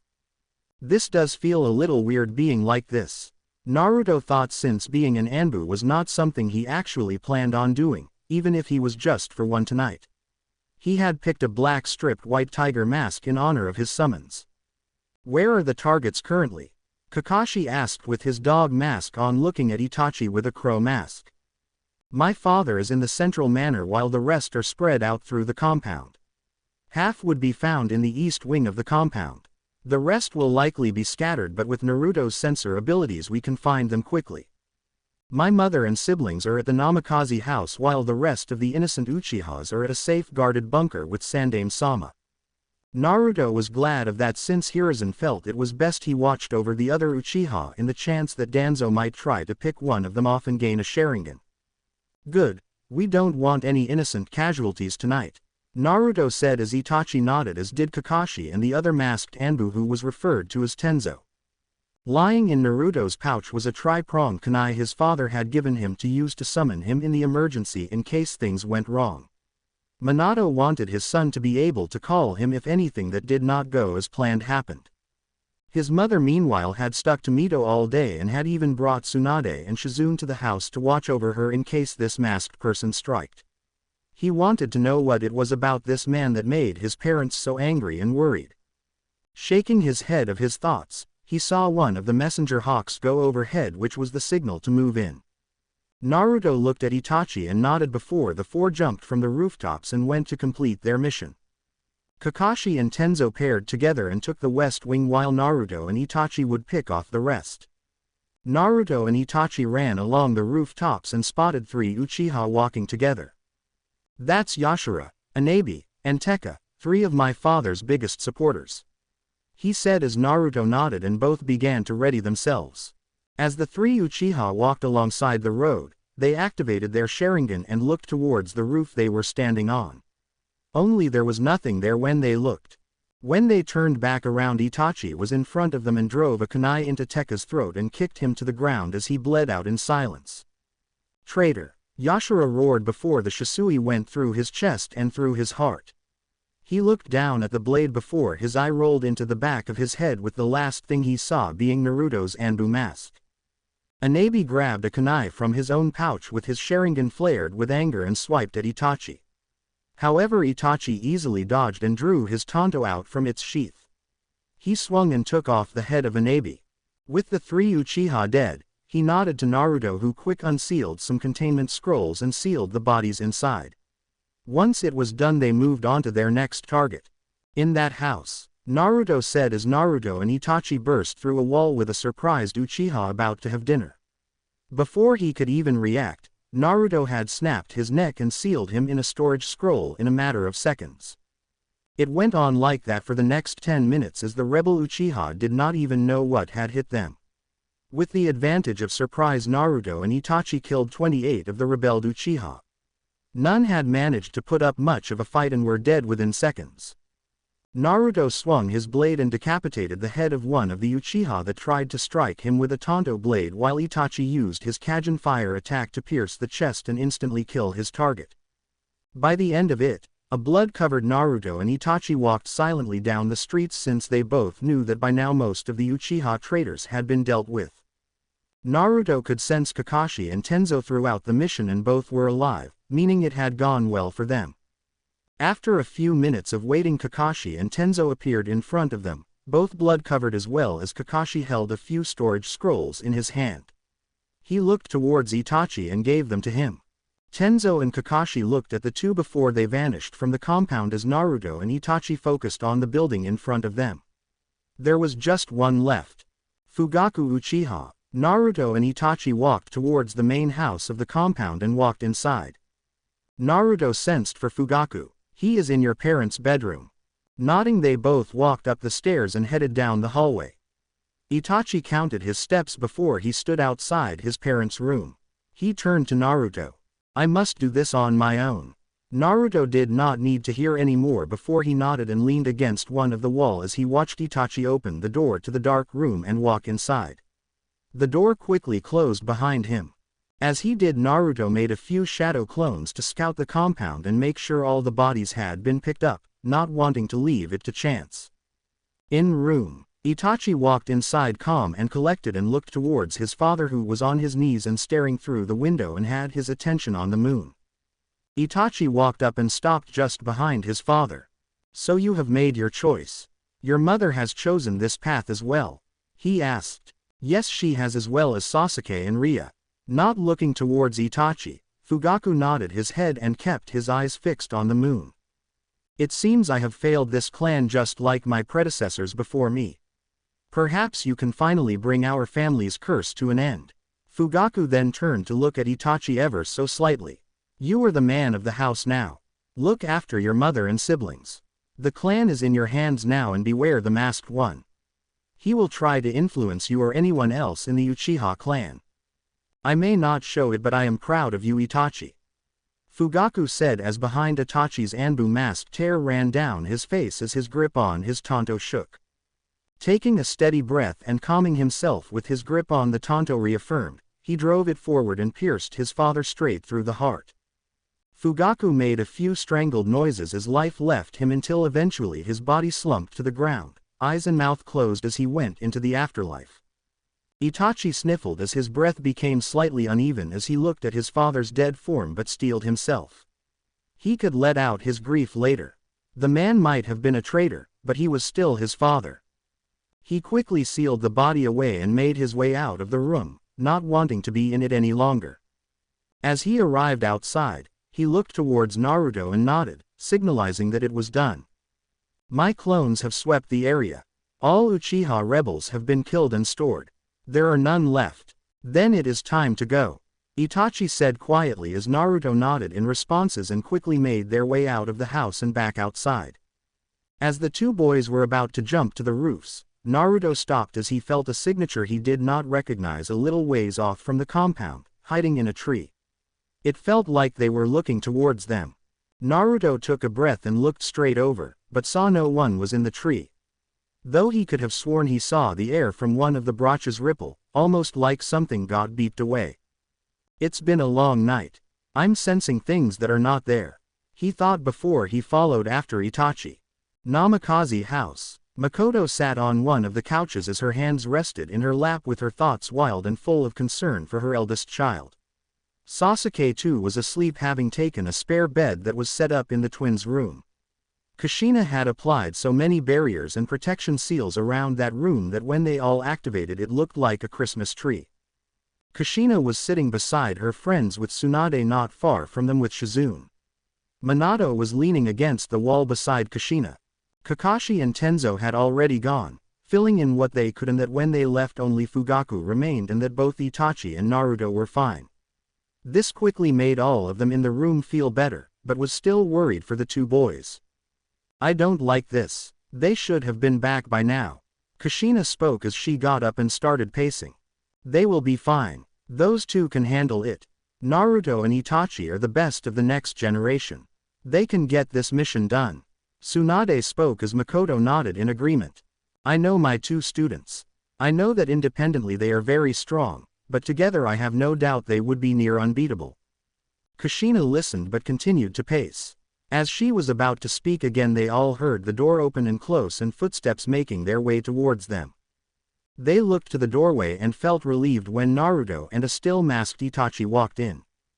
However, all the adults felt sick to their stomach and ashamed of themselves when they saw all the blood that covered their children. Makoto and Kushina wanted to cry while Minato wondered if he did the right thing letting them do this.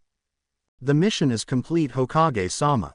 Itachi spoke. The bodies of all the Uchiha are in storage scrolls that Naruto has sealed on his wrists.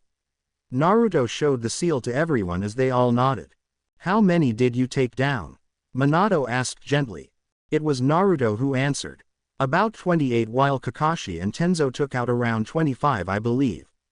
Minato accepted the answer. There was no one else around. Just the team and the Uchihas. Itachi nodded yes, though Naruto looked a little suspicious but did not voice his opinion. His parents saw this and would ask him about it later. They gave them a brief run-through of what happened along with any added details. Once it was over, they watched Makoto stand up and walk towards Itachi. Itachi, take off that mask, she said gently, but Itachi did not move. In fact, he hardly reacted at all. Makoto had an angry look on her face. Take off that mask and look at me, she said with a bit more force laced in her words. After a few moments of silence, Itachi's hands shakily went up to his mask and took the crow mask off. When he did, Makoto sobbed and felt her heart break as she watched a flow of tears continue to run down Itachi's face. Not wasting a second, Makoto wrapped him in a tight hug as she placed her son's head in the crook of her neck. Itachi never spoke a word but let his arms wrap around his mother and just grieve, not caring that people were watching. Everyone looked in sadness, as did Naruto as he wiped some tears from his eyes and sniffled. As he did, he too felt arms wrap around him. He saw Kushina wrap her arms around him and held him close to her. Naruto relaxed into his mother and gently hugged her back as well as she gently stroked the back of his head and letting exhaustion from the night finally take over. Later that night, after showering and getting something to eat, Naruto headed into the kitchen of the house since there was one last thing he had left to do. He wore some spare, comfy clothes he had brought with him. Makoto had taken Itachi into the spare room and would stay with him for the night, seeing that her eldest child needed her the most right now after what he had to do in taking the life off his father.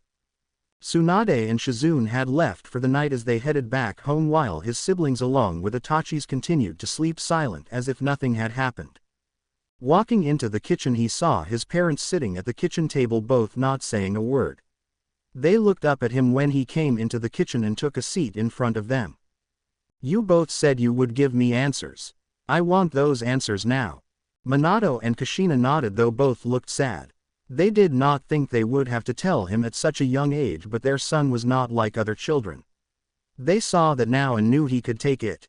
It was Minato who spoke and began to tell him. "We will tell you the truth about that night on October 10th. Naruto pushed himself forwards as he ran along the tree branches with his eyes focused on the route ahead of him. Beside him Anko and Makoto jumped along his right and left, all looking towards the front, keeping their eyes focused and their wits about them. The trio were currently on a scouting mission along the border between Fire Country and Grass Country. They had gotten reports that a missing nin was seen along this route and had been causing trouble to travelers and merchants who were trying to get to Konoha and Iwa for trading purposes. They originated from Wave since Wave was a major trade point in the elemental nations, and this missing nin had caused the trading to get many major delays. Naruto was sent to investigate alongside Anko and Makoto. Anko since she wanted to get out of the village for a little while with the torture and integration division taking up a lot of her time. While Makoto was sent since Minato wanted a well-known shinobi on this mission in case things did not go their way. Itachi meanwhile had joined the Anbu and was quickly rising to the rank of an Anbu captain. Naruto though offered to become an Anbu, settled instead with becoming a Jonin. The life of an Anbu was not the one he wanted.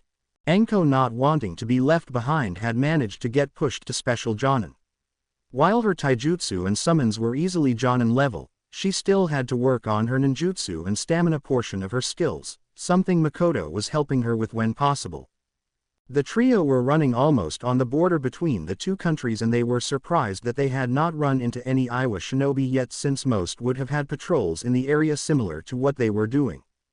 "Do you sense anyone, Naruto?" Makoto asked as Naruto focused on his surroundings. He spread his sensory abilities to 2 miles wide. After a moment of silence he opened them and shook his head. "Nothing so far. In that case it may be best to stop for the night. It is almost sundown and we do not want to be running during the night since our view would be obscured and it will be more dangerous continuing." Naruto and Anko nodded and quickly found a small cave formation a little ways off that would be perfect for a camp setup. It was only about 12 feet long into the mountainside, but it did give them some cover and would likely be the best thing they would find. Makoto had been going on missions more regularly lately since it helped to prove the Uchiha's loyalty to Konoha. When the other clans, shinobi and civilians discovered and were told about the almost rebellion, the Uchiha clan lost a lot of trust and respect. Since then Makoto had become the head of the Uchiha clan and was grooming Itachi to one day take over since he was the eldest child. She was teaching him what he needed to know so that when he took over he could be an efficient leader and know when to be kind and when to be strict. Something unfortunately Makoto's second son Sasuke seemed to need. When finding out about his father, Sasuke had become a very quiet, broody boy who preferred being alone and shot anyone down who wanted to befriend him. A few times Itachi and Makoto had to stop Sasuke from pushing Ria around since he did not want a weak sister. Makoto would quickly discipline her son, which only made him brood more. He made his life goal to defeat his older brother and become the head of the clan. Itachi's only response to that was a flick to the forehead and telling him he would be waiting. It seemed that while Itachi and Ria had taken after Makoto mostly, Sasuke's personality was leaning more towards his father's and his way of thinking.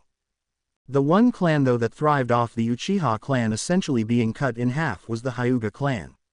Before, the Uchiha clan was the most powerful, but now with their numbers halved, the Hyuga clan was now the largest of main clans and as well as the most powerful. That was something the Hyugas obviously knew, since some became quite pompous and walked with an air of superiority. But the clan head Hiashi Hyuga quickly stopped that and punished anyone who tried to think that way.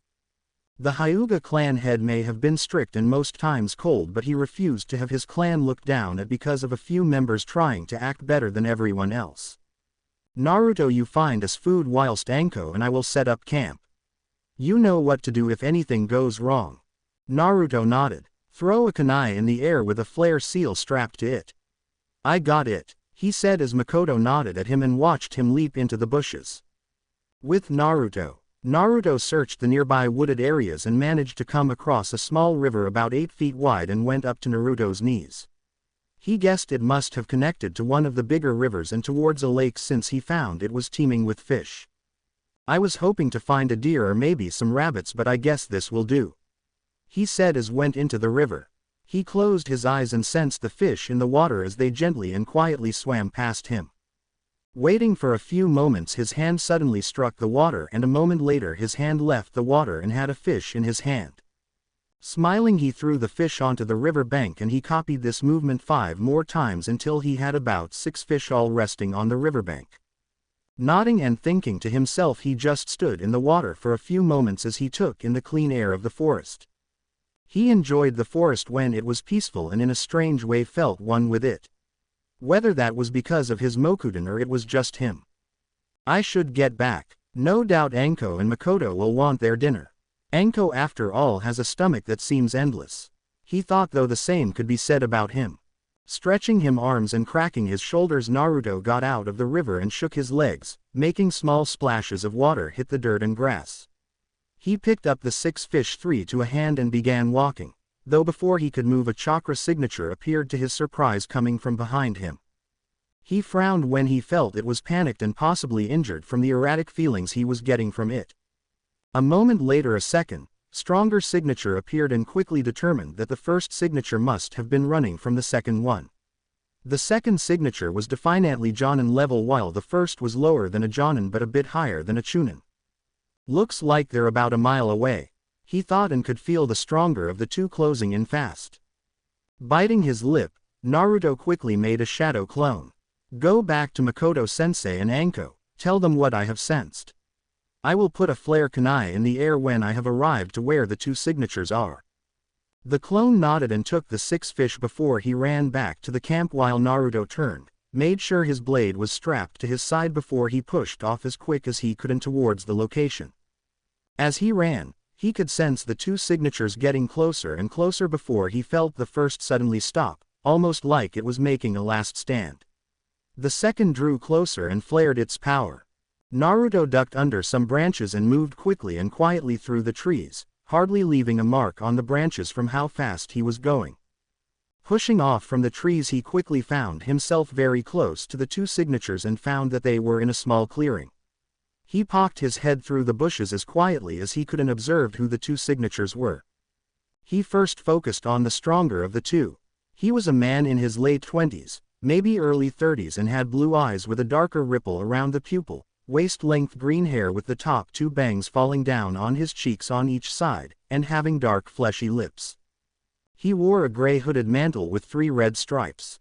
Under the mantle was a dark brown sleeveless vest falling to his knees where the inside was purple, a light brown belt, a light gray pants. All over his body were various protective bandages on his chest and legs. Naruto knew who he was from the studying the bingo books. This man was Raiga Kurosuke, a missing nin of Kiri, former member of the 7 Swordsmen, wielder of the dual swords Kiba and a ranked shinobi. A very deadly foe, Naruto thought before he turned to the other signature and almost fell out of the tree when he saw who it was. 4 years it had been since he last saw her, and yet she looked almost exactly like the last time he saw her, other than the fact she was 4 years older as well. Her black hair was still short and stopped just past her chin. Her uniform was similar as well, though now she had the pale brown Chunin jacket added to it. What are the chances of her being here? He thought to himself before he saw the swordsman raise the twin Kiba blades. The pair of swords was slim and straight double-edged blades. Both blades also have an upward curved bladed prong near the tip of one side of blade and another one near the base of the blade's other side. Makoto-sensei will probably yell at me for this, he thought before with a burst of speed pushed himself of the tree branch and landing between the 2. The 2 Kiba blades were coming down at him, so he drew Shisui out and managed to block the strike. When he blocked it, he threw a kunai into the air making the flare, though no one was paying any attention to it. Naruto interference caused both to be surprised seeing another shinobi nearby, though Kuretsuchi had her jaw hanging open as she looked at Naruto. What is he doing here? Raiga though pushed himself away a couple of meters and looked at person in front of him. Kiroi Senko, was his first thought before he realized the person in front of him was too young and the hair was too short as well as the eyes. Who are you, boy? Why are you interfering? Raiga asked as he took 2 steps forward with the Kiba blade held tightly in his hands. Naruto shrugged. I was in the neighborhood and I heard fighting. I came to check it out and you can imagine my surprise when I find a member of the 7 swordsmen fighting an injured Iwa Kunoichi. So why interfere? Last I checked Konoha hated Iwa and vice versa. Oh, they still do, but I think it's a stupid rivalry.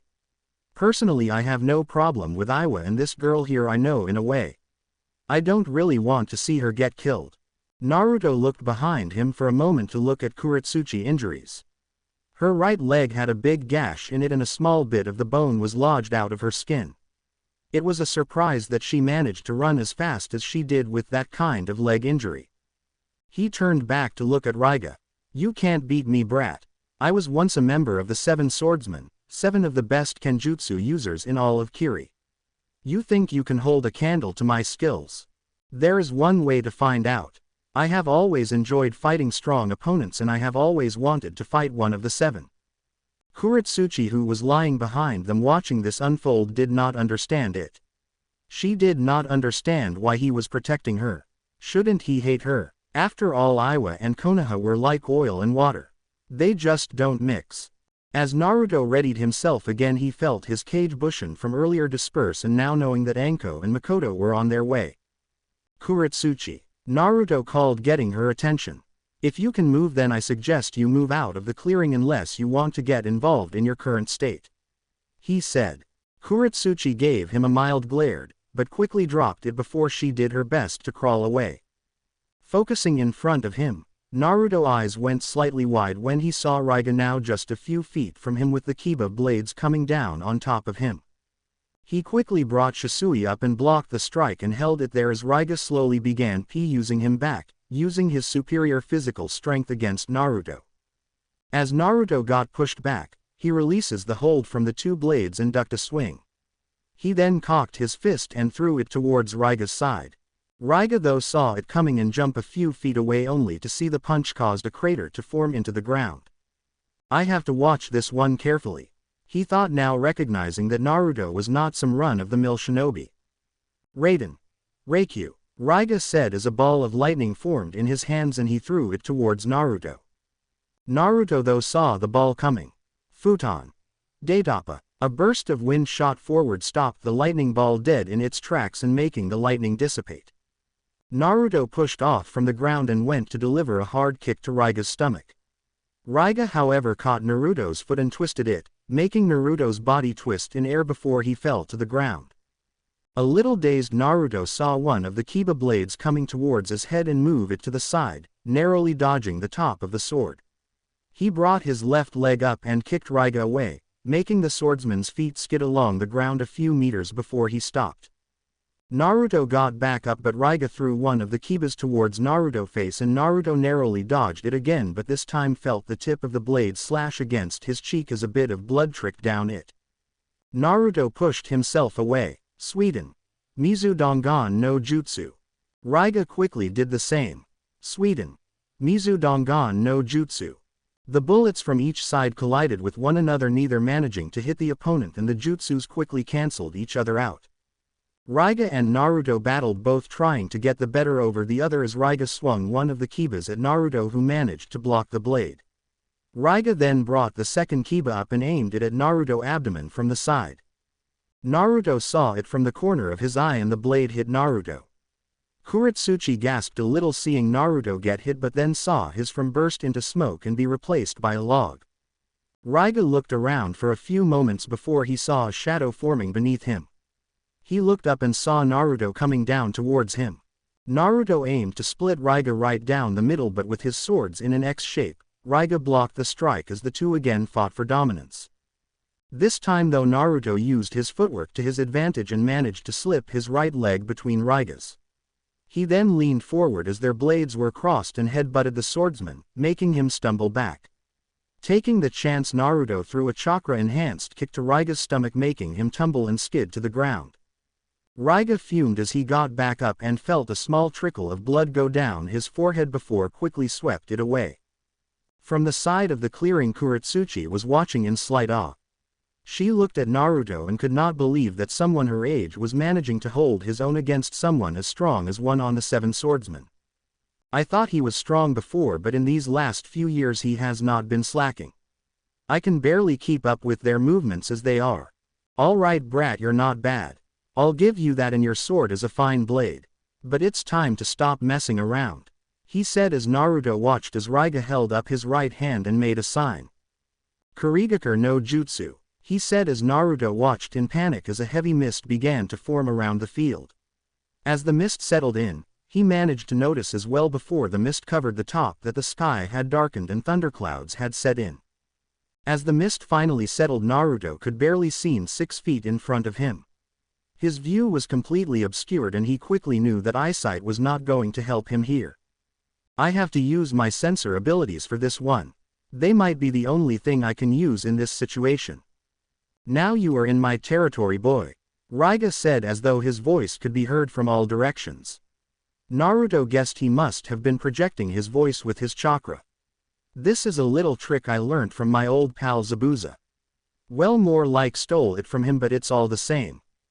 If you are trying to scare me, then you will have to do a lot better than that. Naruto called but heard a low chuckle.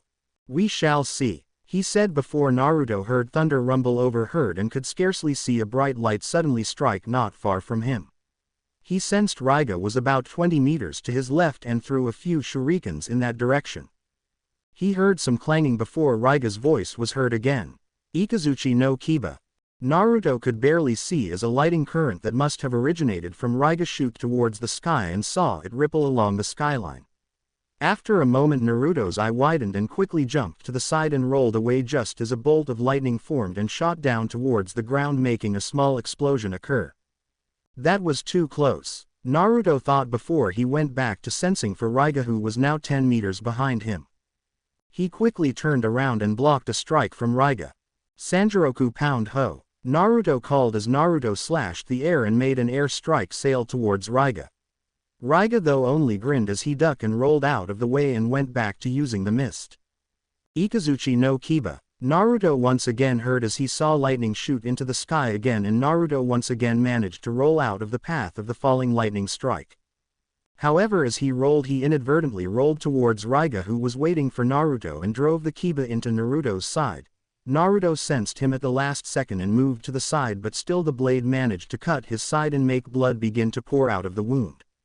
Naruto jumped away and clutched the wound. This is not good timing, he thought as the hand over the wound began pumping healing chakra into the cut, hoping to heal it enough. It looks like the young swordsman is now injured. I guess he is not as strong as he thought he was, Raiga taunted. Naruto took a calm breath. Okay, enough is enough. No more letting him toy with you like this. The next strike he might land on me could be the last. Use the training your senseis have given you. As his left hand poured some more healing chakra into the wound, Naruto brought his right fist up and slammed it into the ground, causing the entire field to quake and become dislodged as large rocks and debris shot all over the place. Raiga, who was going to strike Naruto again, lost balance and stumbled just as Naruto managed to sense where he was again. Pushing himself forward, Naruto clashed blades with Raiga again as Raiga tried to force Naruto back. He managed to do so but watched as Naruto burst in a puff of some. Where is he? He thought as he tried to look around, only to realize that the tables had now turned and Naruto was now using the mist to his advantage. Not wanting to let a kid beat him, Raiga put his blades in the air as lightning hit the blades and electricity covered his entire body. Reigeki no Yoroi. This is only good for one attack, but I will kill you. Naruto listened nearby as he closed his eyes and sensed Raiga. He could tell that jutsu in particular had taken a lot of chakra from him, and sooner or later the guy would be running on empty, while Naruto's large reserves still has plenty in them. His wound on his side was now partially healed, though as soon as the battle was over he would need to finish the job and bandage his side. The armor was similar to what the Raikage used, only nowhere near as strong. Naruto gathered chakra and built it up in his body. If I can use a powerful burst of chakra to release a genjutsu, then it should be possible to do something similar for this jutsu. Nothing can get through this armor. Be thankful that afterwards I will give you a proper burial. I'll pass. Naruto thought before he gathered earth chakra in one hand and water in the other. He slammed them together and was thankful that the mist was in full effect. Mokuton. Mokuzo Chikyu Yari. He said silently and grinned as moments later he felt Raiga become panicked and a loud cry echoed out. Where is he? Raiga said to himself as he looked all around for Naruto, hating that he was now the one being toyed with. Trying to get a lock on the young shinobi, Raiga was about to push off towards where he thought Naruto was, but before he could move, he felt two sharp objects pierce into his ankles, going straight through the bone. Ah! Raiga cried out as he dropped one of the kibas, making the lightning around him disperse and leave him.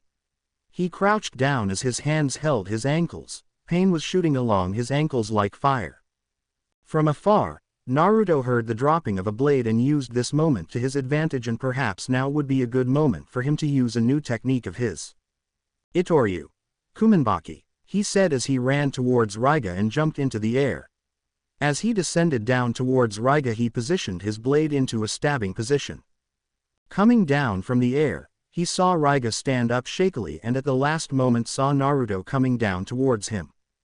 He tried to move but his ankles were in too much pain. He tried to block it but he was too slow and his last technique had taken a lot out of him.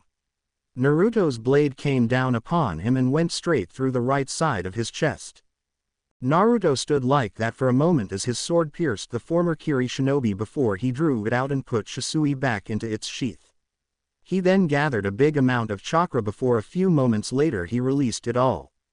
The result was what he wanted as the mist around him began to disappear and clear up. As it faded, he saw that beside Kuretsuchi were Anko and Makoto, both looking worried. Though he saw Makoto's shocked look when she saw Raiga slumped to his knees on the ground. Whoa, he heard Anko say as Kuretsuchi nodded from her seat on the ground. I wondered when you two would get here, he said. He saw Makoto look at him with a scowl on her face but then saw her attention focus back behind him. Turning around, his eyes widened when he saw Raiga starting to stand up and grabbed his two kiba blades. Wow, what a guy. Now I know why he was a member of the Seven. This is not over yet, brat. Now until one of us is dead on the ground. Raiga managed to wheeze out even though his hands were barely able to hold the two blades. From the side, Anko was about to step forward but stopped when Makoto put an arm in front of her. This is not our fight, Anko. This is a battle between two swordsmen. If we intervene now then we would only shame them both. This will most likely be Raiga's last stand. She said. They saw Naruto turn back around and grip his sheath as he got in a position that all three recognized. The whole field was silent as the two Kenjutsu users stared at one another. Raiga, despite the pain in his ankles, ran forward as the kibas lit up covered in lightning again. Every step he took sent waves of pain through his ankles but he ignored it for this last moment, knowing it might be his last. He swung his blades down. Raryu no Tatsumaki. As he closed in, Naruto closed his eyes and put his hand on the handle of the Shisui, and once Raiga got close, he snapped them open. Itoryu II. Shishi Sun. Naruto disappeared and then reappeared behind Raiga as Raiga stopped dead in his tracks. A small trickle of blood went down his chin before he managed to turn his head towards Naruto and looked at the blonde who now turned his head around to look at Raiga. Why, you are a fine swordsman. I may have started out your enemy, but no, I am glad that I could fall to the sword of one who will become a great swordsman in our world. Naruto said nothing, but nodded as he made the final clink sound as his blade hit the sheath. When it did, blood spurted from Raiga's chest as a long diagonal cut appeared and forced Raiga to the ground. As he hit the ground, his eyes closed permanently while Anko, Makoto and Kuretsuchi now had one thing on their mind. Naruto, he just killed a member of the Seven Swordsmen. Naruto looked at his fallen opponent and offered a small prayer as he wished for his opponent a good life in the afterlife before he put his hand over his left shoulder where a long cut now lay. I guess Raiga's last cut did manage to hit its mark, he thought. The wound was not life-threatening or anything, but he knew that it would scar over, and for that he was actually happy. It would be a scar that would serve as a memento from his battle with a member of the Seven Swordsmen and a powerful Kiri shinobi. Silently, Makoto, Anko and Kuretsuchi, who was being carried by Anko, reluctantly made their way towards him. They saw his wounds and knew he would need to get them checked over soon, but for the moment let him lament in his victory. Well, almost before he felt a whack on the back of his head. "Ow, what was that for?" he said, looking towards his sensei, who scowled at him. "What were you thinking, challenging an A-ranked shinobi and member of the Seven Swordsmen to a battle? You could have been killed." "But I wasn't. That count for something, doesn't it?" "Perhaps, but if it did not go that way, imagine what your family will think when we might have had to take your body back to Konoha. Think next time, Naruto. Is your life worth risking for somebody who is a shinobi from another village?" Naruto shrugged. "Probably not, but I did so anyway. It would have been wrong of me to have just stood there and let him kill her. I won't let that happen on my watch. Not even if they are from another village. Personally, I don't care about the silly rivalry between our two villages, and I did the right thing." Makoto and Anko rolled their eyes but knew Naruto would have intervened any way you look at it. "So what exactly do we do with the body?" Anko asked as Makoto looked to Naruto, since he was the one who defeated Raiga. "I guess I will take it with me back to the Leaf. Raiga had a big bounty on him since he was an A-ranked missing nin and member of the Seven Swordsmen. It would be a nice income addition to have. Plus we now have the Kiba blades to deal with," he said as he walked over and went to pick the twin blades up, only for a new presence to appear and land in front of Naruto. The figure was a Kiri hunter nin that wore the Kiri Anbu uniform. He had light blue hair that stuck up straight, and Naruto could sense he was at least Jonin level. On his ears he had talismans hanging from them, and behind his mask he could sense one of his eyes was different from the rest of him. Makoto and Anko prepared themselves as Makoto clutched her tanto in her right hand while Anko readied to bring out a snake summon. The figure stood in front of Naruto and looked down at the 14-year-old before looking at Raiga and shook his head. "What is it you want?" Naruto asked as the hunter nin edged a bit forward as Makoto and Anko took a step forward while Kuretsuchi just watched as she held onto her leg. "The Kiba blades. They are property of the village hidden in the mist, and I will be returning them as such. My future Mizukage Mai Terumi will need the assistance of those blades." Everyone looked at him in confusion. "I thought the Mizukage was Yagura of the Three Tails." "He won't be for long. Our Kiri rebellion will soon gain victory and Yagura's reign of terror will soon end. The Kiba blades will help in his end, and the nickname Bloody Mist Village can finally be put to rest." Naruto looked towards the Kiba blades that were right in the middle of the two of them. He saw the rebellion hunter nin reach for his kunai pack slowly. Not wanting to cause any problems, Naruto took a step back. The hunter nin took this as a signal that Naruto would not take the blades. He leaned down and picked them up before he sealed them in a storage scroll. But when he went to collect the body of Raiga, Naruto stopped him by putting Shisui to his neck. "I don't think so. I triumphed over Raiga and I will be collecting his bounty. This will not be Tolera. Listen, buddy, if you have not noticed, you are outnumbered 3-1. I could have fought over those two blades, but I didn't because I knew there could be problems between Konoha and Kiri if I did that. The last thing I want is to bring unnecessary battles or war to my home. But this is where I draw the line. I will be collecting the bounty from Raiga's head." Naruto then leaned in and whispered in the hunter nin's ear. "Unless you want me to tell the Hokage and the Hyuga clan that you have a Byakugan in that eye of yours," he said, making the blood run cold through the hunter nin. He looked towards Naruto and retracted his hand away from Raiga. Without missing a beat, the Kiri hunter nin jumped away onto one of the tree branches and sped off.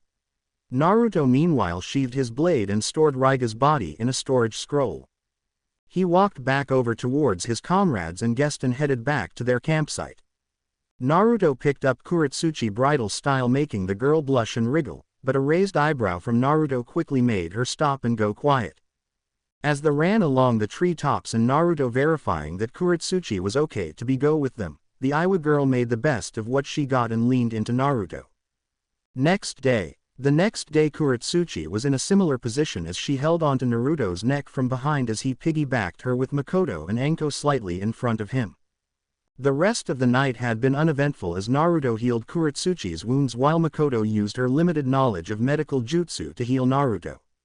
But once they got back to the village he would have to go to the hospital to get them checked over.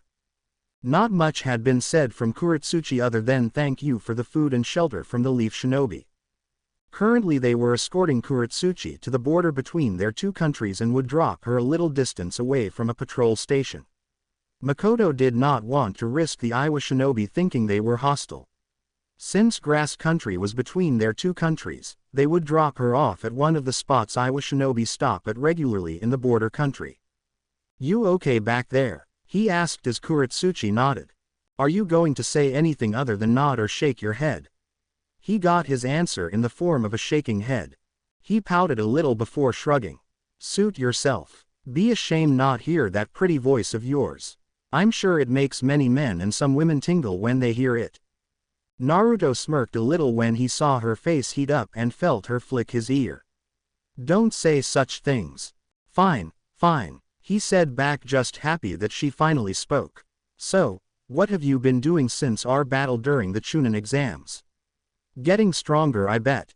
"Of course, I said I would, and I will still want a rematch one day for that humiliating defeat you gave me. I thought you were going all out against me, but your match with the Uchiha was even more earth-shaking. I hate it when people hold back against me. Hey, you can't blame me for not going all out. I had a genius Uchiha to go up against. I needed some tricks up my sleeve and I could not reveal them all in the match with you." Kuretsuchi huffed. "Yeah, well, don't think you're going to win next time. I will show you how strong I have become. My father and grandfather have both been training me non-stop for the last 4 years." Naruto nodded. "Well, when you want your rematch then I will be happy to give you it." Kuretsuchi nodded back. She turned to look at Anko and Makoto and could see they were both looking at her from the corner of their eyes, obviously making sure she did not try anything. "So why did you help me?" she asked as she saw Naruto turn his head to look at her. He shrugged again. "Why not? I mean, I know we are from two different villages that happen to not like one another very much, but I could not just let you sit there and die. You do know that most would have just let it happen, right?" "I know, but I guess I am not like most people. Most people would say that, thinking they have something different that make them stand out." "True, but I guess in my case it is true." Kuretsuchi looked at him before she nodded again and leaned closer towards him as she looked into his violet eyes. She had to admit that his eyes were very beautiful. Since she knew the Yondaime has blue eyes, she guessed he inherited his violet eyes from his mother. That, and she would also admit that he was quite handsome. She looked over towards Makoto and Anko again to see that they were not watching them anymore. Gathering a bit of courage and hoping no one found out about what she was about to do, she leaned over his shoulder more, which made him look towards her. Before he could do anything or react, Kuretsuchi's lips pressed against his. It was quick and did not even last a second, but he felt her soft lips against his and could taste cinnamon on them. It made him want to lean in and key her back, but stopped when he almost tripped over and fell to the ground. "Tell no one. That was just a way of saying thank you. Don't look into it," she said before she looked away. Naruto could not say anything since he was too gobsmacked to even respond, so he settled for nodding. He then turned back in front of him and kept running along the treetops. The group stayed silent for the rest of the time before they eventually reached the spot where they would drop Kuretsuchi off. She was able to walk slowly towards the patrol station and she watched as the trio of Leaf Shinobi left the area. Though she saw Naruto turn his head to look at her, and the two just looked at each and their faces went a little red and heat up before turning away. As they left, both had a tiny smile appear on their faces while Kuretsuchi shook her head. "Calm down, girl, it was just one key. A key you initiated," she thought before making her way to her destination. Naruto meanwhile thought similar things. It was just one key. It did not mean anything, right? Konoha 3 days later. Minato sighed and leaned back in his chair to take a moment rest as the paperwork just built up and up on the table. He did try the cage bushin to conquer it, but his wife put that idea down, saying he could not cheat his way through it and had to man up. "She is so cruel to me," he cried inwardly before shaking his head and sitting upright as Kushina and Makoto walked through the door, both happily chatting and smiling. "How is he?" Minato asked, referring to Naruto. "He's fine," Kushina answered. Shizune said most of the injuries have already healed, but the bigger wounds like the one on his shoulder and side will scar over. Minato nodded and leaned back again and whistled. Our son who is 14 years old managed to defeat one of the 7 swordsmen. Who would have thought it, even if Raiga was not one of the stronger members? The moment they returned, Makoto sent Naruto straight to the hospital to get his wounds looked over and sent Anko with him. Then when she arrived at the Hokage office, Minato and Kushina were in the office making out on the desk. Makoto quickly spoke up since she did not think the village needed an Uzumaki Namikaze baby number 5. After relaying what happened on the mission and get to Naruto, Kushina had completed blurred out of the room as she ran so fast to the hospital that most only saw a red blur barreling past them. When she arrived she all but smothered her son into her chest and was checking him over before lecturing him about fighting a member of 7 swordsmen, saying he could have been killed. Minato was the same, though inwardly he could not have been any prouder. As the trio spoke, Jiraiya jumped through the window and threw a bingo book at Minato, who quickly caught it. "There a reason you threw this to me, sensei?" Jiraiya frowned. "Take a look on page 165 and see what your baka of a son has done." Everyone frowned at the tone, but Minato quickly opened up to page 165.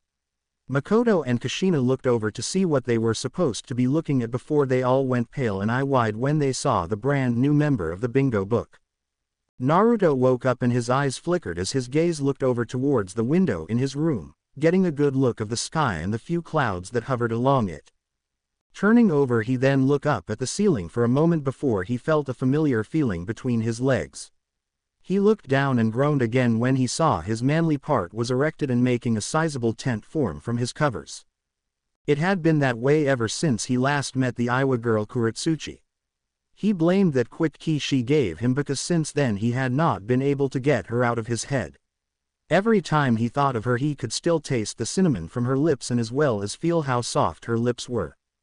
What are these feeling towards her? I don't understand them, he thought, since just the thought of her and her light pink eyes made his stomach do a few flips and his heart flutter. Could I have feelings for her? He wondered, since it sounded so stupid if he did. He had only properly met her twice, and one of those times she was trying to kick his ass. He did not dare speak to anyone about this. If someone he knew discovered he was developing potential feelings for a girl from Iowa, the granddaughter of Tsuchikage no less, it would bring trouble, and he knew it would cause even more problems between him and his family. His friends might accept it, but he dreaded what his parents would have thought about it. Especially considering how Iowa thinks of his father. Sighing and getting out of bed, he took a quick shower and dressed in some comfy civilian clothes since he had the next few days off. At 15, Naruto was now 5'8" and was now taller than his mother and the same height as Tsunade. His hair was kept short, since if it got longer then he would just look like his father. The main noticeable change was that now on Naruto's forehead was a purple diamond mark just like Tsunade has on her forehead. Since the news of his battle got out with Raiga Kurosuke and that he was now in the bingo books as an A-ranked shinobi, Tsunade and others knew that Naruto would be targeted by bounty hunters, shinobi, and missing nin. So Tsunade decided that to make sure he had a better chance of surviving an encounter with a potentially stronger opponent, she placed the creation rebirth seal on his forehead. That way Naruto could store chakra into that seal, and if Naruto is injured to a point where he might die, then he could release it if stored enough chakra and heal all his wounds. Plus it helped that Naruto had some knowledge of medical jutsu thanks to his training with Tsunade. Tsunade knew that the jutsu would shorten his lifespan, as did Naruto if he ever used it, but to her she would rather Naruto lose 5 years of his life than lose his life altogether. Kushina, Minato, Makoto and Hiruzen all agreed as well and would give them some relief knowing he had the seal stored on him. Wearing simple black shorts and a dark green shirt, he walked out of his room and saw Anko and Itachi sitting around the table as Itachi ate his cereal while Anko was guzzling down a glass of orange juice. "Morning, sleepy head," Anko said as Naruto gave her a tired wave and Itachi a slight nod. The Uchiha boy just nodded back before going back to his breakfast. "Busy, I take it?" he asked as he put some toast in the toaster and waited for it to pop up. He saw Itachi dressed in his Anbu uniform while Anko was in her usual shinobi wear and was slipping her sandals on underneath the table as she drank. "You know it, got 3 people to torture today. Oh, the blood and the screaming. It just tickles me," she said as she mock shivered. You know you're never going to get a boyfriend if you keep scaring people like that. Itachi muttered but felt a swift foot kick him in the shin. Though it hurt, he did not show it and instead just raised an eyebrow at Anko, who was smiling happily at him. No man could ever handle my desires, my wonderful Uchiha friend, she said, ruffling the top of his head and making his hair go messy. Beside, as much as I like boys, you know I do like the women just as much. So you keep telling us, Naruto said, since Naruto and Itachi discovered that their teammate and friend was Bai's Ual. In all honesty, they were not that surprised, since Anko always seemed to look at girls behind and chests when they were not looking. Plus it did not bother them, since they both knew she had a thing for both Sais very earlier on, and they accepted it easily and quickly. Then I guess I will warn the male and female population of Konoha and warn them Anko is looking for a good rutting. May Kami save them. True, but maybe we could get around again. You did love it when we went at it that one time, Anko said, wiggling her eyebrows at Naruto, who shook his head. That was something Naruto would never forget, since it was only a couple of months ago. Naruto and Anko had been home alone, and somehow the topic of Sei had come up, and how it led to them saying that since they were shinobi, they could die on any mission at any given time. Both mentioned that neither wanted to die a pure. So after some more talking and the eventually addition of some alcohol, Naruto and Anko lost their purity to one another. It was not bad. If anything, for their first time it was pretty amazing, since Anko did things with her tongue that Naruto did not think was even possible. And Anko loved how rough Naruto could get when they were in the moment, along with his stamina. The next day after their night of passion, nothing really changed and they went back to being normal friends. Both were not that bothered by it and were happy that they had Sei for the first time with a good friend and someone that they both enjoyed being with. They did not understand why people thought Sei would overcomplicate things. Before they were friends, and now they were friends who lost their purity to one another. Nothing more, nothing less. Though they both felt sorry for Itachi when he came out of his room looking dead tired and glaring at them, neither realized he had even come home and must have heard them going at it, since Naruto did not put up silence seals around the room. I thought we agreed never to mention that again, Itachi said as the two chuckled before Naruto grabbed his toast and went towards the door as he slipped his sandals on. Where you headed? Anko asked. Just to the messenger tower. I have not checked it in a week, so I thought I would do it now. Can you check mine please? She asked, giving him the puppy dog look, making him roll his eyes before nodding. As thanks, she blew him a key before getting back to her breakfast.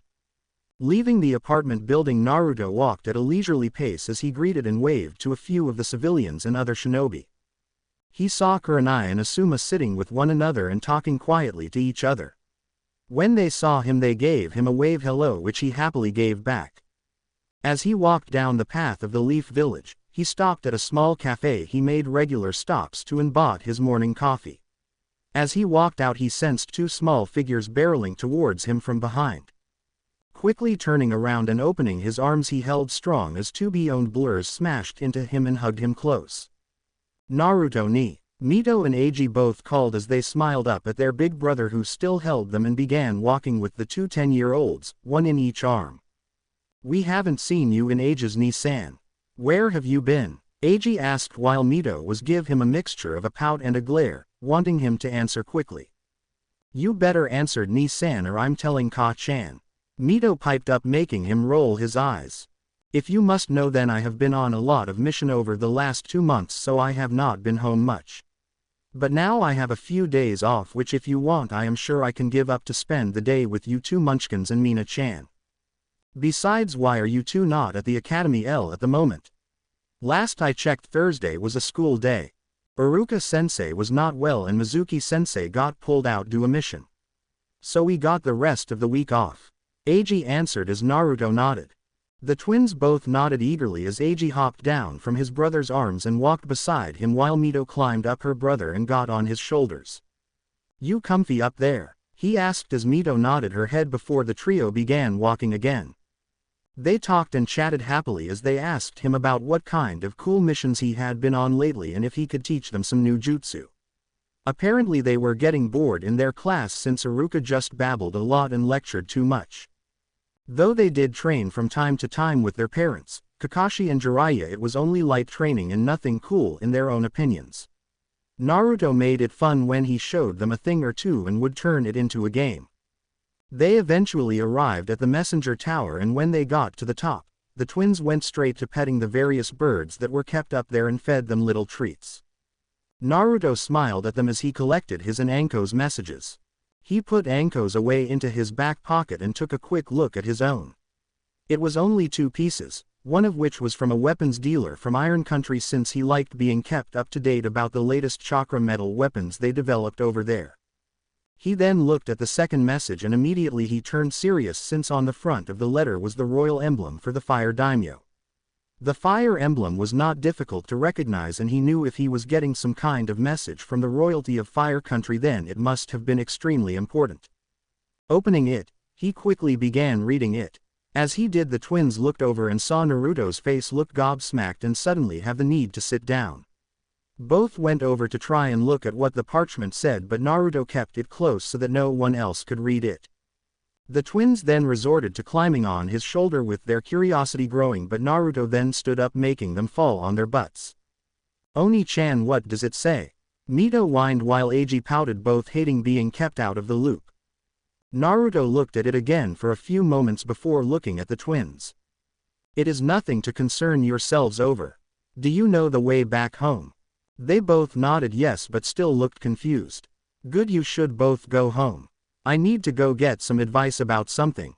I will see you both later," he said, patting them both on the head before he took off quickly. Both the twins watched him go.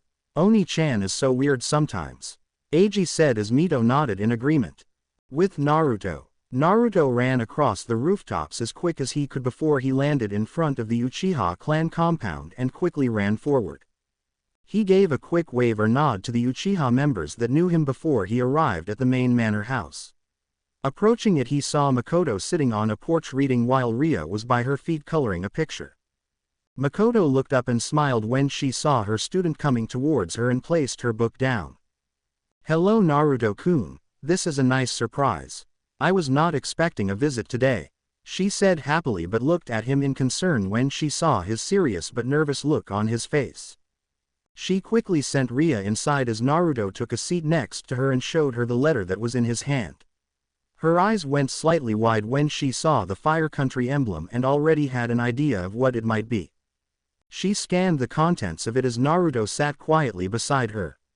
Since Makoto was one of only 2 people he knew about that could relate to this, he valued her opinion highly in this regard. After a minute, Makoto looked up at him, looking both stunned and immensely proud. "They want you to join the Guardian Shinobi 12, she asked as Naruto nodded in his head. "Naruto, this is such a huge honor. Oh, I am so proud of you." Makoto leaned forward and hugged him in congratulation, which Naruto quickly reciprocated before they broke off. "What should I do? I mean, should I take it? I don't see why you shouldn't, to be honest Naruto.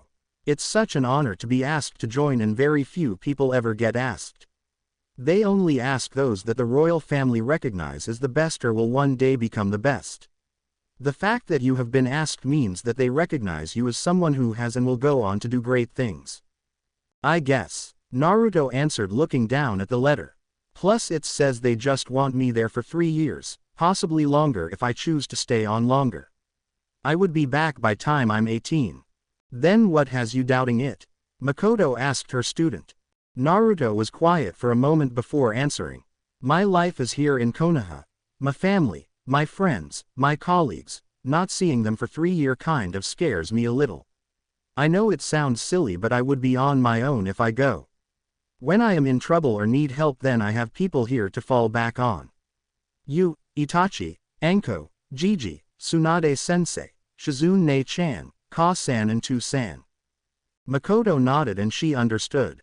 Every time Naruto left the village for a mission, he was either with a team or with people he knew. Now if he went, he would be going on his own. As strong as Naruto was, the one thing he always hated was being on his own, and Makoto knew that. "Don't use your head for this Naruto. That is the best advice I can give you on this," she said as he looked back at her. "If you use your head, you will overthink it and start weighing the pros and cons. Tell me Naruto, what does your heart tell you to do?" Do you want to stay in Konoha or do you want to go and join the Guardian Shinobi 12 for 3 years? Know now that whatever you decide you have my full support as both your aunt and your teacher. Naruto nodded and sat there for a moment as Makoto leaned back and just observed her student as he thought it over. In her own opinion, she wanted him to go because she knew it would be good for him. It helped her become where she was today as a shinobi, and she knew that it would do wonders for Naruto. It would start him on his path to becoming a shinobi that will rock the foundation of their world just like so few before him had done. He had the potential. It was one of the reasons she wanted to be his sensei. So she could say that he was her student and that she helped turn him into the great man she knew he would become. 10 minutes passed as the silence between the two was uncomfortable as Makoto waited for his answer. Then just as she sat forward, Naruto turned to look at her and gave her a small smile. I think I want to join the Guardian 12. Makoto had a look of pure happiness, and from her eyes you knew she was proud. Then you have your answer, and I think you have made the right one. This is an offer that will only come to you once in your lifetime. So many before you have turned it down, like your parents for example, Kakashi, Jiraiya and Tsunade as well, and I always think they made the wrong choice. Leaving the village and joining the Guardians 12 for 3 years when I was 17 was one of the best decisions I made because it helped me grow as both a person and as a shinobi. I know it will work for you as well. Naruto leaned over and placed his head on his aunt's shoulder as she patted his head. Thank you, Makoto-sensei. You're welcome, Naruto. That's what I'm here for. To be continued. I hope you enjoyed this story. Also remember to subscribe and like this video. See you in the next video.